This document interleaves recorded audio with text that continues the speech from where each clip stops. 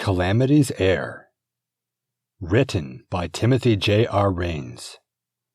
Narrated by Sarah Palmero. Chapter 1. Mount Hyndfjall, Iceland. Deep in the volcanic mountains that loom over the ancient port city of Strindheim, two men brave the grueling climb toward the smoldering summit of the Hyndfjall, where they are to meet Iceland's Valkyrie queen within her temple. One of the two, King Gunther of the Burgundians, rests his arm against a boulder, huffing for breath. He is a balding man with a carefully groomed mustache, whose dark hair has been cropped close to his scalp to mask his receding hairline. "Hold on," he pants. I just need a moment." The other man, who is much larger and shows no sign of fatigue, stops to wait for his companion. He is a hulking figure, clearly a man of tremendous strength, and unlike Gunther, who carries a handsome, cheerful regard, his face is as grim as the hard rock of the mountainside. He is Sigurd, Prince of Xanten, and slung across his back is a humongous sword wrapped in sheep's wool, the blade of which is a full 6 feet in length. Sigurd offers his friend a skin filled with water, and Gunther drinks from it in big gulps, spilling it all over his chin and sweaty neck. Sigurd looks at the dimming sky, then squints up into the distance at the temple. "It will soon be dark," he says. "But we have less than 1 mile left to go. It may as well be 100 miles. Gunther pants. Not all of us have giant's blood." Reluctantly, Sigurd looks up again toward the temple. "Gunther, are you sure you want to do this?" Gunther lets his tongue fall over his chin like a thirsty dog. "If I do, I will become the most famous man in Europe. If afterwards she finds out, she will kill you. I can't watch over you day and night from Xanten. She will tear your arms off with her bare hands. I know she will." "I appreciate your concern, Sigurd, but I'll be careful," says Gunther, wincing as he breathes through a stitch in his side. "Okay, I'm ready. Just a little further up to that big rock, then we'll do it." Sigurd strides the distance with ease and waits at the rock for Gunther to catch up. "Now are you going to tell me this plan of yours to fool the Valkyrie?" he asks as Gunther pitches over with exhaustion. "Yes," Gunther huffs. He takes out a cloth and dabs his streaming forehead. Sigurd stares at him impatiently. "Look, there's no other way around it. You and I will have to change shapes." "Gunther!" I know. But what other choice do we have?" "What other choice? You have countless choices. We can go back down this volcano right now for one, sail back to Europe, and you can marry any one of the hundreds of other eligible princesses. What about that Danish girl, King Roar's daughter? It would do a great deal to strengthen our alliances, and think of how much it would get on Stilicho's nerves if you secured an alliance with the Danes." Gunther waves his hand dismissively. "Oh, don't tell me you didn't like her. I thought she was very pretty." "Really? Prettier than Rowena?" "Gunther." "Well, was she?" "I don't know." "Yes, you do. Rowena said when you came to Worms she often saw you making eyes at her across the table, when my head was turned." "That's a lie. Now you're calling her a liar." "She was a liar, and she was vain. She did nothing but sit in front of the mirror, combing her hair, singing to herself about how pretty she was. And when she wasn't doing that, she was experimenting with dangerous magic. You only discovered it at the very end, but I knew about it for years. And you kept it from me. I told you from the beginning not to marry a woman who would try the patience of the gods, but you never listened to a word I said. Not since that evening you crept on her like some old lecher and watched her bathing in the Rhine. She knew I was watching. Of course she knew. She had her talons hooked into your flesh from the moment she got off the boat from Britain." Sadly, Gunther rubs an invisible wound over his heart. "And she still does. I miss her terribly." Sigurd breathes slowly through his nostrils. "I know, my friend. But you see," says Gunther, "this is why I cannot marry King Roar's lass or any other regular princess. I am addicted to the complicated woman that was my first wife. Yes, her sick vanity, and dare I say, even her knack for sorcery. Gunther! Yes, I know, says Gunther. But all I'm trying to say is that the woman who is to become my second wife must be of great caliber. Fine. And just think, my friend, just think of the fame this woman will bring us. Petty kings, warlords, and tribal chieftains will rally from all over Europe to join our coalition against the Romans. Yes, but must we really change shapes? Yes, Sigurd, we must.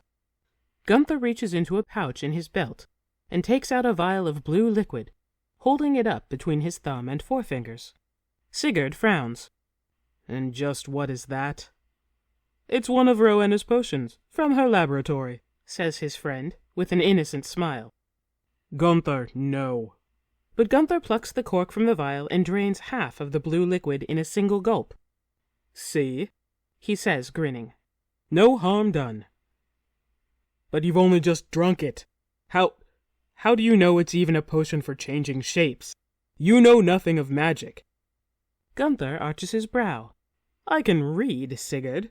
It was labeled. It said, a potion for changing shapes, right on the bottle. Though I peeled it off during the voyage. Gunther! See here, Sigurd. I've already drunk my share of the potion. Won't you hurry up and drink the rest of it? Who knows what will happen to me if I change shapes with myself? Reluctantly, Sigurd accepts the vial from his friend. I don't like this, Gunther. You've made that perfectly clear. Now, drink up. Sigurd fills his mouth with the tasteless liquid, swallows, and looks himself over to see if his shape has changed. It hasn't. I'm still me, he says. And you're still you. He adopts a worried expression. Are you sure it was a potion for changing shapes? I'm positive, says Gunther. Then he adds hesitantly, now we just have to recite the invocation together. Gunther? Well, it is a magic spell. I'm not the least bit comfortable with this. Oh, enough with all your humming and hawing, Sigurd. Gunther, I don't like it. It's witchcraft. What if it is? We've already drunk the potion. It's too late to back out now. Sigurd wrings his hands and looks reluctantly up at the temple. Fine, he says quietly.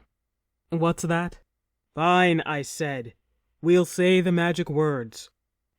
Good. Now here, says Gunther, rummaging again in the pouch on his belt. I have them scribbled down on this scrap of parchment. Just repeat after me, then we'll say it in unison together. Won't that ruin the spell if we say it more than once? I don't know, Sigurd. I've never done this before. If only Rowena had listened to me and allowed her lunch to digest before going swimming. Just say the blasted spell already. Okay. Pay close attention, Sigurd. It's in the Gaelic tongue. Tamed ar huini, vian an cru aranelli. Darir na kuhakti, arda na kehe quihe, ligshe avi auli. Anush, yanam adanastru. Tosse. Both men quickly glance themselves over to make sure nothing's happened. All right, says Gunther nervously. Now together. Tamed ar huini. Together, Sigurd. Let's start over. Tamed ar da duini. Vian. Stop. Stop. Gunther, you said huini the first time. Yes, that's how you pronounce the aspirated consonant h in the Gaelic language, Sigurd. And just now you said Dadwini. No, I didn't. Yes, you did. Your eyes were tricked by the letters on the parchment. Ugh, whatever. Let's start again. The two men managed to say the entire spell, and on the final syllable, Sigurd blinks. He opens his eyes to see a smaller, more charming version of himself. He looks down at his hands. His palms have turned to the more tanned complexion of Gunther's skin. Even his clothes have changed. He's now wearing Gunther's burgundy tunic and pink and yellow striped breeches. Unable to resist, he lifts his hand and pats the top of his head, where smooth scalp meets coarse, dark stubble. "I'm bald," he says. Gunther stomps his foot. "You are not bald. And cheer up, will you? You're too stern. You cannot wear that austere expression while you're in my shape. Let's see that handsome grin." Sigurd gives him a blank stare, then forces a toothy smile. "Ugh, not like that. Here, like this. Don't make that face with my face. I've never worn such an expression in my life." "Well, I don't go around looking like I just got back from Niflheim." "And I don't look like an excited puppy." "Neither do I. Gunther, how long is this spell supposed to last?" "Until the next time you pee. Then the magic will pass out of your body with the potion." Well, I wish you'd told me that before. I suppose I can hold it. Never mind. Here, how's this?" he says, attempting a sly smirk. "That isn't the end of the world," says Gunther, wincing. "Just try not to look so brooding, and I'll try to be more solemn." He rummages again in the pouch on his belt and takes out a gold ring. "This was Rowena's wedding band. Give it to the Valkyrie once you've conquered her." "All right," says Sigurd. Then he swings the massive sword from his back. "Here," he says. "You had better carry Balmung." "Oof, very well," says Gunther through his teeth as he struggles to shoulder the heavy blade. "Now, let's go up and meet her."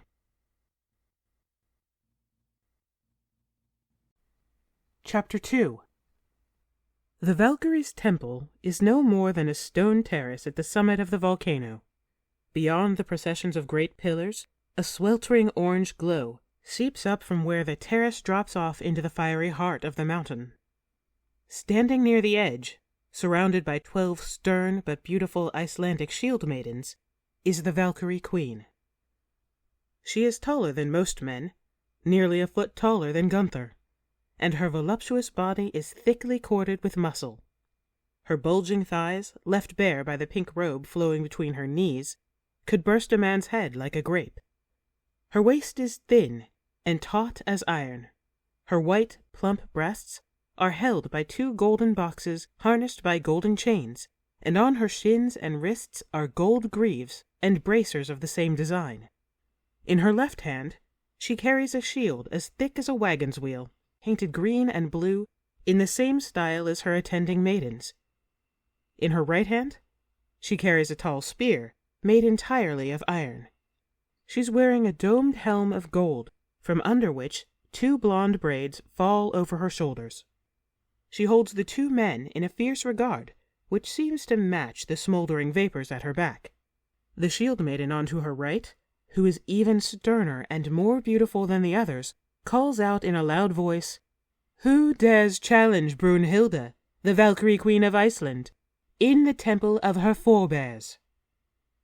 Sigurd looks reluctantly back to Gunther, who nods urgingly. "I am Gunther Gjörgesen, king of the Burgundians," says Sigurd, "descendant of the Niflung dynasty, and this is my sworn companion, Sigurd Sigmundsson, the Prince of Xanten, whose grandfather was the Frankish hero Volsung." "I have heard your names before," says Brunhilde. "The 2 of you have caused much trouble for the Romans." Gunther puffs up his chest with pride. "And we hope to cause them a great deal more trouble. The feat of marrying you will make me incredibly famous, and soon all the Germanic tribes will come flocking from all across Europe to offer their allegiances." "So then it is you, Sigurd, who will be challenging me?" asks Brunhilde. "I have heard you are a man of great strength.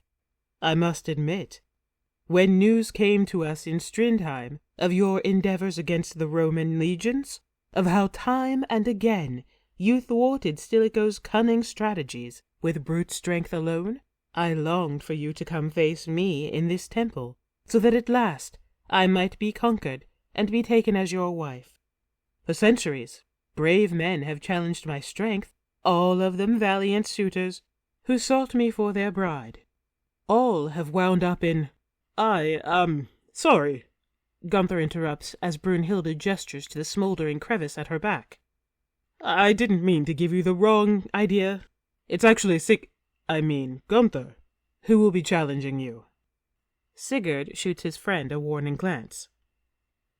Surprised, Brunhilde exchanges a confused look with her shield maidens. I have heard of your schemes, King Gunther, and your ability to make friends among the Germanic tribes, and also of your frivolous spending of your country's wealth on troops and war. The merchants who come to trade in the port of Strindheim, who have seen you, say that you are handsome, and the most charming of monarchs. In Sigurd's shape, Gunther's brow begins to arch, and he is unable to resist grinning smugly. But, she adds, they also say you are a small, conniving little man, without morals, who faints at the sight of blood. That's preposterous, Gunther cries. Just who are these merchant busybodies? Brunhilde regards the other inquisitively. And what do you say to this, King Gunther? In Gunther's form, Sigurd snorts. I'd say a queen should know better than to take heed of the rumor-mongering that takes place next to the fishmongering in ports like Strindheim.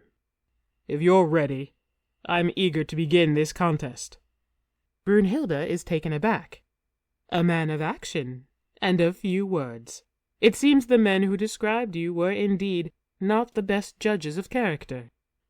Every word from them about you marked you as a light-hearted, cheerful man, and here I find you standing before me so stern, so formidable, so austere.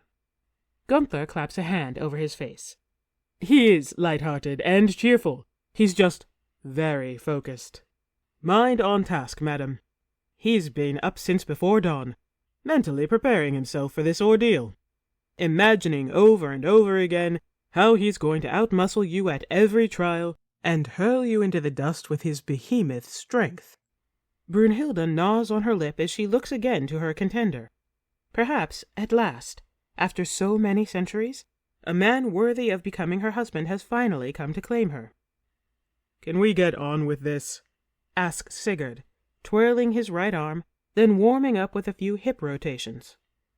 Indeed, says Brunhilde. Your first challenge will be to beat me in a race. A race? Ha! I'm sure you're fast, but I'll bet there's many a man alive today who could out-sprint you on the open plain, says Gunther. Open plain? No, Sigurd, Brunhilde says. It's a race to the top of those pillars. He and I will each take one, and whoever can scramble up onto the capital the quickest will be the winner. Gunther stares at the 50-foot pillars, noting how they have no ledges or ridges or anything to take hold of. Smooth stone all the way up, and each pillar is so thick it would take 2 men to embrace it. He shuts his mouth, wondering how anyone could scale such an obstacle, let alone with any haste. Child's play, says Sigurd, shrugging his shoulders in deep circular motions.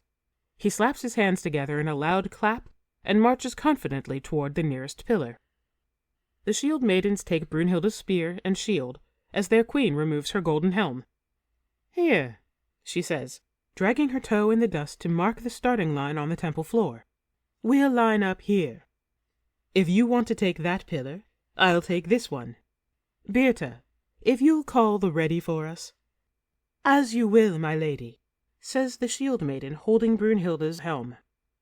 Gunther swallows anxiously, new sweat dripping down the side of his face. Sigurd performs some final torso twists, then he and Brunhilde place their toes on the line and lean forward into the starting position. Sigurd sends her a competitive glare and vigorously rubs his hands together. On your mark, says Birta. Get set. Go. Brunhilde bolts into motion like a mustang from the gate. Sigurd falls behind. Brunhilde is the first one to the pillar. She jumps 6 feet into the air, seizing the pillar in both hands and feet, and starts shimmying to the top with fluid movements perfected over hundreds of years. Gunther's stomach squirms as he watches Sigurd's imminent defeat. But as Sigurd reaches the base of his pillar, he drops into a low squat, and with a guttural roar, launches himself from the ground. Brunhilde gasps as he shoots past her and claps his mighty hands to the pillar a third of the way to the top. Though his climbing movements are not as practiced or as fluid as Brunhilde's, he bounds up the pillar like an enraged gorilla, hissing and grunting, his eyes wide with exertion.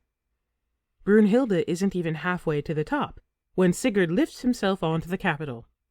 The shield maidens are all staring up at him in astonishment. "Ha!" cries Gunther from below. "I'd say you could use a few more centuries of practice, Brunhilde." But Brunhilde is busy gawking at Sigurd standing on top of the pillar high above her. I admit," she says, "that I have been beaten at this trial several times before. On occasion, every 100 years or so, comes an exceptionally strong and agile challenger who can beat me of this particular race, but only by a hair's breadth. I have never been so sorely beaten." "What is the next challenge?" asks Sigurd, only slightly out of breath. "Come down and I'll show you." Sigurd nods, then, placing a hand on the capital, swings himself down onto the pillar and slides down to the bottom. There is some whispering among the shield maidens. "Great job, Gunther," says Gunther, flexing into a pose in Sigurd's form. Sigurd winks. Brunhilde leads him to a humongous boulder on the other side of the temple. "This next test," she says, "is one of brute strength. You must lift this rock." "Lift that rock?" Gunther cries. "Will the mountain stay standing if that thing leaves the ground? I'll bet that thing weighs a ton." 2 tons. Sigurd shakes his head. "Oof, that's going to be heavy." "I'll go first," says Brunhilde. "Then, based on how I do, you can try and outmuscle me." "Well, I don't think that'll be any trouble for Gunther here," says Gunther, patting Sigurd on the back. "After all, we did just see him destroy you in that race back there, scaling up that pillar like an ape in the jungle." His voice trails off as Brunhilde squats down and inches her fingers under the edge of the rock. Then, with perfect form, she rises into a standing position. There's a quiet rumbling as the rock tilts off the ground. Twisting her hand so her palms are under the rock's surface, Brunhilde pushes the rock above her head until it's nearly standing upright on its side. Then she shoots her left leg under the rock in a deep side lunge, pressing up against the bottom with her left hand. With great effort and focus, she lifts the rock above her head. She stays like that for a moment, exhaling deeply from pursed lips. Then, with a mighty growl, she heaves the rock backward and steps forward quickly as the rock crashes to the ground behind her. "What do you think, Gunther?" huffs Brunhilde. "Will that stone be too much for you?" Gunther stares at her in horror and amazement. Sigurd folds his arms across his chest and taps his finger against his chin. "You are very strong," he says. "but not as strong as me, I think." "Oh? Show me, then." Sigurd nods and goes to the boulder. There is some jaw-dropping among the shield maidens, and a giggle or two as he performs the same feat as Brunhilde, tipping the rock up off the ground to get beneath and lifting it over his head. But instead of letting it fall back behind him, he shuffles sideways toward the far end of the temple, grunting and hissing with each step. Amazed, the spectators follow him as he moves to the edge where the temple drops off into the heart of the volcano. There, Sigurd performs 5 deep squats while holding the rock above his head, and as he rises on the 5th, he hurls the boulder halfway across the glowing chasm. They all watch the boulder falling for several seconds until it disappears into the lava below with a golden splash and a sizzling hiss. Brunhilde looks at Sigurd, knowing in her heart that this King Gunther is the man for whom she has been waiting so very long. Sigurd pats off his hands. "What's next?" "For the final challenge," she says, "you must defeat me in a wrestling match." "Ha! That'll be no problem," Gunther scoffs. "He's already proven twice that he's far stronger than you." "Perhaps," says Brunhilde, wrinkling her nose. "But now he must prove that he is also more skilled as well. What are the rules? asks Sigurd. The first person to tap out or pass out is the loser. That is the only rule. Anything goes. Sigurd raises an eyebrow. You'll allow for fish hooking, eye gouging, and groin stomping? He asks, cracking his knuckles. I guess it could be allowed. What about pinching? Asks Gunther. Is pinching allowed? I suppose. Oh, what about that move you did to this Eubian emissary? What move? You know, when you put your knee into his back and pulled on his ears? What was this? Brunhilde asks. Oh, he was a stubborn fellow, says Gunther. Wouldn't listen at all, and wouldn't budge the least bit in our negotiation. In fact, I don't think he understood he was at a negotiation, really. He kept on making the same demands over and over. Anyway, Gunther here got so fed up with listening to him that he forced the man down in front of the whole court and all the other emissaries who were still waiting their turn to speak, and started stretching the man's ears out. And you know, everyone in that room, myself included, thought he was going to rip that man's ears right off and start a war. I mean, he was shrieking like a tormented piglet, but he pulled his ears so slowly and so carefully that they didn't tear at all. He's got floppy ears now, though. They droop right down over his shoulders. Is there a name for that move? No, there's no name for it, says Sigurd. Well, we should make a name for it right now. How about the bat ear? Yes, the bat ear. Will you allow for that? Actually, you know what? You better not. You won't want to marry her if she has floppy bloodhound ears, even if she used to be very beautiful. Frankly, says Brunhilde, as she and Sigurd begin warily circling each other, the man who is to be my husband would be so skilled and strong that he would not need to employ such dastardly techniques to conquer his wife. Before she's finished speaking, Sigurd bolts through the space between them, and swooping low, he dives for her right leg. Brunhilde shoots her legs back, sprawling forward. She pounces off his back and sends him skidding, face first against the temple floor beneath her. As she lands, she rolls to the side, then forward into a sitting position. She deftly snatches him by the wrist and wrenches back his arm between her legs. Then she tumbles over his back and turns him over, belly up. Her left leg is wrapped around his throat. Her right leg is across his chest, pinning him down. With both hands, she pulls backward on his wrist, like she's yanking back a mighty lever. No, cries Gunther. No! Sigurd's eyes are bulging as his quivering wrist strives against all Brunhilde's might. A couple more inches, and she'll break his arm backwards at the elbow. Are you going to lose so easily? Growls Brunhilde. Sigurd says nothing, focusing his strength. Gunther pulls on his face. Come on, Sigurd, he whispers. Don't you lose this. But Sigurd is still mustering all his strength into his right arm. The veins are twitching on his bicep. His breath comes out in a trembling hiss. His lips and chin are wet from his sputtering grunts. Then, to Brunhilde's astonishment, she feels herself being drawn forward. She pulls back against him, redoubling her efforts, but she cannot match Sigurd's might. With a bursting roar, Sigurd hurls her off of him, sending her flying 10 feet into the air. Before Brunhilde can scramble back on her feet, Sigurd overtakes her. He scoops up her left leg, locking her ankle in the grip of his bulging bicep. With gentle force, he pushes against the side of her foot with his other hand. A sharp cry comes from Brunhilde, who makes a futile attempt to scurry away on her hands and right knee. Yes, shouts Gunther, punching the air. He's got you. The shield maidens are clapping and jumping up and down. There are tears of joy in Birta's eyes. Will you not yield?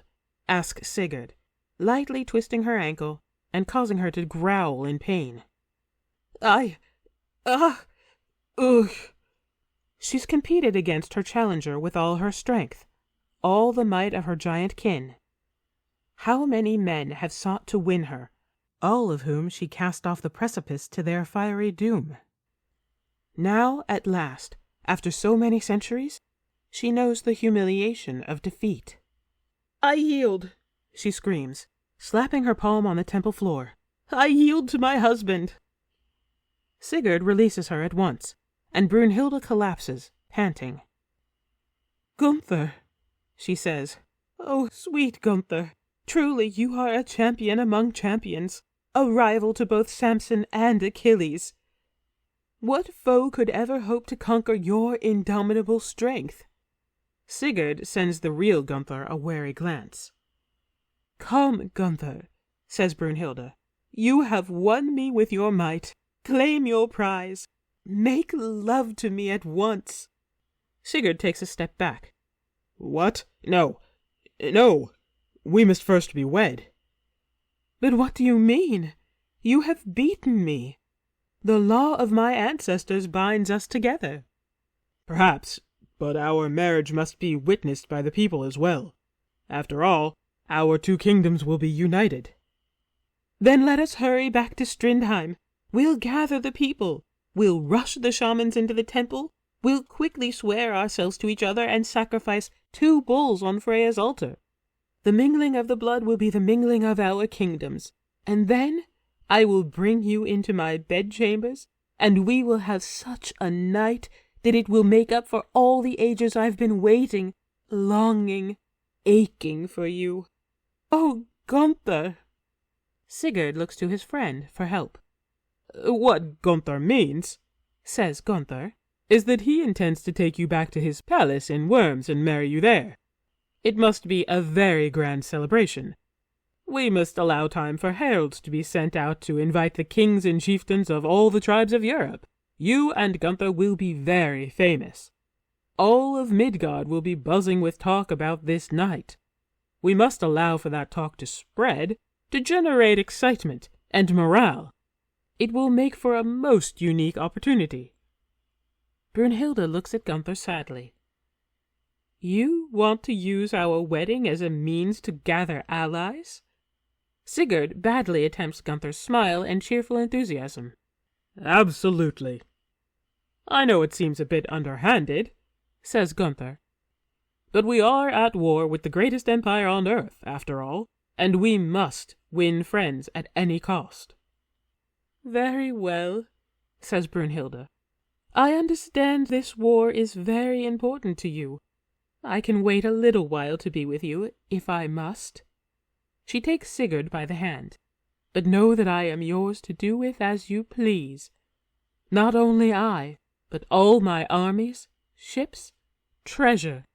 All of Iceland is at your disposal." Gunther smiles deviously. "I desperately look forward to exploring my new wife," says Sigurd awkwardly, causing Brunhilde to blush as he kisses her fingers. "But for now, I must sail back to Worms, where I will make plans for our wedding feast and your coronation. I will return for you at the end of summer." "The end of summer?" Tears fill her bright eyes. "Gunther, do you know how long I have waited for a man who is worthy to become my husband? And yet you would force me to wait longer still? What have I done to deserve such cruelty?" "It's only 4 months," he says, "and in that time there will be much to do." "Yes," says Gunther. "You'll have to meet with your advisors and prepare your sister Bekild to govern as regent in your place, and mobilize your land and naval forces to join us on the front. But before you do that, you'll have to meet with the Guild of Commerce to discuss the changes in trade, since you'll now have access to wood at a much higher discount. You'd be surprised at how much that can affect logistic operations. Not to even mention the wedding preparations," says Sigurd. "Time will fly by, and before you know it, we shall be wed, and the two of us will have many long years together." He looks again to Gunther, who nods, and he takes out Rowena's ring and slips it on Brunhilde's finger, though it's quite loose, and neither of them is sure it won't fall off. "This ring," says Sigurd, "is a token of my promise to return. Look on it with hope and much anticipation. And now, my future wife, I take my leave." Let us both look forward to that joyous day." With that, Sigurd wheels around and walks urgently toward the stone steps that lead back down the mountain. Gunther follows on his heels, leaving Brunhilde and her shield maidens watching after them, perplexed. Chapter 3. Fastening his breeches, Gunther, now in his own shape, comes out from behind the same large rock where they stopped to cast the spell on their ascent. My, that was something. Phew! It was a thrill to watch. And I must say, Sigurd, your performance was stupendous. Sigurd shakes his head. Gunther, I like this even less now that we've done it. I do not think you should come back for her. Oh, don't be ridiculous, Sigurd. It's too late for that now. No, it isn't. You haven't married her yet. It's just, and I mean no offense to your masculinity or your competence as a warrior, but I have just felt the force of that woman's might. She could pull you apart with her bare hands, quicker than 4 horses could, and with no greater effort than if she was tearing up a leaf. It's going to be fine. You're worrying too much. And you're not worrying enough. You'd be in less peril going to bed with a mother grizzly and her cubs. Only if she finds out. And even then, I'm optimistic of the outcome. She thinks you're me. A rival to Achilles and Samson. That's what she said. How long do you think it will take for her to discover that she's been duped? I'll wager you don't even make it back to Worms. And then what? She'll mince you, along with any other poor soul standing in your vicinity. Oh, really? Well, how about this, Sigurd? In my name, you put Rowena's ring on her finger, and promise to come back and marry her.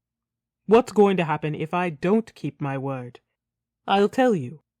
The months will slip by, maybe even a year or 2 will pass, and then, when I least expect it, I'll look out the window of my palace and see Icelandic warships coming up the Rhine, with that scorned woman at the prow. No thank you, Sigurd. I'm not interested. You're right, says Sigurd, shrugging Balmung off his shoulder.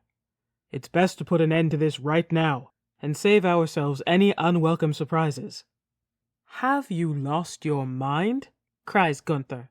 On the way up there, you were afraid to drink a potion and say a few magic words, and now you want to go back up there and kill a woman in cold blood just as a preemptive measure?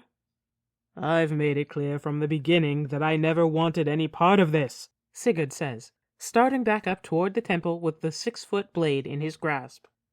Even so, Sigurd, says Gunther, rushing after him. You can't just kill Brunhilde. She's the Queen of Iceland. You'll start a war, and we can't afford to wage another one.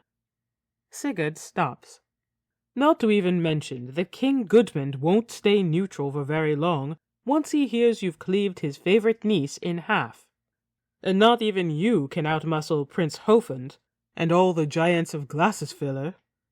Listen to me. It's as simple as this. You kill her, war with Iceland. I don't come back for her, war with Iceland.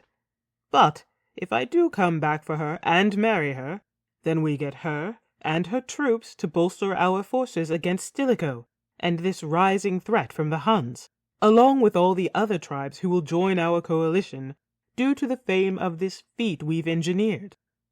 Yes, Gunther, I know. It's the perfect plan. Until she discovers this evil trick we're playing on her, and she rips your legs off your body. No. Gunther. No, listen to me. That isn't going to happen, and I'll tell you why. For several 100 years, that woman has been craving the day her husband will come for her. Don't you see, Sigurd? She's been hoping to lose. She's a Valkyrie, and a great and noble queen, so of course she wouldn't lose on purpose. She's been striving to win with all her might, but she's been longing for a man to come beat her in the contest, marry her, and take her away from this blasted volcano. Now you think if she finds out the truth, she'll fly into a green rage and pluck off all my appendages. But I don't. I think she'll be upset. Yes. but I don't think she'll have the slightest inclination of harming me. After all, I am what she's been pining away for all this time. Do you really think she'll be that hung up on the details? No. She'll be feverish with the passion of a newly entered marriage. I doubt she'll even care. I hope for your sake that you're right. Look, Sigurd, you've done your part, and you were magnificent. But the time for brute strength is over.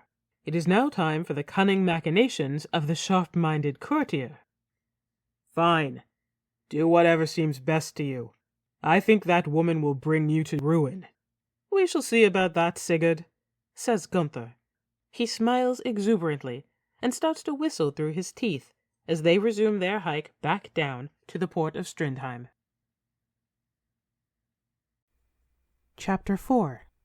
Lofoten Hålogaland. Hervor. I need to find a ship that'll take me out of Hålogaland.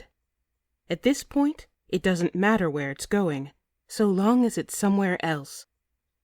News of my disgrace will have spread like a plague throughout the whole region, and my 3 days of safe passage have gone by too quickly.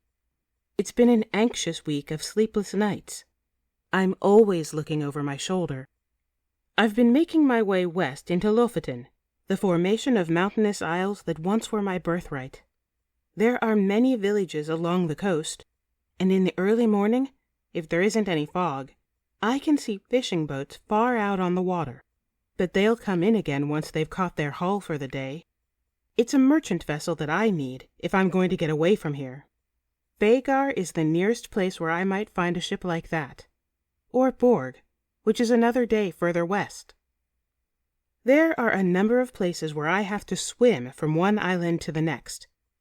The islands aren't very far apart, no more than a mile at the longest stretch, but it's a dangerous crossing. The current is strong and freezing, and it tries to suck me under and drag me away from the shore. I'm a strong swimmer, though, and I know how to deal with fast currents. I strip down on the edge of the shore and roll my leather shoes up in my dress. I use my leg wraps to tie it tight around Asger's sword belt. I hate to take a fine blade like that into salt water, but I don't have any choice. I'm already shivering as I pull the shoulder strap over my head and fasten the buckle around my hips. I glance reluctantly at the patches of snow lingering along the shore. Then I dash headlong into the shallows and dive naked into the cold, cold water. The shock sends the blood rushing to my head. The current is eating me alive, nibbling my flesh with thousands of icy teeth. My muscles are seizing up from the cold. My head is pounding, but I don't think about it. I swim steadily for the other side, turning my face up from the channel with each stroke to gasp a quick breath. The swishing current is towing me far from where I started, but I don't panic. I strive calmly forward until I reach the shore and finally pull myself onto the slippery rocks with rattling teeth and quivering hands. I need to get a fire going right away. I need to get warm and dry my clothes. Every time I have to swim, I always lose a couple hours because I have to hang up my dress and socks and wait for the fire's heat to dry them. 8 days after leaving Offitfjord, I arrive in the mountain-encircled port of Vhagar. There's a longship with a furled orange sail moored along the wharf. Men are busy loading it with provisions. They're making a voyage of some length because they're carrying live goats aboard for milk and squawking chickens in wooden cages, and people are gathering on the shore to say farewell and send off the crew. A young man embraces his mother and sisters. Then he slings his shield on his back and says goodbye to his father. The burly man claps his shoulder and looks him firmly in the eye as he thrusts his axe into his hand. This ship is going on a raid. My stomach squirms as I push through the crowd onto the wharf. The ship's a Snekja, a 20-bencher made for a crew of 40, but I don't see any women among the crew. It won't be easy to convince them to take me on. There are rules about sailing with women. Unless I had a father or husband coming on board with me, a fifth of the crew would have to be female if the voyage was going to be more than 3 days long. One of the men is passing heavy barrels to another man on board, and I can hear liquid sloshing around inside. Fresh water, probably, to drink at sea. He sets down his barrel when he sees me coming, and gives me a fish-eyed stare. "Who's the skipper here?" I ask. He spits off the wharf into the waves.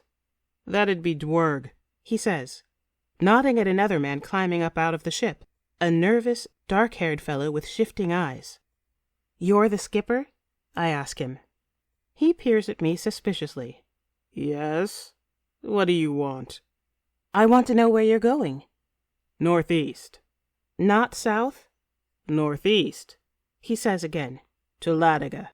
We'll raid the Finns and then head south into Gardariki to trade our slaves and plunder with the Rus." He looks down at the sword on my hip. "And you're not coming." "Because I'm a woman?" "Yes, and because I doubt your husband agreed to let you take his sword and run off to join a crew of 40 men. I don't want to start a feud." I remember that my mother took off my cranson, the braided leather circlet worn by virgin girls who still live with their fathers. It's a mark of shame for an unmarried girl not to wear a cranson. It shows that her father has thrown her out of his house. I tell him I don't have a husband, and that my father won't care what happens to me. "Well, that explains why you want to leave," he says. "But you're still not getting in my ship." "It's in your best interest to let me come along. You should know better than to risk a woman's fury." The man loading the barrel snorts and shakes his head. Dwerg chuckles. "That's what every girl says when she doesn't get her way." "I'm not just any girl." Telling him is a gamble, and for a second I consider turning around and hiking the extra day to Borg. But I know I'll only find myself in a similar situation. Only then, there's a greater chance the news will have reached them. Loki. They might already know. The whole crew might spring out the ship and drown me off the wharf. I'm the Princess of Lofoten. The skipper sets his jaw and exchanges a glance with a few of the other men. Some of them are staring up at me from the ship. "Hervor Frodmar's daughter? From Offitfjord?" "Yes, though I'm not Frodmar's daughter any more." "Your father got tired of putting up with you, did he?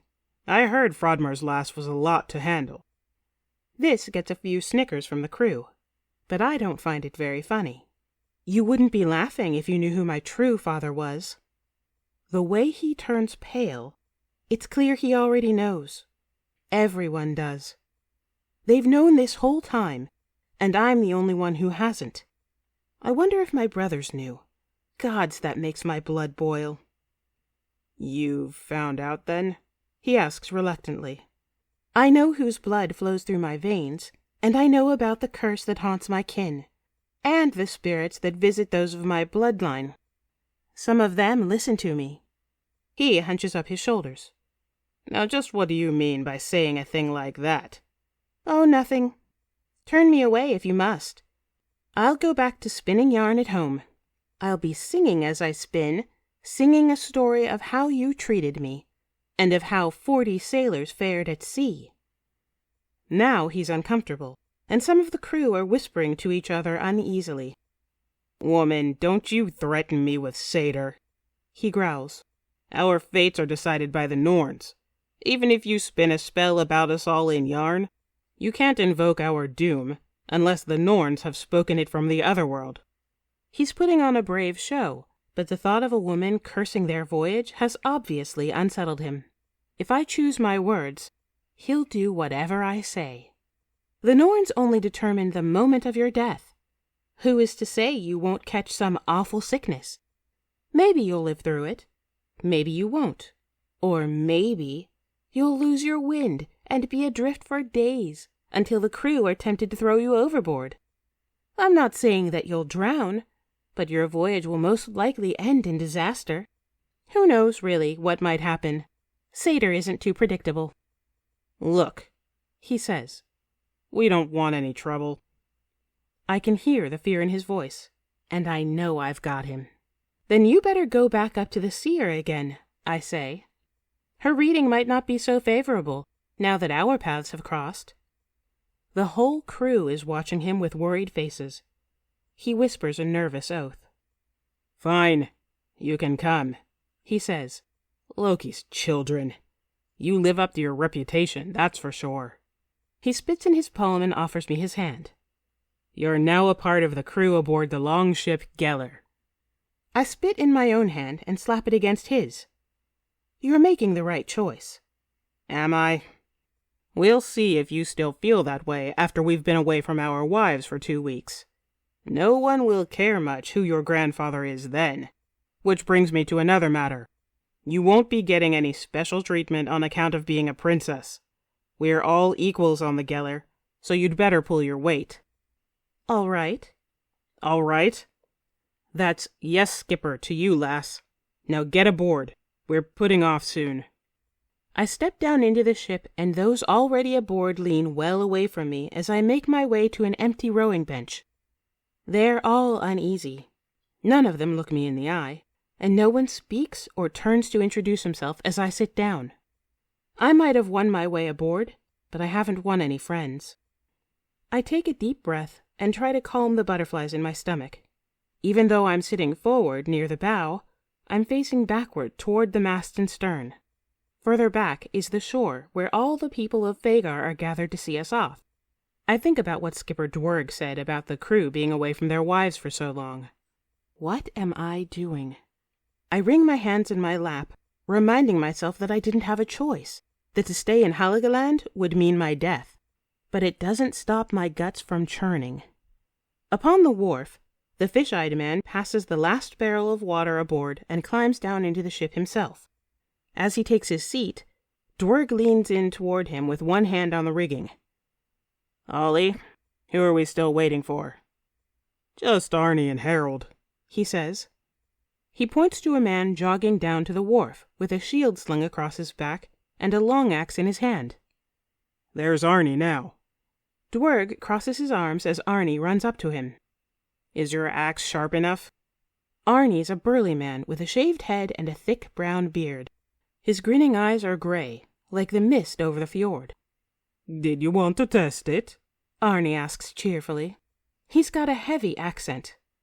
Dwerg shakes his head. Where's Harold? Saying goodbye to his wife. He flicks his tongue between his fingers.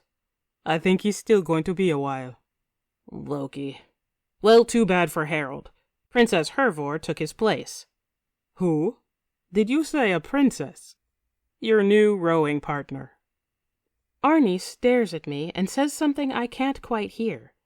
He's grinning, though, and both of them chuckle. He claps Dwerg on the back and climbs aboard, smiling and clasping hands with all the other men as he makes his way up to where I'm sitting. He swings his shield off his back and hangs it off one of the wooden hooks along the gunwale, then unshoulders his bundle of fighting gear and kicks it under the bench. Then he twists around and he looks me over, slowly. 5 seconds and he's already getting on my nerves. Stop trying to see through my dress. I can't help it, he says, and I still can't place his accent. You're too pretty. Way better looking than Harold. He leans back and folds his hands behind his head. I think it's going to be a pleasant voyage. Keep ogling me like that, and you might not make it to Ladiga. Whoa, tough girl. Is this your first big raid? And what if it is? Nervous? No. Yes. I'm not nervous. But you are. You look like you're about to cry. You'd better back off. I said I'm not nervous. He grins. Okay, tough girl. I finally recognize his accent. Once every few years, a Swedish merchant vessel would come up to trade as far as Offitfjord, and my grandfather would host the ship's crew in his hall. Usually, the skipper brought some message from their king, and my grandfather would always be on edge for a while after they'd left. My grandfather has many allies, but King Gitzer is not one of them. What's a Swede like you doing on this ship anyway? I ask. What's a pretty lass like you doing here? Shouldn't you be at home with your husband, trying to swell your belly with the sun? Or does his eel not know how to swim? If you want, I could slip my eel in your trench. Arnie, warns one of the men ahead of him. But Arnie ignores him, rocking his hips back and forth on the bench. Just ask me any time.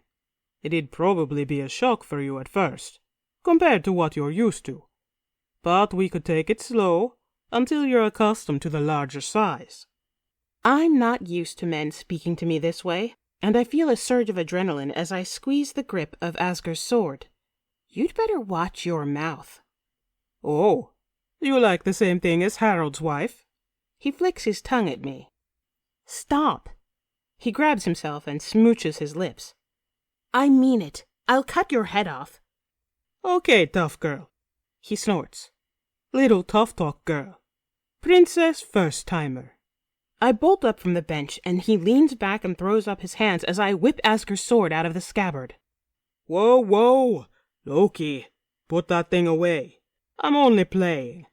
Sit down and relax before Dwerg kicks us both off the ship. Are you done? Yes, I'm done.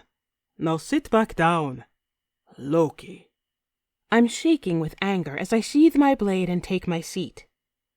Most of the crew is staring at me, and upon the wharf near the shore, Dwerg is talking with a gray-bearded man who I assume is Vhagar's chieftain. They're both looking in my direction, and Dwerg is shaking his head and mouthing an oath under his breath. I'm not off to a good start. Whew, edgy, says Arnie. You shouldn't be so uptight. You shouldn't try to get on my nerves. Fine, sorry. Why don't we have a drink together? He says, reaching for a wineskin underneath the bench. A drink to the voyage. I don't think so. Come on, we're rowing partners. We're going to need to watch each other's back. He takes a deep swig and offers it to me again. Fine. I take it from him and fill my mouth with mead. See? Was that so bad? I roll my eyes and take another gulp before passing it back. Are we meeting up with any other ships? Quite a few, he says. When we get to Borg. Then a few more will be joining us as we head up farther north. I think I heard there were 15 ships altogether that swore into the fleet, so we're a good 600 strong. I look out at the rugged mountains along the harbor. The shore is all spiked and jagged like a dragon's back. I'm suddenly struck by how breathtaking Lofoten is, and my heart swells with pride to think that I was once princess of this land. But no longer. I'm wondering, as we prepare to set off on our voyage, if I'll ever come back here again. I can feel my eyes starting to glisten as I start to think about the life in Offitfjord I've left behind. You know, says Arnie, when I was young like you, I killed my father and 2 brothers. Why? He grins. Getting on my nerves. I shake my head in disbelief. It's true, he says. I'm not allowed in Sweden anymore. If I go back, it would be my death. That's why I'm stuck sailing with a bunch of Hålogalanders. I'm in exile too, I say, still looking out along the harbor. Oh? He waits for me to tell him more, but I'm not ready to talk about it yet. The wound is still too fresh. He nods, taking the hint from my silence, and offers me the skin of meat again. Then he spits in his hand and holds it out. Arnie Gunvarsson, he says. I take another draught of mead, then snort back a head full of mucus. Hervor Angantir's daughter. Dwerg is coming up the wharf with the chief of Vhagar and 3 Volva priestesses, and I follow the crew's example as those of us on the starboard side take up the oars laid along the center of the ship and guide them through the rectangular slots at each rowing station. We're about to put off. My heart is pounding. Arnie winks. The chieftain pats Skipper Dwerg on the back and holds up his hand to bless us in the names of Odin, Tyr, and Njord. Dwerg steps aboard to take his place at this steering oar. Then the chieftain himself stoops down to cast off the lines that moor the Gellir to the wharf, and the priestesses start singing and wailing in high, throaty voices. One of them is pounding a tight skin drum. The 2 others are dipping willow wands into wide bowls and flicking blood onto the crew. "Shove off!" shouts Dwerg. Arnie and all the men on the port side reach over the gunwale and push the ship away from the wharf. The families along the shore wave and shout goodbye as the portside men slide their oars into place. The priestesses follow us up to the end of the wharf, singing and flicking blood. Stroke. Stroke. I pull my oar into my chest and lean back in rhythm with the other men. And as Hagar drifts away from us, a priestess flicks her wand a final time. I turn away, blinking as warm globs splatter my face and hair.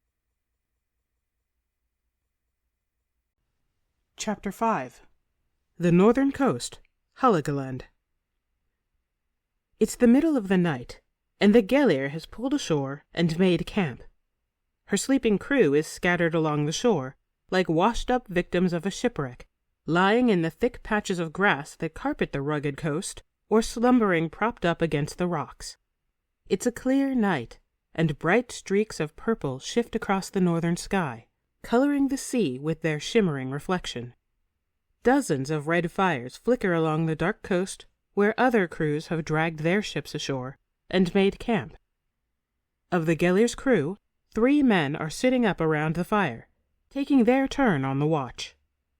2 of them are quite young, brothers from a farm outside of Hagar, for whom it is their first raid. The other is the fish-eyed sailor, Ollie. "Do you think it's true what Dwerg said about the Hafgufa?" asks the younger brother, Kimby. Ollie leers at him across the fire.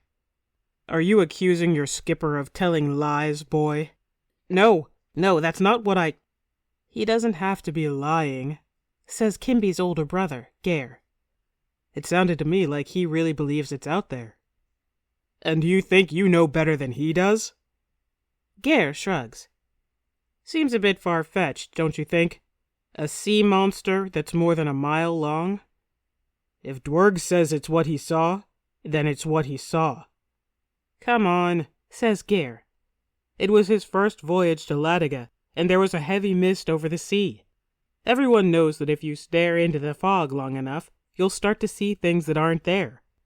No one else saw it leaping out of the waves." "Don't let him catch you saying that," says Ollie. "He'll have his knife in your guts before you can even say Hafgufa." He chuckles. "Did you hear Arnie's story? About the serpent of Lake Storson? I missed most of it." The 2 brothers glance at each other uneasily. "That sounded much more realistic," says Heir. "He said the people who live on the lake make a yearly sacrifice to the serpent," says Kimby, "and that he was there when they sacrificed a girl. Her scream was cut short as she was snatched under the water. And then, when he was rowing the lake, he said..." "No," says Heir. "I don't want to hear that part again." But Kimby can't resist. "He said he bumped something with his oar." "Kimby."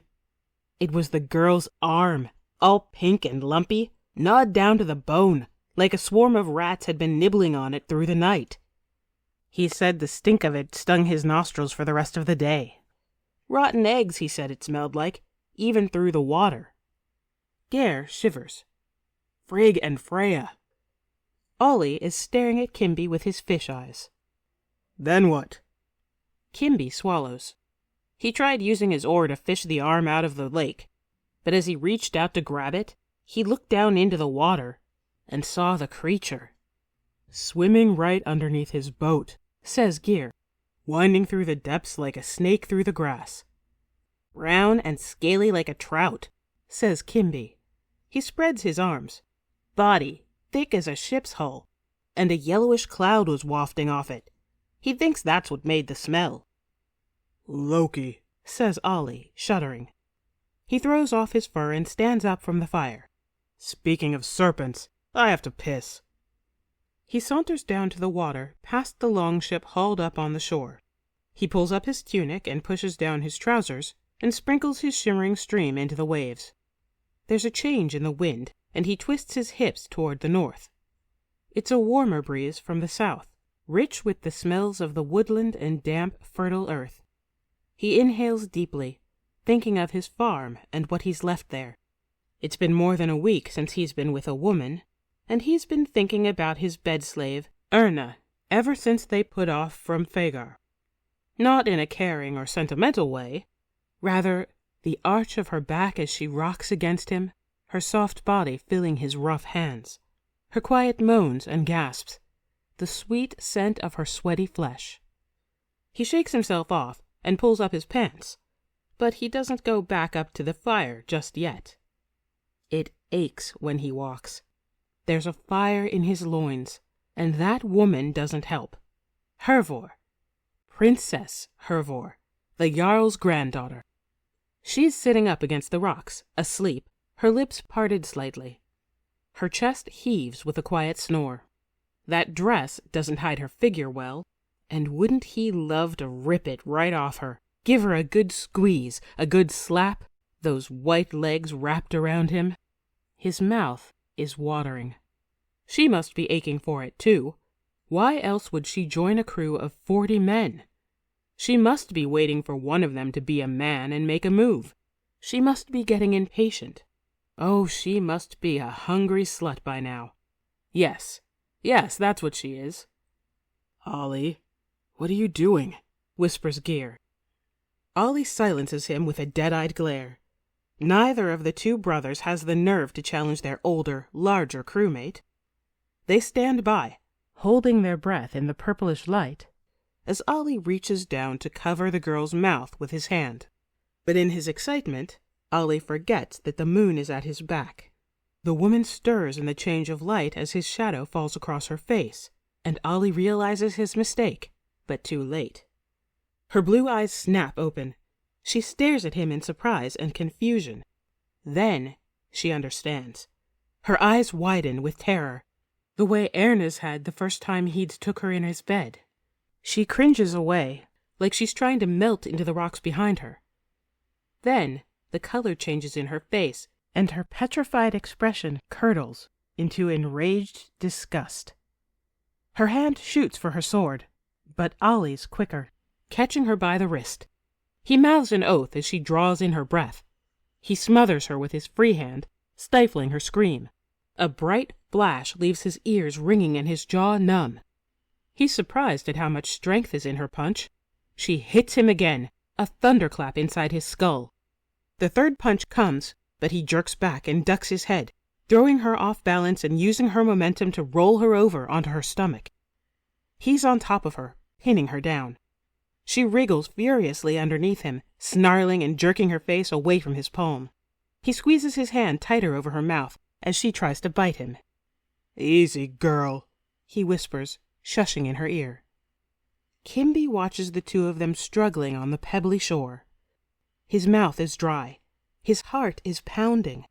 He's clutching the hilt of his dagger like he's about to intervene, but he's paralyzed, like Gear. Ollie pulls her dress halfway up her back, exposing her white, supple form. Avoiding her butting head and jabbing elbows, he works on getting his trousers down.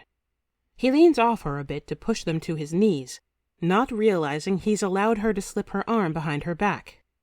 She gives him a hard squeeze, like she's crushing a pair of robin's eggs. His high-pitched squeal rips through the camp and causes the startled crew to leap to their feet with much swearing and confusion. Ollie is doubled over, gasping, his hands between his legs. The woman, Hervor, is headed straight for him with a drawn sword. Hervor, wait! Don't! A sudden glimmer sends Ollie's head rolling across the beach. The rest of him smacks against the rocky ground, black ink squirting from his severed neck. Dwerg glares at her in disbelief. What did you do that for? Arnie laughs. I think it's pretty obvious why she did it, he says. He's still wrapped up in his furs, and is the only man not holding a weapon. Ollie tried to rape Hervor, Kimby says quickly. I saw it. We both did. She was only defending herself. His heart sinks as he meets Hervor's fierce regard. You saw it? She says acidly. You mean you knittings just sat there and watched as he crept up to me while I was sleeping? Gods. Well, I guess we've all seen your courage. Glad to see you've got my back. Her voice is shaking like she's on the verge of tears. And as for the rest of you, she says, addressing the bewildered crew, if there's anyone else who wants to come up my dress in the middle of the night, She points her sword at Ollie's headless corpse. You can join your friend in Niflheim. No one speaks or makes a move. Fy fan, she croaks, and runs off into the dark. I told her this would happen, hisses Dwerg. He turns on the two brothers. She was right, he says. You just stood there watching.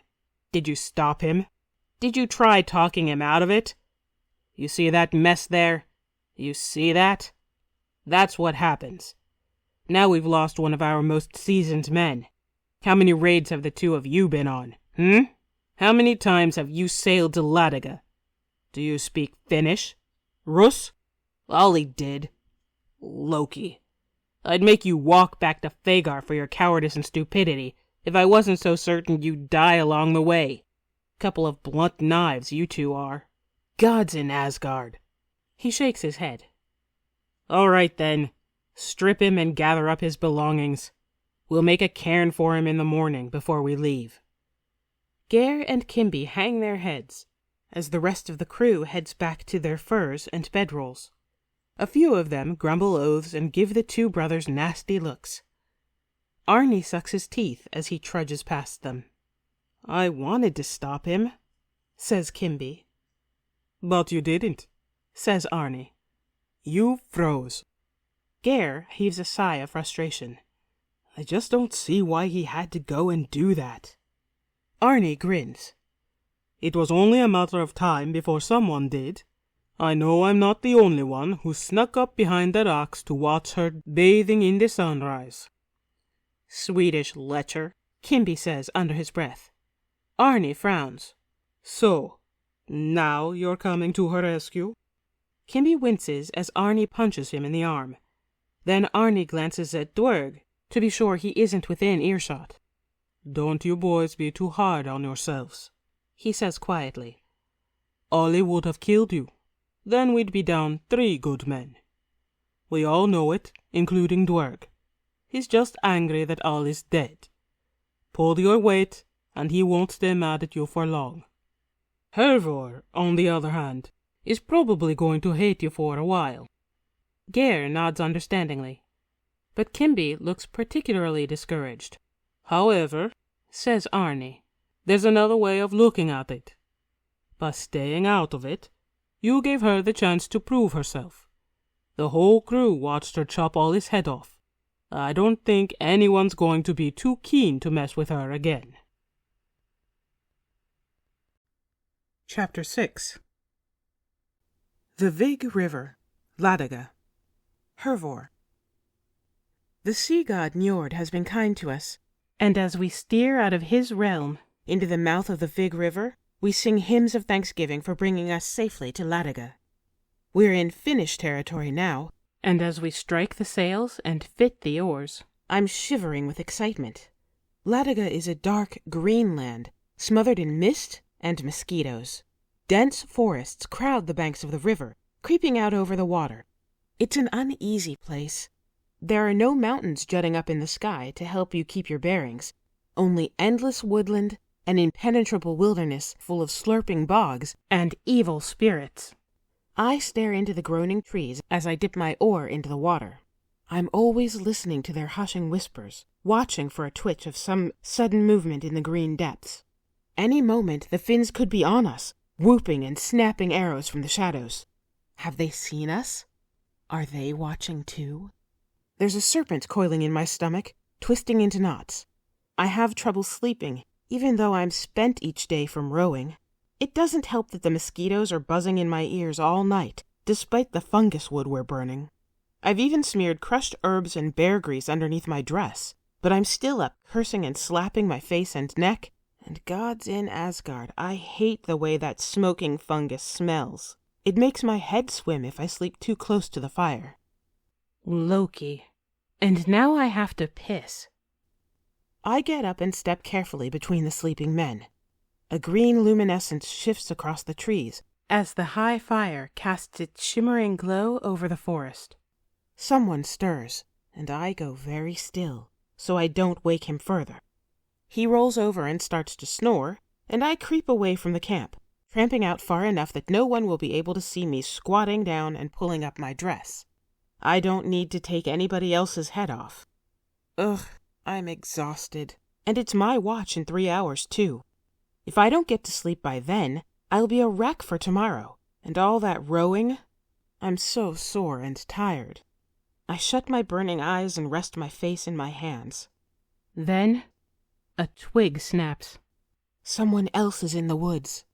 His dark form moves through the trees, and in the flickering green light, I strain to make out who it is. But a shifting cloud drapes a shadow over him before I get a glimpse at his face. He's meeting with someone else, and their droning voices drift toward me through the trees. One of them is Skipper Dwerg. I know what this meeting means. Our scouts have made contact with the Finns. They found a town or village, and we're going to attack them tomorrow, and the Geller will be the first ship to land. That's why they're meeting in the middle of the night, to keep the crew from overhearing, so terror doesn't set in. A cold tingle spills into my hands and fingers. I sit at the very front of the ship. I'll be shot up full of arrows before we even strike the shore. I wish I had a shirt of mail. I take a shivering breath and try to calm my hammering heart and the snake squirming in my guts. I can do this. I'm the daughter of Angantyr Arngrimsson, and I can do this. I draw in another deep breath, but it comes as a sharp gasp. The voices stop. Hello? Is there somebody there? I clap my trembling hand over my mouth. Get it together. Just get it together. Breathe. I said who's there? It's Dwerg. There's a tension in his voice that betrays his uneasiness, and I know from the movement of their shadows, the two of them are reaching for their swords. It's Hervor, I pant between breaths. One of them mutters an oath, and I hear the two of them snickering. What are you doing, Hervor? Having a piss. You? Why are you out of breath? I'm not. Silence, then more low mumbling. Hervor, can you come over here? Asks Dwerg. Just a minute. I breathe in deep and slow, pressing the heels of my palms into my eyes, and focusing on the black pool of darkness until I get control of myself. Then I stand up and resituate my dress, but as I stumble toward them through the trees, my fingertips are still prickling with icy numbness. The man Dwerg is speaking with is older, about my grandfather's age, and as I get closer, I see it's Torvald Terrason, Borg's chieftain and the leader of the raid. I've met him before a number of times, and when I turned 16 this last Yule, he's the one who brought Trundi up to Offitfjord. He smiles wide through his silver beard when he sees me, an eerie thing in the green shifting light. If it isn't Bjarma's troublesome granddaughter, he says. I won't ask what you're doing on the Geller. It's not my business. I suspect, though, that it may have something to do with your father. Dwerg just told me. Dwerg watches me with a grim silence, long shadows pawing his face. Yes, I know who my father was. It's a relief to hear, says Torvald. All these secrets and deception. It seemed to me to be unmanly. It was my opinion, once I heard your mother planned to keep you, that she should have told you who your father was from the beginning, and raised you with that knowledge. I once mentioned this to your grandfather, but he was not of the same mind as me. Did you know my father, then? Torvald snorts. Yes, I knew him. He was a rude and nasty savage, and I was glad when Hjalmar killed him. Everybody was. Not least of all, because your father took Tyrfing to hell with him. He spits as though the sword's very name is slick with poison. Midgard is a kinder place without either of them in it. My voice drops to a snarl. Then it will be less kind. The old chieftain glances at Dwerg and shrugs against the chill of the night. You mean to claim it, then? He shakes his head. Your great-grandfather must be wailing in his tomb. That sword destroyed your family. Why would you want to go unearth a thing like that? I roll my eyes. I should have just kept my mouth shut. Perhaps you haven't heard of Tyrfing's power. I'm not afraid of the curse. I'll use it to win many duels and battles and make a great name for myself. Then I'll pass it on to my sons, so they can do the same. Stupid girl, he says. That's what all your forefathers thought. But I know you. You're a stubborn woman, and it's pointless trying to convince you otherwise. May the gods be with you if you live long enough to make it to Samsa Island. Is that it? You wanted me to come over just to call me stupid and disrespect my family's legacy? Careful, Hervor, Dwerg warns.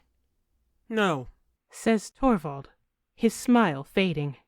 I just wanted to know where you stand in regards to Tyrfing. You see it as some sort of inheritance and intend to go and get it. That's fine. You can do whatever you want. It'll be a long time from now, if it ever happens. But I'm telling you, Hervor, you'd better keep quiet about Tyrfing when we get to Gardariki. Why? Torvald folds his arms across his chest. Maybe you didn't know this, but your great-grandfather was king of the Russ. Now, that might bring you fame in other parts, but it won't in Gardariki. Sigrilami was the first to wield Tyrfing, and the Russ remember what those days were like. If you go around bragging about how you're Sigrilami's great-granddaughter, and that you're going to fetch Tyrfing from your father's tomb, it won't be safe for any of us to walk the streets of Holmgard. If you want to boast about how your mother is Svafa Bjarmar's daughter, and that you're the Princess of Lofoten, that's fine. Bjarmar's well liked and has been a good ally to the Russ. But one word about Tyrfing or Sigrilami, or your grandmother Aefjora, or any of her sons, and you can swim to Samsa Island. Is that clear?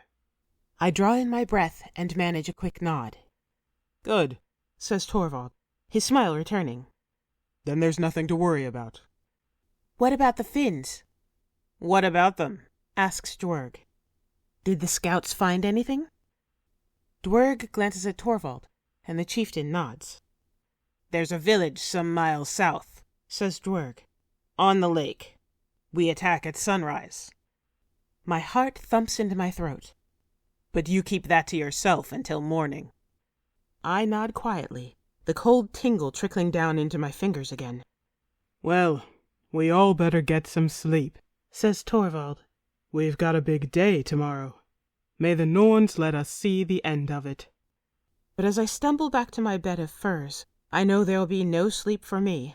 There's a war drum booming in my ears, and as I lie down and stare unblinking up at the green, shifting sky, an invisible giantess presses her foot down on my chest. She's squeezing the air out of my lungs, squishing me slowly into the ground. Chapter 7 Vig Lake, Ladaga. Hervor. Stroke! Stroke! Dwerg screams from the stern. I pitch forward and throw myself back, pulling my oar into my chest in time to the pounding drums. Thunder pulses over the lake. The deep drone of blasting horns is resonating through my bones. The ships on either side of us are racing us to the shore. My back is on fire. My biceps are burning as I pull my oar against the water. Next to me, Arnie's rowing hard. He's grinning as he looks at me and starts to chuckle. What's so funny? Why is he laughing? Then, in his Swedish accent, he calls out a line from a famous poem about the Norns. Tell me, my son, how would you fight if you knew you would die? Some men from the nearby ships join us as the crew and I shout back, together, I would strike to the left and strike to the right. Tell me, my son, how would you fight if you knew you would live? I would press the attack with all my might. Then what do you fear? Nothing. My own voice roars in my throat as we send up a mighty war cry. My heart swells with courage. I'm eager for the fray. I can't wait to jump overboard with my sword in hand, spilling blood and adding glory to my name. Then I hear the hissing overhead. I jump out of my skin as dozens of flaming arrows pelt our ship, thudding into the gunwale and bottom boards. On the ship next to us, one of the men bolts up from his rowing bench, shrieking, his tunic bursting into flames. Loki, get him overboard, Yells Dwerg. Find your own crew, The other skipper hollers back. But two of his men dump their burning crewmate into the lake. His body sizzles as he hits the water. He makes no attempt to swim and floats face down between the gliding ships with an arrow in his back. Gripped with cold terror, I turn around, anxious to see where my death might come from. "Face forward," Arnie barks. "Keep rowing." Then the second volley hits us. I yelp as an arrow skips off my oar an inch from my hand. One of the men a few rows ahead slumps out of his seat into the middle of the ship. Dwerg points at him and screams my name. "Hervor!" I stare at him dumbly, my chest constricting, cold water pumping through my veins. "Put his shirt of mail on." I keep rowing, frozen to my bench. "Hervor, get back here and put it on." "Do as he says," Arnie growls. "and keep your head down." I lock my oar and stand up. I'm shaking. I can't feel my legs. "Cover her, Arnie." Swearing under his breath, Arnie locks his oar and takes his shield from the gunwale, then follows me aftward. "Come on, move it, Hervor." I squat down beside the dead man and unfasten his belt with rattling hands, trying not to look at the gawking eyes or the swollen tongue bulging from the mouth. My fingers are trembling. I can hardly unbuckle his belt. Finally, I get it undone, and I tug the mail shirt over his head. Dwerg raises his shield as another volley comes. Arrows rip into the crew. Sharp cries ring out, and I lose my grip and start to sob. Arnie mutters an oath as flaming shafts plunk and thud into his shield. I pull on the heavy mail shirt, somehow managing a nervous laugh as Arnie points out the damp patch darkening the middle of my skirt. "You couldn't hold it." One of the older men chuckles. "If she's got to go, she's got to go." "Everyone be careful," announces Arnie over the screaming men and pounding drums. "There's a puddle on the ship. Watch where you step." "Go to hell," I sniff, pulling the sword belt around my waist. He grins.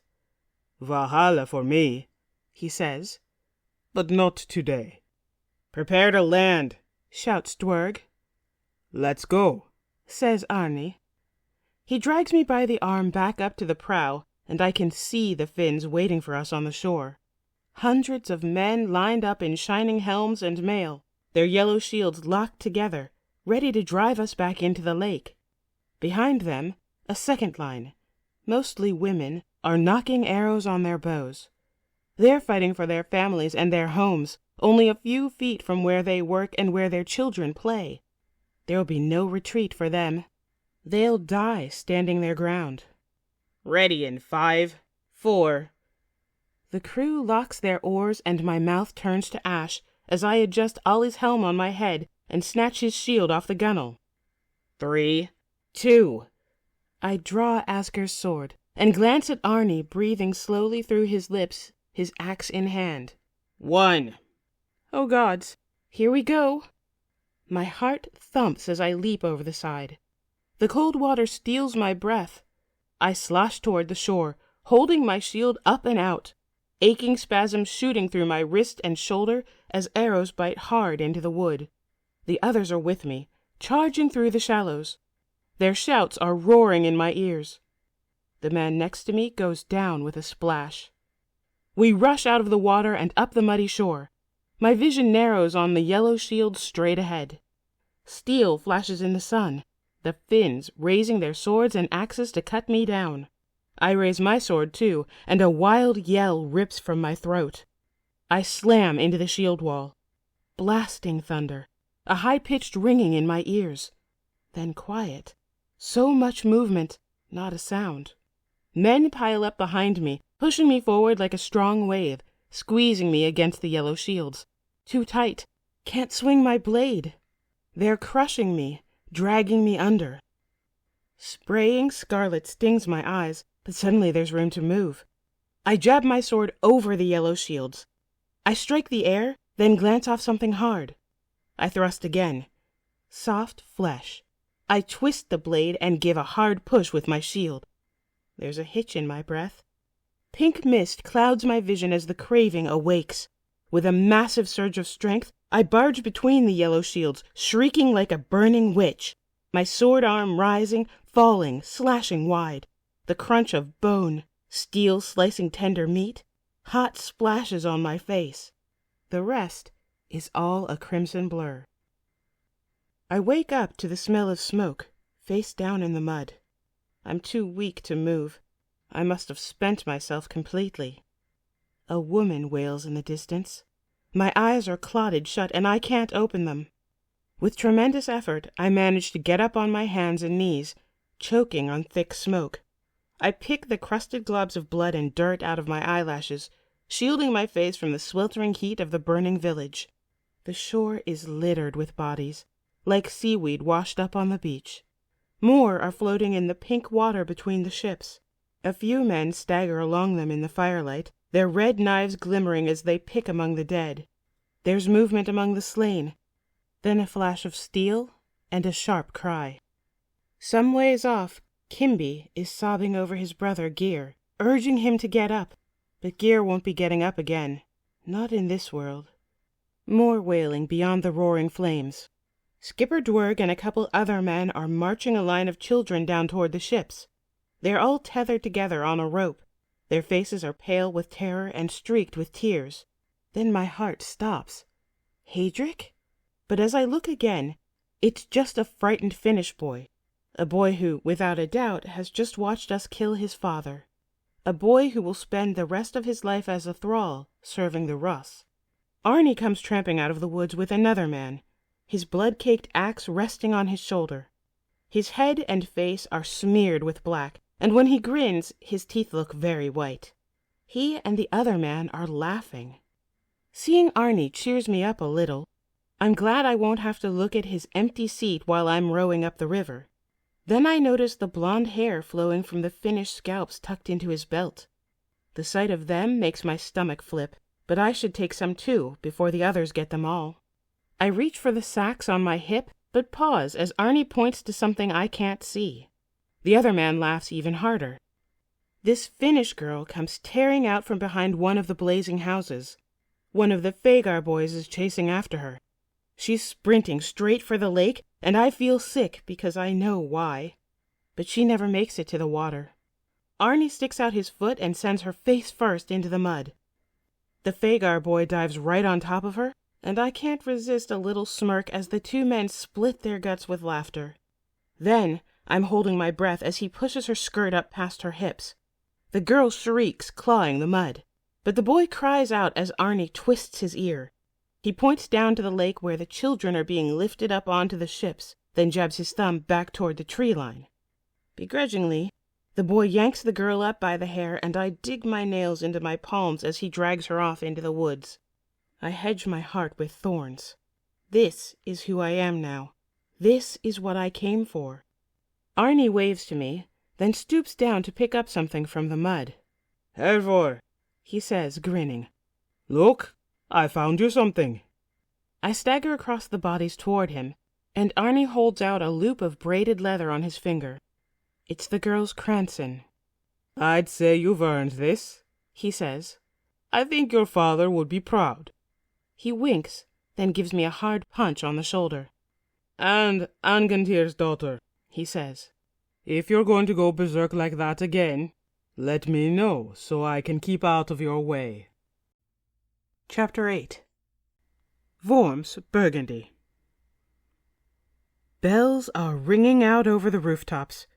King Gunther has married again. By royal decree, all work has ceased for 7 days of revelry and feasting. There's music in the air, and people are dancing in the streets. Acrobats and fire-breathers marvel the crowds in every square.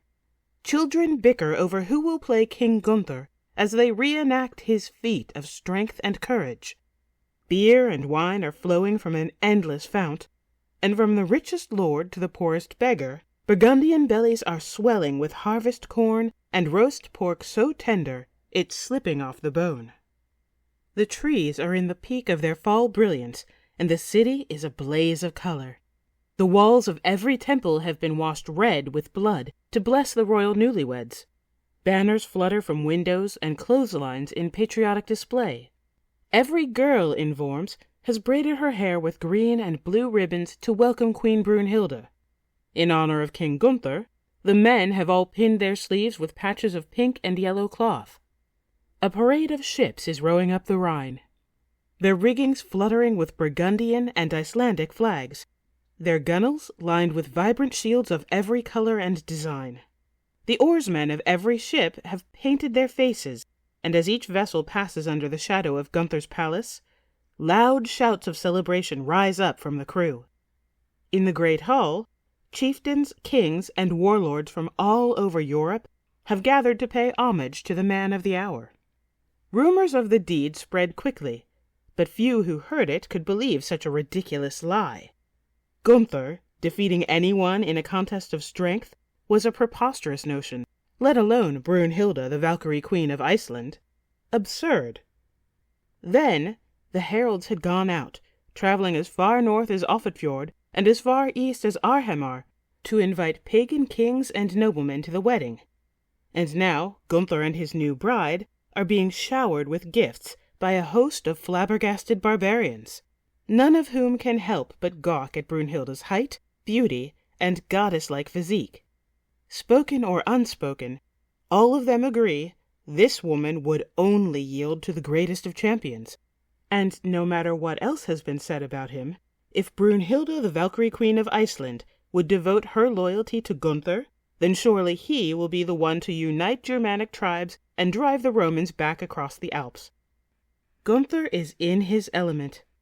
A room full of important men and potential allies. He's everywhere at once, thanking this lord or that chief for coming, calling for more wine for the Alani king, taking up a wooden sword to swashbuckle with 3 young Fandel princes on his way to the next table, sliding in between 2 Saxon warlords to recruit them to his cause, and sitting down with his former father-in-law, King Vortigern, to discuss possible stratagems to employ against the Romans. At the high table, Sigurd stares glumly into his cup of wine. There's a pit in his stomach, and merely being in this crowded room is exhausting him. So many voices talking over each other, all mashed together into one loud noise. So many faces and names to remember, all of them important. He'd like nothing better than to slip away by himself and find somewhere to lie down, but he doesn't dare leave Gunther on his own. A clamp tightens around his skull. He hasn't made his speech yet.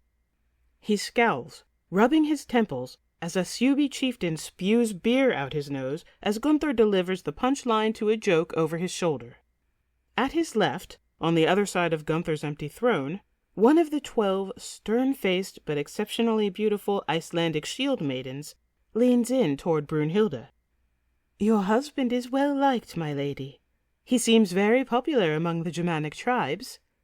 "Yes," says Brunhilde.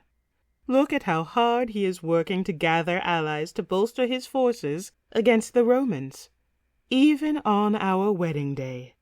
It seems his energy has no bounds. Ah," she sighs, "I can't wait until tonight to be at the center of his attention."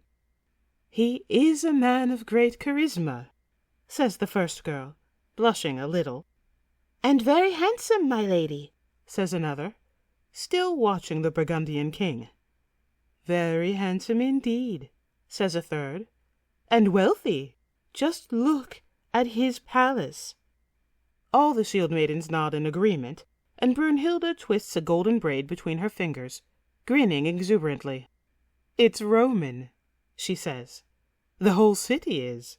Did you know he was only 12 years old when he seized it from them and settled his people here?" Sigurd rolls his eyes and waves a hornet away from Gunther's plate. It was an exaggeration. Gunther's father had meticulously planned the attack months in advance and had personally overseen all the preparations. At least Brunhilde hasn't begun to suspect anything, yet. A small hand touches his arm. "Sigurd, is everything all right?" asks the tiny brown-haired girl sitting next to him. "Are you nervous about your speech?"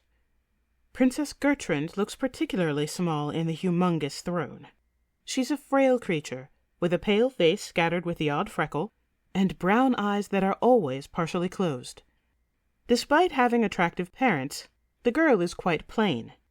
Her teeth are not as white and perfect as her father's, nor does she have his charm and charisma. Neither did the gods gift her with the luscious hair of her mother, her tantalizing figure, or her sultry green eyes. However, what Gertrude did inherit is Gunther's cunning smile and sharp intellect, and her mother Rowena's predisposal to ecstatic visions. Sigurd shakes his head. Your father is giving me an ulcer. Why? Just his usual business. He really hasn't told you? She coughs weakly into her small fist. No, I don't know what you're talking about. I'll tell you someday. Perhaps once we're married, if the issue hasn't made itself grotesquely apparent by that point. How I do look forward to that day, Gertrude says. 3 years is too long to wait to be your wife. He smiles and puts his very large hand on her very small hand. It will come sooner than you think. Perhaps now that we're betrothed, it would be all right if you brought your maids down to Santon and stayed for a month or 2. I could set you up in my mother's old chambers. They're quite spacious, and every inch is cedar. She blushes a little. Oh, I'd like that. Would you? Good. I'll speak to your father about it.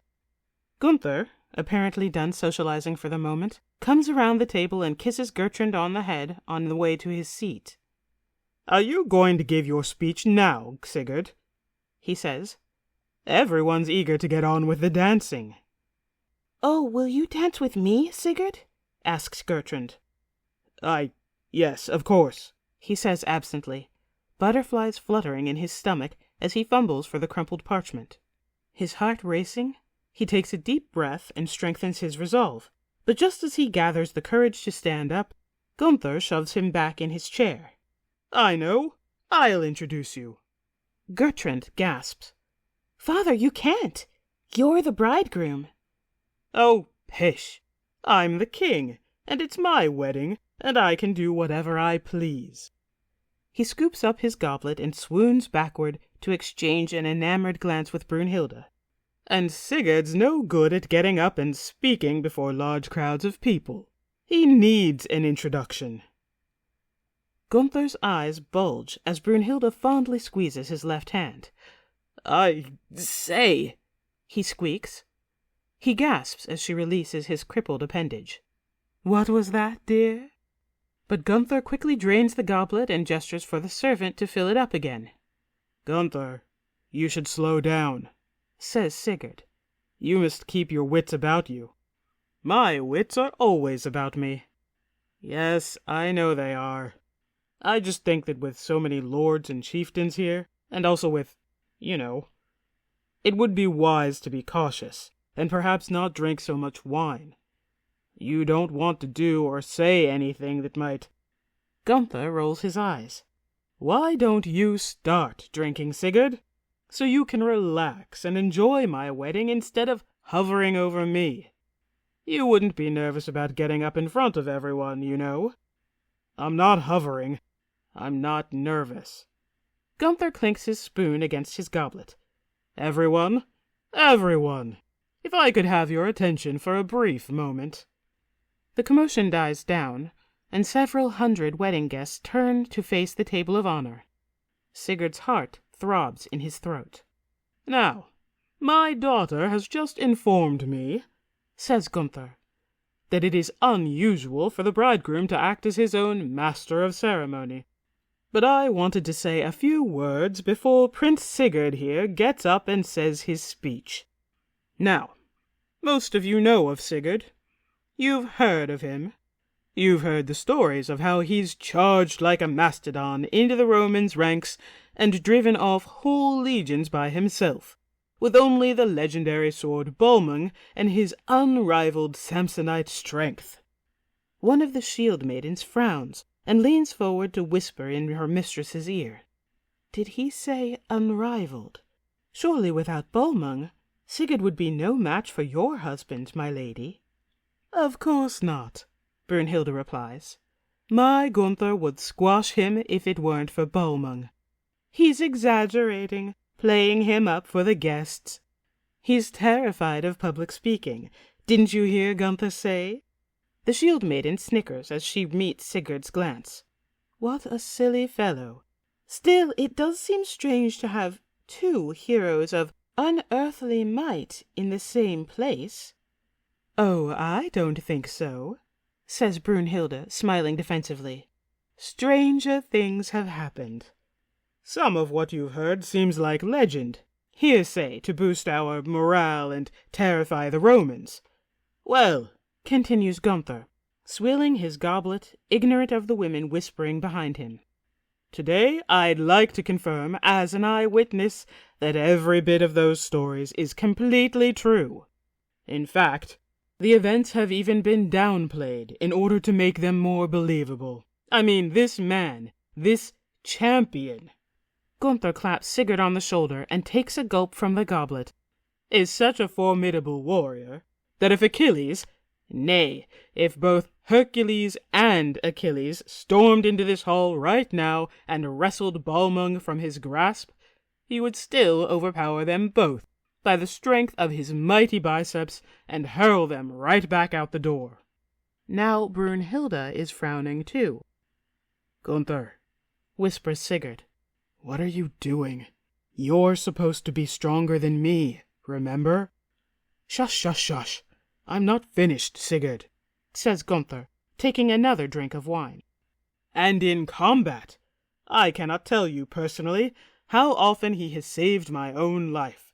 How many times were the two of us left alone on the misty battlefield, after the last of our men had fled to safety, the sky dark as night from the smoke of burning crops and villages, and 10,000 Roman legionaries advancing upon us. Boom, cla, and he and I, thinking nothing of ourselves, only of granting time for our troops to flee, standing back to back, swords in hand, bloodied and weary from the day, and I, thinking it was to be our end, that we would be overwhelmed, captured, tortured, and executed at the hands of the Romans, prayed to the gods to die valiantly and be worthy of Valhalla. But Sigurd, in his grim and austere way, says to me, "Fear not, Gunther. Even if the whole 10,000 come upon us, the Norns willing, I shall cut them down and make way for your escape." That's enough, Gunther. Sigurd hisses anxiously, stealing another glance at Brunhilde, whose eyes have turned cold. But his friend pays him no heed. No, you will not find such loyalty, courage, and might in any other man. Even in Iceland, on the summit of Mount Hindfjall, he was there for me. For without his help, I could not have tamed the Valkyrie Queen and brought her back to be my wife. Sigurd claps his hand over his face. So here he is, the best friend any man could have, the hero of the Rhine, the vicious, the impetuous, the insurmountable Sigurd of Santen. A great number of chieftains start pounding their fists on the table. A Danish jarl and his huskarls blow their horns. King Vortigern raises his mug of beer, crying, "Hear, hear!" Princess Gertrude claps vigorously as she beams up at her betrothed. And Brunhilde's half-giant cousin, Prince Hofund, cups his hand to his mouth and is soon joined by everyone in the hall as he chants, "Sigurd! Sigurd!" Gunther smugly raises his brow and invites his friend to stand. Amidst the applause, no one notices that Brunhilde isn't smiling. The cheering dies down as Gunther takes his seat, and Sigurd uncrumples his speech with trembling hands. His knees are tingling. Thank you, everyone. Lords and kings of Europe. I'd like to begin with... "Speak up, Sigurd," cries King Vortigern. "Sigurd, you're mumbling," whispers Gunther. "Sorry," says Sigurd a little louder. His voice is beginning to shake. He stares down at the speech in his sweaty hands and clears his throat. "I would like to begin with a poem I've written in honor of the new couple." Chapter 9. That night, once most of the wedding guests have drunken themselves into an impenetrable slumber, Gunther, now dressed in his pink pajama coat, sleepy with wine and grinning stupidly, retires to the bridal bedchambers. As he nears the end of the path of white rose petals, one of the palace guards summons out the 12 Icelandic shield maidens with a knock on the big oak doors. They file out into the halls without a giggle or a whisper. The first of them, whom he vaguely remembers is Brunhilde's head shield maiden, or first lady-in-waiting, or whatever she calls her, hangs a wreath of white flowers around his neck as he sways back and forth, and without smiling says, "Good luck, sire. Be gentle."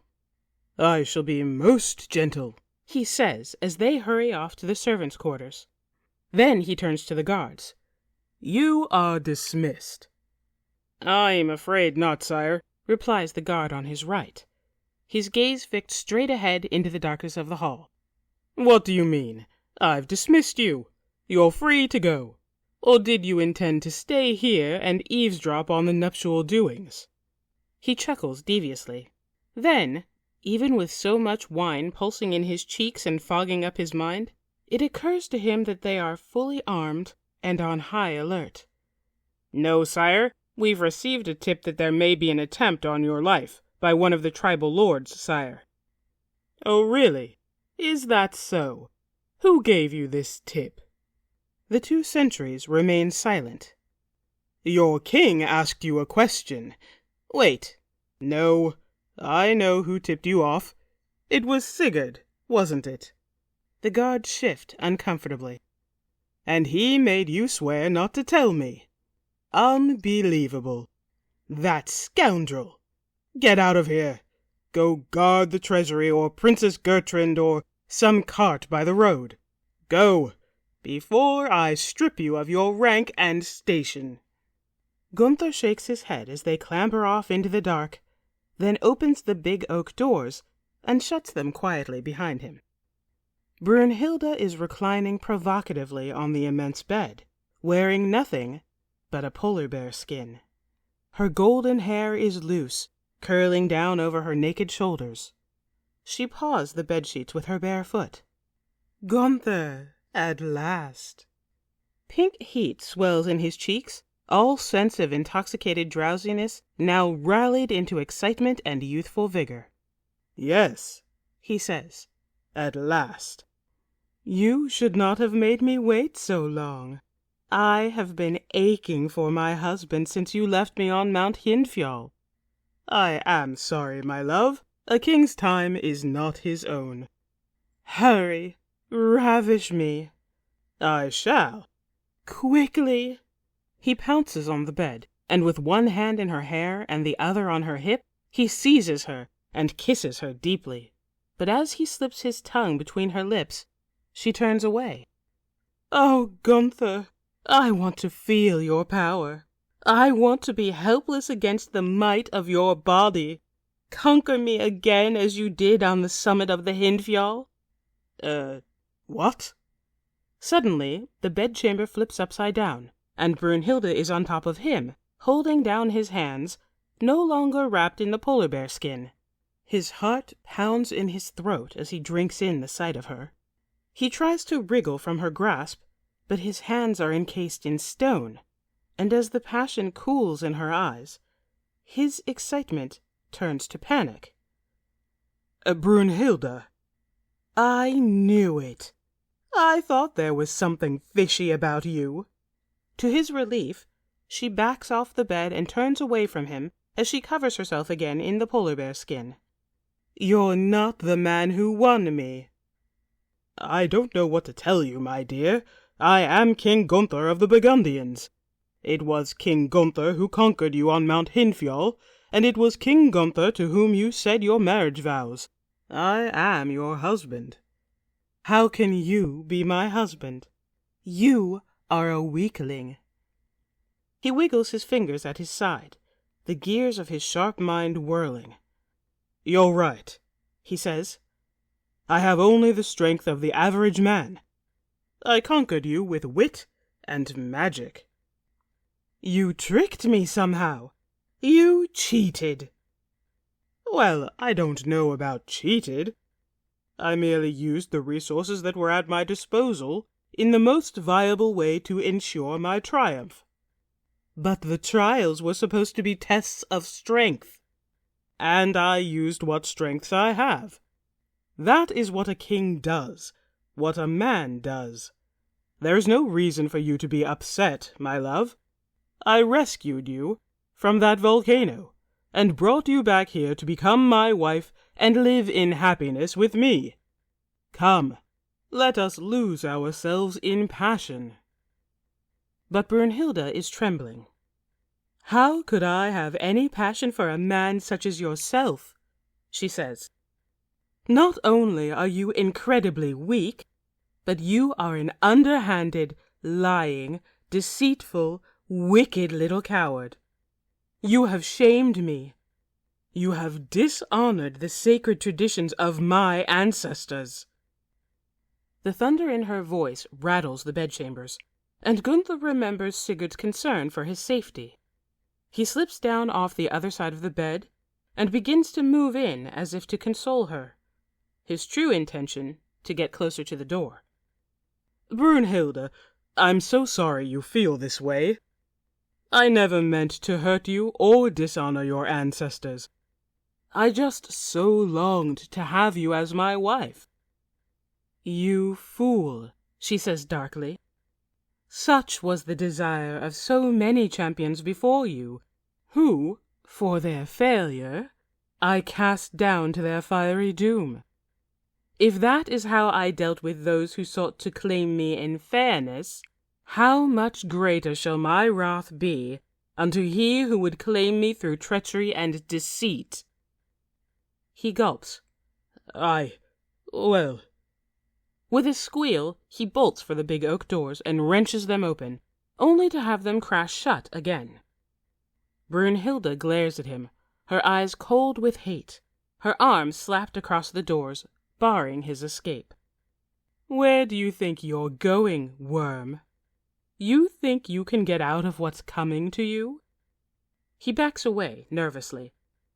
Let's talk about this. Why? That's all you do. Talk, talk, talk. And trick people. He wishes now that he hadn't dismissed the guards. What do you intend to do? You cannot kill me. Even with your strength, you'll never leave Worms alive.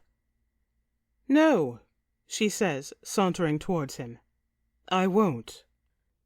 Pottery rattles as he backs up into a table stand in the corner of the room. There's a window several feet to his right. The 5-story plunge into the Rhine might not kill him if he can throw himself out before she reaches him. On the other hand, he might be jumping out the window right into hell. So, he says meekly, you don't intend to kill me, then? His blood rises again, intensified by the thrill of peril, as the polar bear skin slips to the floor. No, she says. I will let you live. He holds his breath as she steps in close and reaches for the belt of his burgundy pajama coat. I will keep you as my plaything, my pet, to tease and torment. His temples are throbbing as she loosens the knot and draws the belt very slowly out of his pajama coat. That sounds utterly excruciating, he says. But I deserve to be punished. I've been very, very bad. She slides her hands over his bare chest and up over his shoulders, causing his pajama coat to drop around his ankles. Yes, she says. You need to be punished. She looks up at him as she sinks to her knees. Punish me. Suddenly, the floor shoots out from under him and slams into his back. A dull ache floods his chest and kidneys. The ceiling is spinning. Before he can cough, an incredibly strong hand rolls him onto his stomach, pressing his face into the cold stone floor. Ouch! He squawks. Brunhilde! She snatches him by the wrists and pulls his arms behind his back, and using the belt of his pajama coat, hog-ties his hands to his ankles. With an awkward movement, he shifts himself over onto his side. "Untie me, please. This is very uncomfortable." She grins cruelly as she squats down in front of him and pats him on the head. "Sleep well, husband. You can't just leave me like this. I could become paralyzed." Brunhilde shrugs and clothes herself with Gunther's pink pajama coat. "You should have thought of that before you deceived me. Can I at least have a pillow?" "No." Gunther clamps his jaw. "What if I have to use the chamber pot?" "I guess you'll have to hold it." "For the whole night?" "Yes." "Oh, come on!" Brunhilde pulls back the bedsheets and sits down with a yawn. "Oh, Gunther, I'm so tired. It's been such a long day. I'm going to bed." Gunther scowls. "I hope you wake up with a kink in your neck." "I'm not the one who'll wake up with a kink in my neck," she says. "Good night, Gunther." She blows out the candle, and in the dark, Gunther swears foully as he attempts to shift himself into a more comfortable position. Chapter 10. Sigurd slumps into Gunther's chair.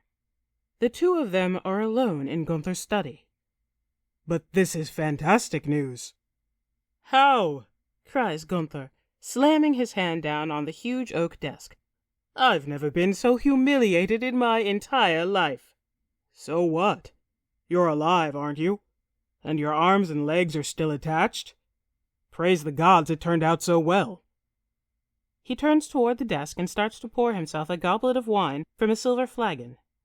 "Let's drink a toast to your health, and to the secret finally being out in the open. Ah, the stress has been eating me alive." "No, thank you, Sigurd. No." "No, help yourself. You barely had a drop yesterday at the wedding because you were too busy worrying and fussing around, spreading rumors among the guards about a possible attempt on my life. There could have easily been one. And now, after I tell you about how last night went, all you want to do is drink and celebrate. It's almost as if you're happy about it." "I am happy about it, Gunther. This whole situation could have been much, much worse. I'm not able to consummate my marriage, Sigurd." Sigurd shrugs. "That's not such a large matter. No one will ever know. And if word ever does get out, you could just say it's a Josephite marriage, like the Christians sometimes have. Or you could say you're abstaining from material pleasures to rightly order yourself. Everyone would think you're very progressive." "You're not understanding me, Sigurd. I don't want to have a Josephite marriage, and I don't want to abstain from material pleasures. I want to have a normal marriage, like my last one, where I can actually sleep with my wife." Sigurd frowns as he swills his cup of wine. "I thought you married her for fame, to bring in allies to help us fight the Romans. If I'd known you merely wanted to sleep with Brunhilde, the Valkyrie Queen of Iceland, I'd never have gone along with any of this." "Yes, I 3/4 did it for the fame. The other quarter I did it so I could sleep with Brunhilde, the Valkyrie Queen of Iceland." "Well, if she doesn't want to, perhaps if you try winning over one of the Shield Maidens, they might be able to bring her around." "Bah, I'm not fussing around with that sort of nonsense." "I suppose you could always divorce her quietly. It's not likely she'd contest it." "And just how am I supposed to divorce her quietly, Sigurd? I'm the King of Burgundy. And besides, why would I do that? That would just be undoing everything we've accomplished up till now." You're right. You'd probably be even less famous than you were before." "Ugh, no, that isn't going to happen." "Well, I'm sorry the marriage has turned out to be a disappointment." "You're just giving up?" Sigurd takes a sip of wine. "Yes." "Well, I'm not. By frig, I'm going to have my way with that woman if it's the end of me. My honor must be restored." "What are you going to do?" Gunther taps his chin. Yes. What to do? He snaps his fingers. Ah! Why don't you have a word with her, Sigurd? Sigurd tries to hide a smirk. Gunther, I'm really not sure I'm the best one to convince her. Why not? Just go in there and, rough her up a bit. Rough her up a bit? Just a bit. Sigurd sets down his drink. Did you bump your head? No. Then say, tie her up. What do you mean? To the bed, Sigurd. What? Then you come out, I go in, and there it is. Sigurd gets up from the desk and starts to leave. No, absolutely not. There is no way I am doing that. What? Why? It would be easy for you. It's not about whether it's easy for me. You're asking me to beat up your wife and tie her down so you can rape her. It's hardly rape, Sigurd. We're married. It is so rape. Gunther shrugs. I suppose some people might consider it to be a light form of rape, but it's not like a brutal, violent rape, like when you sack a town. It's just like telling a white lie. That's all it is. Except for the part where it's rape. Would you stop saying that? It's such an ugly word. It's supposed to be an ugly word. Yes, I know, but that's what I'm saying. What we're talking about isn't really rape. It's more like doing it with a drunk girl. That could be considered rape, too. Well, that's just my point, Sigurd. It could be, but it isn't really, is it? Sigurd opens his mouth to argue, then brushes the matter aside. I'm not even discussing this with you. I'm leaving, right now. Fine, go then, says Gunther, pouring himself a goblet of wine. But with all due respect, Sigurd, we are talking about a woman who would only marry a man once he had overpowered her with brute strength. To be fair, she'll probably love it. It will probably be the greatest thrill of her life. Sigurd sighs as he opens the door. I tell you what, we'll go right now together and ask her if she'd like it. If she says yes, I'll help you. Well, that would defeat the purpose if we asked her, wouldn't it? Says Gunther, sipping from his goblet. Anyway, where are you off to? Lunch. I haven't eaten breakfast because I was so worried the maids would find you in pieces. And now I'm starving. Oh, yes, they're serving the corn and roast pork down in the hall. You know, from the wedding feast. Yes, from the wedding feast. Are you coming? No, says Gunther sadly, twisting his hands around the goblet. I'll be here, alone, drowning my sorrows, by myself. Angrily, Sigurd turns around. You're trying to manipulate me, Gunther, and I can see right through it. Well, I'll not be fooled. Not this time. There's no way I'll go along with this. This is the worst plan you've ever had. Chapter 11. Reluctantly, Sigurd approaches the bridal bedchambers, clutching 4 strips of silk in his right hand. He stops and shifts his eyes between the 2 confused sentries, who hesitantly cross their spears in front of the big oak doors. Prince Sigurd, says the guard on his right, these are the Queen's bedchambers. We cannot permit your entry. Nor should you. I am not the Queen's husband. The 2 guards glance at each other, then back to him. Then state your business, lord, says the man on his left. I am sent by your king, he says. The assassin who was to strike last night was foiled when he saw the 2 of you were stationed here, on high alert. But the king dismissed us. Indeed, it was part of our plan to inspire confidence in the assassin. Now he knows that when the bridal bedchambers are unguarded, the king is alone with his wife, vulnerable to attack. May it never be. We shall die most gruesomely before we allow such a thing to happen. Sigurd raises a finger. Ah, but you shall allow it. You see, we now have a unique opportunity to lure the assassin into capture. He holds up the strips of silk. I will dismiss you. Then I will go in and wait with the queen for the assassin to come. If he shows himself, I will overpower him with brute strength, bind him with these strips of silk, then turn him over to be tortured and executed. Why silk, Lord? Wouldn't you have some chains or coarse rope to detain the assassin? Silk just seems like what you'd use for tying up a lady. Clearly you don't know of silk's magic, says Sigurd. Who knows what manner of sorceries an assassin may employ in the murder of a great king? Ropes, chains, can be broken, cut, even spoken loose if you know the words. Your former queen, Rowena, had a deep knowledge of such things. The two huskarls shift uneasily. But silk is immune to all such charms, says Sigurd. Even Fenrir, the wolf of Ragnarok, when bound by silk, could not free himself. We cannot take any chances. Once the assassin is within our grasp, we must be sure he is unable to escape. Very good. But, Prince Sigurd, says the guard on his right, I see you do not have Balmung with you. No, I have left Balmung with the king, that he may defend himself. My hands will be sufficient to subdue the intruder. Most certainly they will. Are you going to hurt him very badly? Very badly, yes. He will wish he had not been born. Perfect. Give him some from us. He nods. Well, I better dismiss you then. Yes, sir. The two sentries start to march off from their post, but Sigurd holds up his hand. The shield maidens. Ah, yes.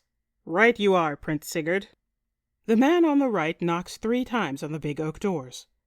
The 12 shield maidens file out into the hall, beautiful but stern, until they see Sigurd waiting there instead of their lady's husband.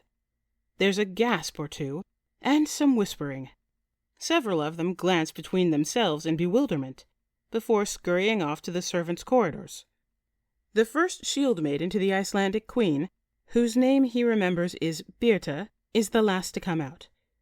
She looks up at him with a smirk, but says nothing as she hurries after the others. He waits until the shield maidens are out of sight, then dismisses the guards with a nod.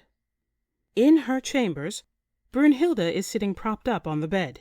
She's wearing a pink nightgown of the same style as Gunther's pink pajama coat, and her attention is focused on the embroidery hoop on her lap. "Did you find you slept better on the floor, husband?" she asks without looking up, as she pokes the needle and thread through the taut fabric. I'm not... Brunhilde starts, as when she sees it's him, then frowns. Sigurd? What are you... Guards! I've dismissed them, he says grimly. What do you mean you've dismissed them? They're my guards. He looks at the floor, thinking about what to say. He should say something. She cocks her head to one side. What are you doing here, Sigurd? She folds her arms across her chest and adjusts her nightgown so it covers her a little more. Well, are you going to explain yourself? I'm here to... He can't bring himself to say it. Not to her face. Cold sweat forms on his forehead. He's filled with shame. And what is that you have in your hand? She sets her embroidery aside and gets up from the bed. Is it a gift? Is that a gift for me? Because if it is, this is really not how you should have gone about it. It's not a gift. She throws up her hands. Then why, Sigurd, are you here? You've dismissed my guards. You've summoned out my girls. The two of us are alone together in my private bedchambers, which we shouldn't be. You obviously came here for some reason or another, and I'd like to know what it is. You're making me uncomfortable. He hangs his head. He wishes she hadn't said that. Hold on. Wait a minute, she says. Did Gunther send you? Yes, he did. Why? I think you know. He told you, did he? Yes. And you're supposed to what? Have a talk with me? Because that's been a disaster so far. She glances again at the strips of silk clenched in his fist. I don't know, Sigurd. What? Rough me up a bit and tie me to the bed? He nods, hating himself as the color drains from her face. Really? That's why you're here? The corner of her mouth twitches as she takes a step away from him. Yes. Sigurd, she says, pointing her finger at him. I know that you have exceptional strength, but you were there at Mount Hindfjall. You know that I have the blood of giants, and you witnessed my might firsthand. I recall the astonishment on your face as you watched our trials. Now I'm warning you, Sigurd, if you lay a hand on me, I swear to Frigg I will rip your arms off your body. He shakes his head. That isn't likely. Sigurd, you back up. He takes a step toward her. I'm warning you, Sigurd. Another step. Sigurd keels over, bellowing like a dying bull as she slams her fist into his stomach. Then she's behind him, driving her knee into his spine as she wrenches his arms back by the wrists. Cartilage is popping. His skin is stretching at the shoulders. Hissing and snorting with exertion, he can feel the veins bulging on his forehead as he pulls against her with all his might. Sigurd, grunts Brunhilde as her strength begins to falter. How is this possible? Then, with a vicious shout, Sigurd hurls her over his back and sends her crashing into the corner table stand where she collapses like a doll amidst a mess of shattered pottery. Get up, he says, standing over her with his fists drawn. I know you aren't finished yet. But Brunhilde shakes her head as she stares up at him in awe. I yield, she says. What? Come on. I know there's more fight in you than that. No, she says, looking past him to the bed. I yield to my husband. Sigurd awkwardly lowers his fist. What are you saying? I won't need to tie you down for Gunther, then? No, Sigurd. I mean you. How am I your husband? You just married Gunther yesterday. Not me. Gunther. Perhaps he should have taken greater care to use a limited portion of his strength. But it was you who conquered me on Mount Hindfjall. Somehow you and Gunther. I don't know how you did it, but it was you who won me. I know it was. Yes, fine. It was me. Gunther and I switched shapes with Rowena's magic, and I beat you at all the trials. And so, you are my rightful husband. Sigurd clenches his fists. No, Gunther is your husband. You married him yesterday. You stood before Freya's altar and swore oaths of marriage to Gunther, and put on a ring of oath-binding, which he presented to you on his ancestral sword. And the two of you clasped hands before all the gods and a host of witnesses as the shaman took a fir branch and sprinkled you and everyone present with the blood of 500 sacrifices. So stop saying I'm your husband. Brunhilde shrugs. You really think the gods care about who's married to who? I think they care about keeping oaths and being true to your word. Well, I swore my oaths under false pretenses. I thought I was actually marrying you, but with Gunther's face. Now that I understand the situation, it's quite simple. I'll just divorce Gunther and marry you. You're forgetting that in 3 years I'm going to marry Princess Gertrud. If she hasn't withered away by then. Sigurd, please. That pale little thing? You can't be serious. And why shouldn't I be? He asks defensively.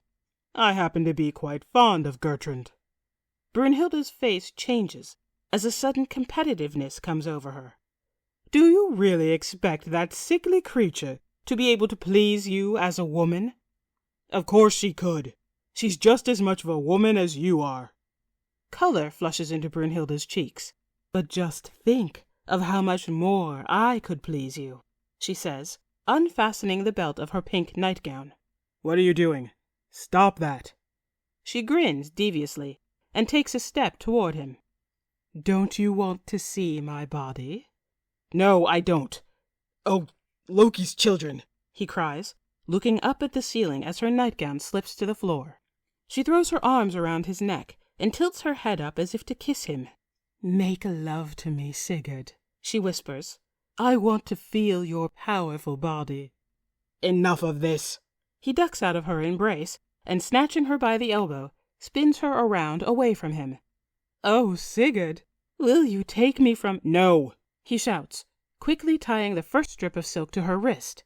"I'm tying you to the bed." "Yes, tie me down." He snarls and hurls her onto the bed, then climbs on top of her and pins down her arms as he lashes her wrist to the bedpost. "Yes, overpower me, Sigurd. Oh!" She arches her back and presses herself against him. Her scent is inebriating. Sigurd reaches for her other arm.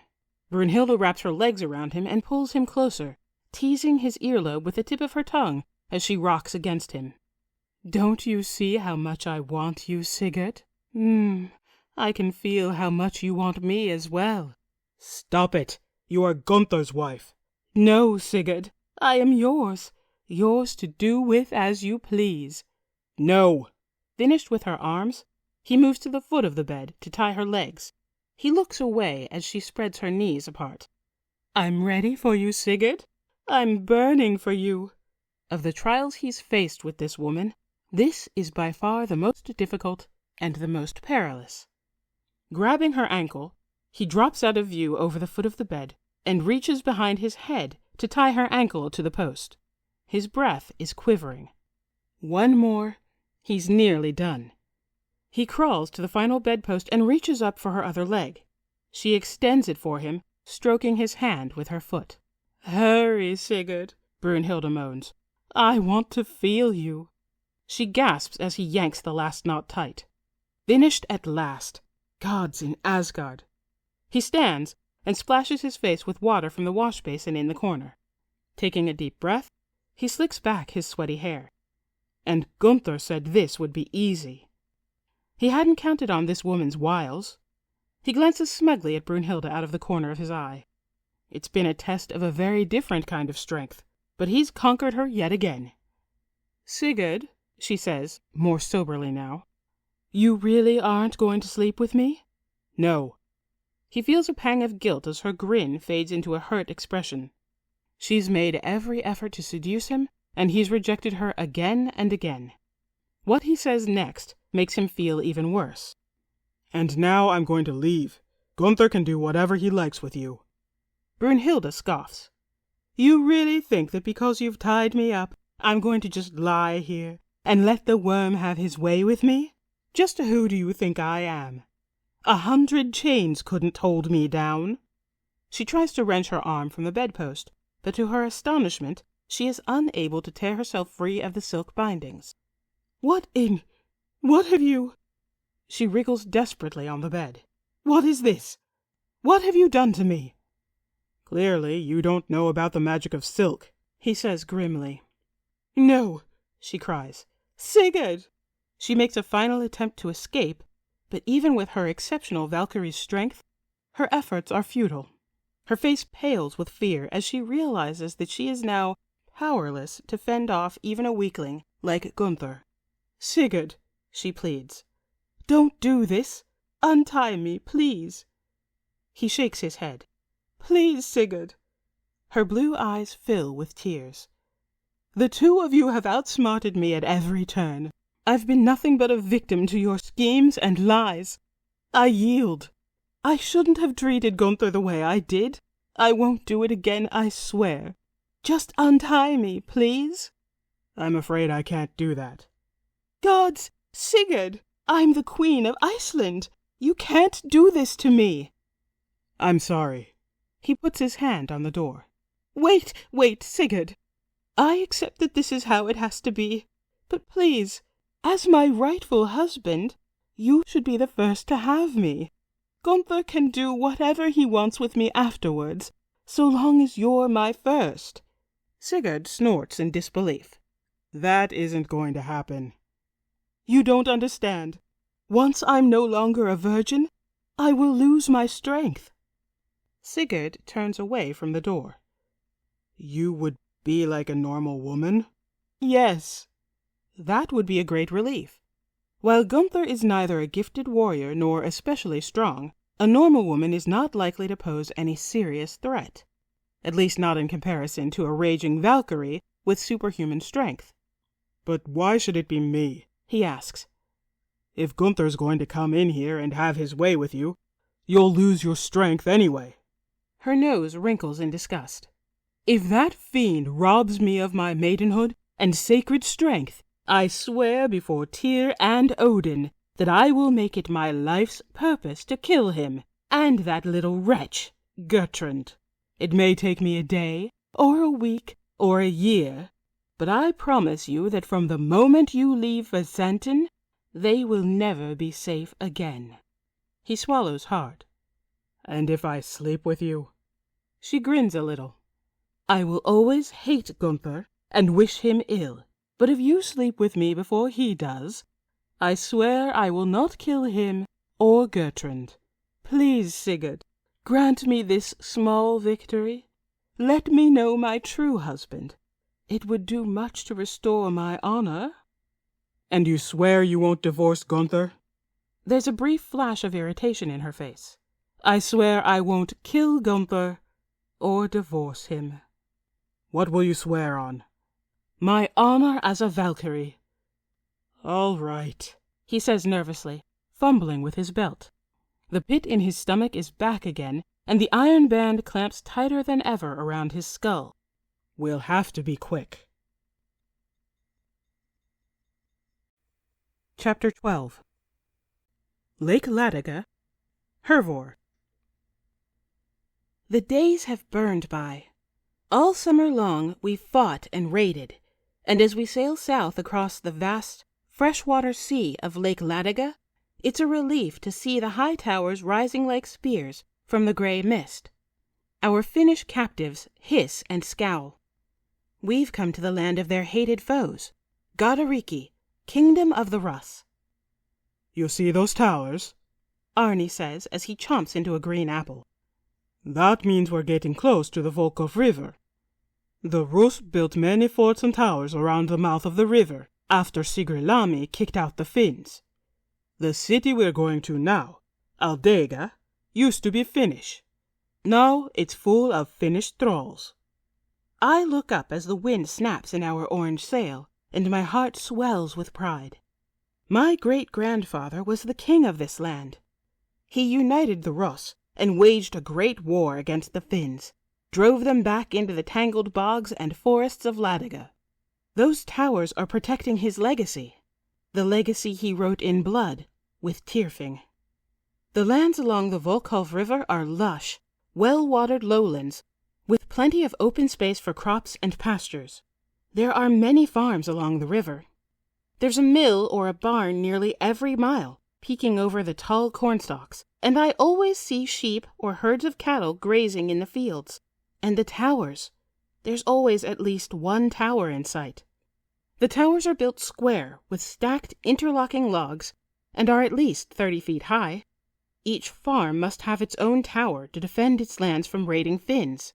Most are unmanned, but once I see a little Rus girl climbing up the side of a tower with her bow and horn to watch as we row by. The dead are the first to greet us as we near the outskirts of Aldega. Little hills rise up along the river bank, the grave mounds of departed warriors. We're all very quiet as our ships glide past the grave mounds. Only the ravens break the silence, and the water trickling off our oars. Are my great-grandparents buried here, I wonder? Or are their tombs outside of Holmgard, 2 days to the south? Or did they lay them in a funeral raft and set fire to their bodies in the evening sun? If there is a grave mound for my ancestors here, I'd like to go and stand before it. Dwerg must have heard my thoughts, because he's staring at me from the back of the ship, shaking his head. I remember what he and Torvald told me. I pull my oar into my chest and watch the grave mounds fall behind us as we row into the city. A wall of earth and stacked logs encircles the city, and there are many towers overlooking the wall. There are men in the towers and along the ramparts, keeping watch out for the Finns. There's a wall along the river, too, with gates and ladders going into the city from the docks, where ships from many lands are moored. Above the wall, I can see the steep slanted roofs of hundreds and hundreds of log houses cramped together. Smoke rises from forges and cooking fires. The city is a noisy place. A roar like rushing water is coming through the gates. So many people, speaking and jabbering. It smells like smoke and dry wood and the gummy stink of rotting fish. We take in our oars as we drift the Gellir up along the dock. The pier is busy with fishermen, merchants, and other sailors, and people are looking at us with curious interest. A woman dressed in blue points at the Finnish girls tied around our mast and asks with a heavy accent, "You sell them?" "Loki, let us get off the ship first." The man sitting ahead of me tells her we're selling the girls for 12 ounces of silver. She shakes her head. "Price is too steep, and I not buy with silver." He asks her what she'd like to trade and tells her we won't take thralls or livestock. "Folds of cloth?" the woman asks. "Dyed cloth, sturdy weave." She holds out the hem of her blue dress, and several of the men reach up to feel the fabric between their fingers. "You have cloth like this to trade?" another man asks. The woman nods and says she has plenty of cloth like that. 500 yards for one girl, he says. She shakes her head again. 700 yards of sturdy blue cloth for those 2 girls. 900, says the man ahead of me. 800, she says. And you, how do you say? She mumbles something in Russ. Dwerg translates. 800 yards, and we take them to the blacksmith for their collars. A few of the men snicker and shake their heads, waving the woman off. She looks to Dwerg and says something else in her language. 800 and no blacksmith. 850, says the first man. No collar. 825 yards, the woman says. Those 2 girls. The first man, who captured them both, grins and reaches up to shake her hand. I'll set them aside. Come meet me in the market. One of the girls starts to cry, and the man whips around. Takini, he says to her in Finnish. You shut your mouth. Would you rather be a bed slave? I sold you to a wealthy woman for a decent price. You didn't even have to get up on the slave block. There's no reason for you to cry. We untie our Finnish prisoners and herd them out of the ship toward one of the open gates. It's been awfully crowded on the Gellir. I'm eager to get the 2 boys I captured up on the slave block so I can show them off and sell them quick. Thralls are pretty valuable, and it would take a lot more of another commodity to equal the same worth. It's a pain to watch them and feed them, though. These 2 boys keep speaking to each other in Finnish, too, no matter how much I threaten them. They know they're strong and valuable. That's the problem with selling thralls.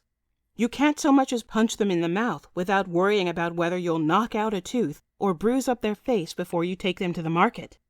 Loki, a sack of silver isn't nearly so much trouble. I lead my slave boys into the busy marketplace, where some men from the other ships are already putting their captured Finns for sale on the slave block. I have to wait my turn as the others show off their slaves and haggle with the bystanders. I'm standing in line for a good 3 hours. It makes me crazy to wait so long, but I'm pretty desperate to sell these boys. Finally, it's only Kimby left ahead of me, trying to sell a woman twice his age. I turn to my 2 boys. Ritsu vatisi. It's a phrase I've often heard my crewmates say, but the boys just stare at me with their cloudy eyes, and I have to say it over several times. Eventually they understand and pull their tunics over their heads. Then I give them a shove, and they step up onto the slave block. And with Dwerg translating, I shout to the gathered Russ. Boys for sale. Finnish boys. Strong boys, fit and healthy. Work them in your forge or on your farm. Boys for sale. Chapter 13. Hervor. We stay for 2 nights in Aldega, then push off from the docks in the chill of the early morning while the mist is still rising off the river. Not all of us have sold our slaves, but there's more room aboard the Gellir than there was before, and I'm glad I don't have to look after those Finnish boys any longer. Next to me, Arnie's 3 Finnish women are still huddled between us, their gray eyes cast down toward the bottom boards. They're pretty and blonde. New wives, whose bodies haven't been changed through birthing children. Arnie's smirking as we push out our oars and pull them back. "What's so funny?" I ask. "You're missing them already," he says. "I'm not." "You are," he says. "They reminded you of your brothers. That's who you're really missing." "So what? We're all missing someone." "You were in a pretty big hurry to sell them," he says. "You could have waited until we got to Hålogaland, like me. It's farther from the border. You'd have gotten more for them." "I didn't want to wait." "You didn't like having the reminder. You should have kept them. You could have named one Ruga and the other one Young Frodmar." "Just shut up, Arnie." "What? I'm only making conversation. Just relax." "No, you're trying to get on my nerves. Now stop." He leans toward me and sniffs the air. "Are you bleeding, Hervor?" I am, and the last thing I want is him sniffing at me like that and talking about it. "You must be missing Ollie," I say, "since you're in such a hurry to get to hell." "Oh ho!" he snickers. "You are, aren't you? Everyone watch out. It's Hervor's time again." I lock my oar and grab the prettiest of the 3 Finnish girls by the hair and bash her face against my knee. A few crewmates glance back as the girl yelps and cups her nose. Arnie sucks his teeth and pries her hands away from her face, turning her head from side to side with his thumb. Her nose is crooked, and blood is pouring down over her chin. That nose is going to swell up pretty bad in a couple hours. She'll probably have 2 black eyes as well. Not bad for 1 crack to the face. Pretty stupid of me hitting her like that, though. Poor girl. She never did anything to me. I wish I hadn't hit her. Loki, that was a stupid thing to do.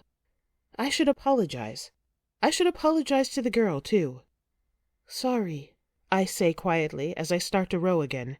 "I'm sorry I hit your slave girl. I shouldn't have done that." "No," says Arnie. "But you did." "You were asking for it." "I suppose I was." He stands up with a sigh. "And now I've lost 12 ounces of silver." "Come on," I say, smirking. I think it's a joke, but for once, Arnie isn't grinning.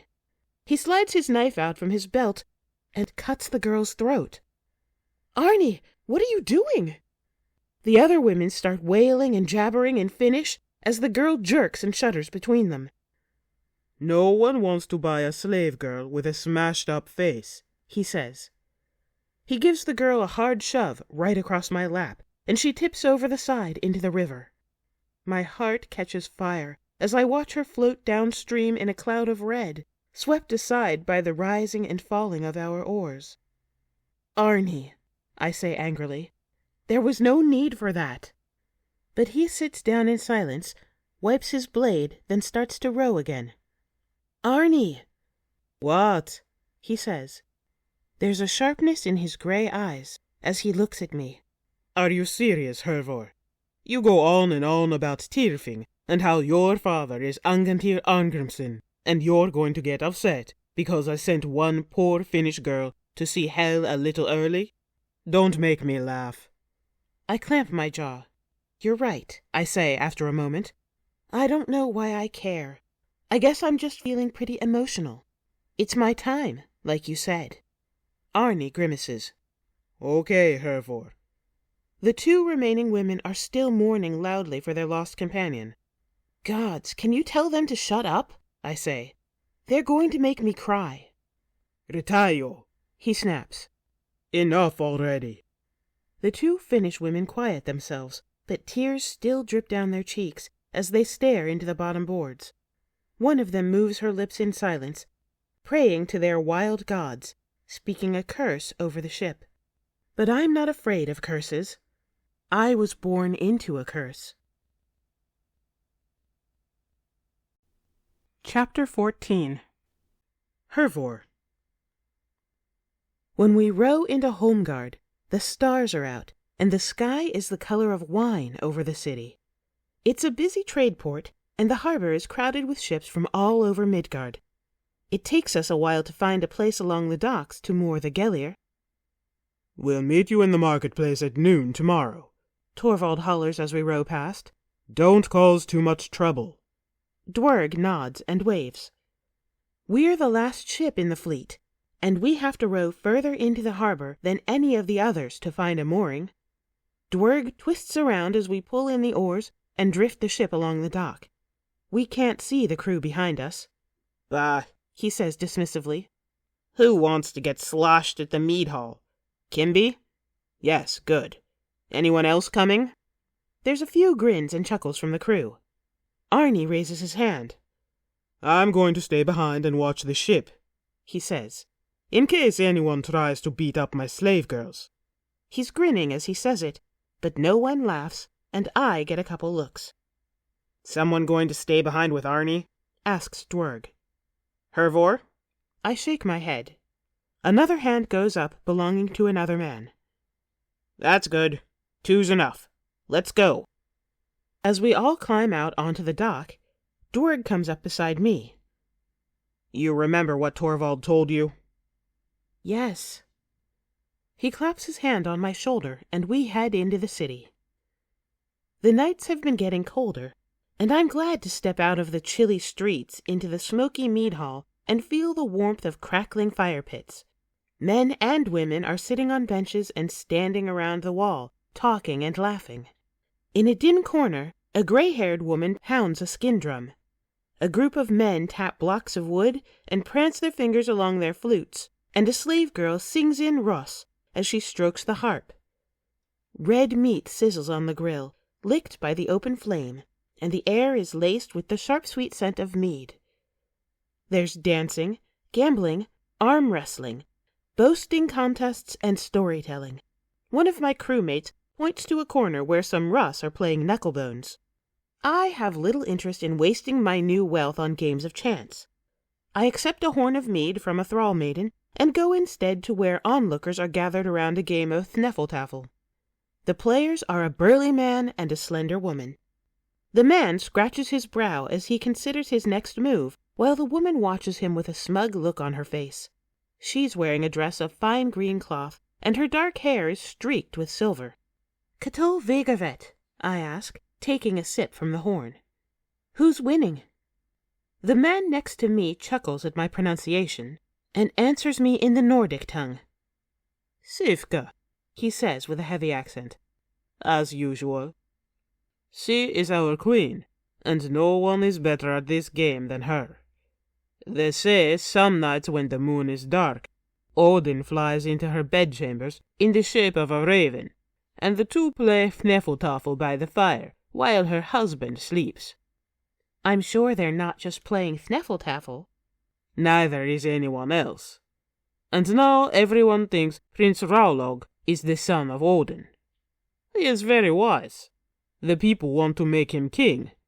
It may even be as early as this Yule, when his mother reddens the altar in Odin's temple. What does Raulog's father? I reselect my words. What does Sifka's husband think of this? The man shrugs. Badig knows better than to think. He hunts in the forest and fishes on the lake, and when a problem arises in Gardariki, you can be sure he's sailed off to trade with the Swedes and Danes. That's where he'll be when Raulog is crowned king. Somewhere else. Now, Raulog's brothers, on the other hand. Are they supposed to be the sons of Odin too? No, he says. He hasn't noticed the sarcasm in my voice. No, Barig is their father. Or at least, Odin is not. They are not very wise. They're young and brash, and they think. They're always trying to prove themselves, and show what men they are. The man glances at Sifka, who's about to win, and lowers his voice. Not all of that is their fault, though. Barig gets out of the way for his wife, because she's the queen, and he's not the king. But he takes off across the Baltic Sea, and that's smart because it's safe for him, and he knows he's a man and doesn't need to prove it. But the boys, they want to go north and fight the Finns. They've never felt the thrill and fear of battle, and they long for it. They're eager to be blooded and walk tall like men." He glances again at Sifka and says quietly, "But that's how Sifka's first husband was killed, fighting the Finns, and she won't let them go. She should, though. It's dangerous to have princes like that, young men who thirst for combat, but have never had their hands wet with a man's blood. They will one day. They'll kill, but it won't be some Finn." There's a few cheers as Queen Sifka corners her opponent's king, and the man sadly topples the piece over with his finger. He takes the leather purse off his belt and tosses it across the table. Sifka catches it with a grin and hands it over her shoulder to the square-jawed man standing behind her. Then she calls for mead to be brought to her defeated contender. The loser gets up, giving Sifka a nod, and a new man steps over the bench as the queen resets the board. She looks up, and for a second our eyes meet before her watchful gaze passes on to someone else. "What do you think? Will you challenge our queen?" the man asks. I take a gulp of mead and shake my head. If I win, then Odin will want to play with me too. My life is troublesome enough without bearing children for a god. He laughs. "Enjoy your stay in Holmgard." I leave the Sneffle-Taffle game and find a spot against the wall near the musicians. The gray-haired woman and the men are resting their instruments for a slower song, and the slave girl plucks the harp alone, her voice ringing high and clear over the raucous of the mead hall as she sings, "Zidi-hidi, didi-hoo." Next to me, a man speaks Russ very quickly, and another man bursts out laughing. Something about a pig that escaped from its pen. I can't understand much more than that. I raise my horn as a thrall maiden passes by, and she comes over and fills it from a clay pitcher. The mead is tingling in my cheeks, clouding my mind with heavy fog. I lean back against the wall, listening to the girls sing. I can't resist a chuckle as the man laughs again. This time he spews mead out his nose. His whole body is shaking with laughter, and the other man keeps going on with his story like he's trying to make him lose it completely. "Stoye, stoye," he says, waving his hand. He stops and sighs, then bursts out laughing all over again. He's making me laugh too, giggling like that. I'm laughing into my horn as I try to gulp my golden mead. Then, over the laughter and music, over the chattering voices and the clatter of bone dice, I hear my name spoken from the other side of the mead hall.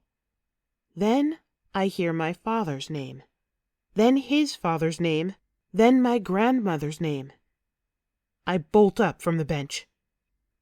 Her father, Hervor's great-grandfather, was King Sigralami. It's Kimby. He's sitting with a dozen men and women, and he jumps as I dig my fingers into his shoulder. "What are you doing?" I ask him. The others grin up at me sleepily, but not all of them are smiling. "Hervor," says Kimby, raising his horn of mead. "I was just telling everyone how you're a princess of Gardariki." I glance at the less friendly faces among the group. An older woman is sitting between two girls my age. She's their grandmother, most likely, and she's scowling up at me. And a battle-scarred man with silver hair is staring at me grimly, with one brow slightly raised. "You're drunk," I say, "and you're running your mouth again." "I'm not drunk," Kimby says. "I haven't even finished one horn of mead." "Well, if you're not drunk, you should know better than to make up stories like that. Going around telling people I'm Sigralami's great-granddaughter? Loki, what's the matter with you?" But Kimby still doesn't get it. "I don't understand," he says. "You're always going on about Tyrfing and your father Angantyr." "Hell and Loki. That's enough," I tell him. "I want you to come with me." "Where?" "I want to show you something." "What are you talking about, Hervor?" "God's in Asgard. He doesn't have a clue." Finally, the man next to him claps his hand on Kimby's knee. He's a Hålogalander, a gray-bearded seaman from one of the other ships in our fleet. Boy, He says, looking Kimby straight in the eye. if a girl like that tells you to go with her so she can show you something, you go. Kimby blushes, and I lead him by the hand out of the mead hall. I can feel my cheeks getting hot too, as some men from the Gellir whistle and hoot. Outside, the air is crisp, and in the dark, I take Kimby around the back of the mead hall and slam him up against the wall. That's enough about Tyrfing and my father, I say harshly. All right, Hervor, fine. I won't say anything. We stare at each other in the dark. It's so cold out here we can see our breath. Torvald spoke to me, I say more softly, the night before Geir was killed. He told me to keep quiet about all that in Gardariki. It will stir up bad blood. He said it wouldn't be safe for any of us to walk the streets of Holmgard. I didn't know that. That's because it's not any of your business. Why were you bragging about me anyway? Kimby lowers his eyes from mine. I don't know, he says. I guess I just admire you.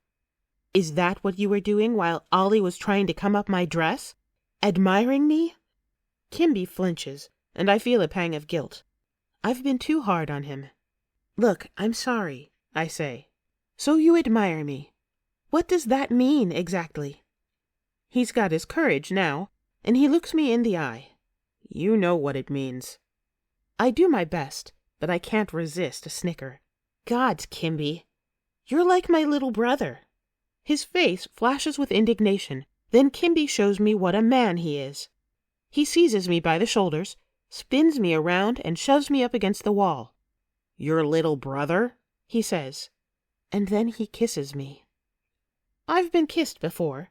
My grandfather was always inviting chieftains with unmarried sons to come to Offitfjord ever since my mother told him I'd become a woman.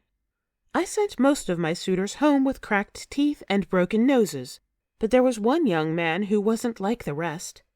He was fat and not much of a fighter. In fact, he was afraid to meet me because he'd heard the outcome of all the other visits. I was starting to earn a reputation. He was kind, though, and not all puffed up like the others. He had a fantastic memory, and had memorized many of the stories the Skald poet told in his father's hall. I liked talking to him. He made me feel calm. He must have felt like we were getting along as well, because near the end of his visit, when we were walking alone together in the woods, he asked if he could kiss me. Gods, I was annoyed he asked first. Why couldn't he just be a man and do it? But I liked him, and he was nice, so I told him that he could.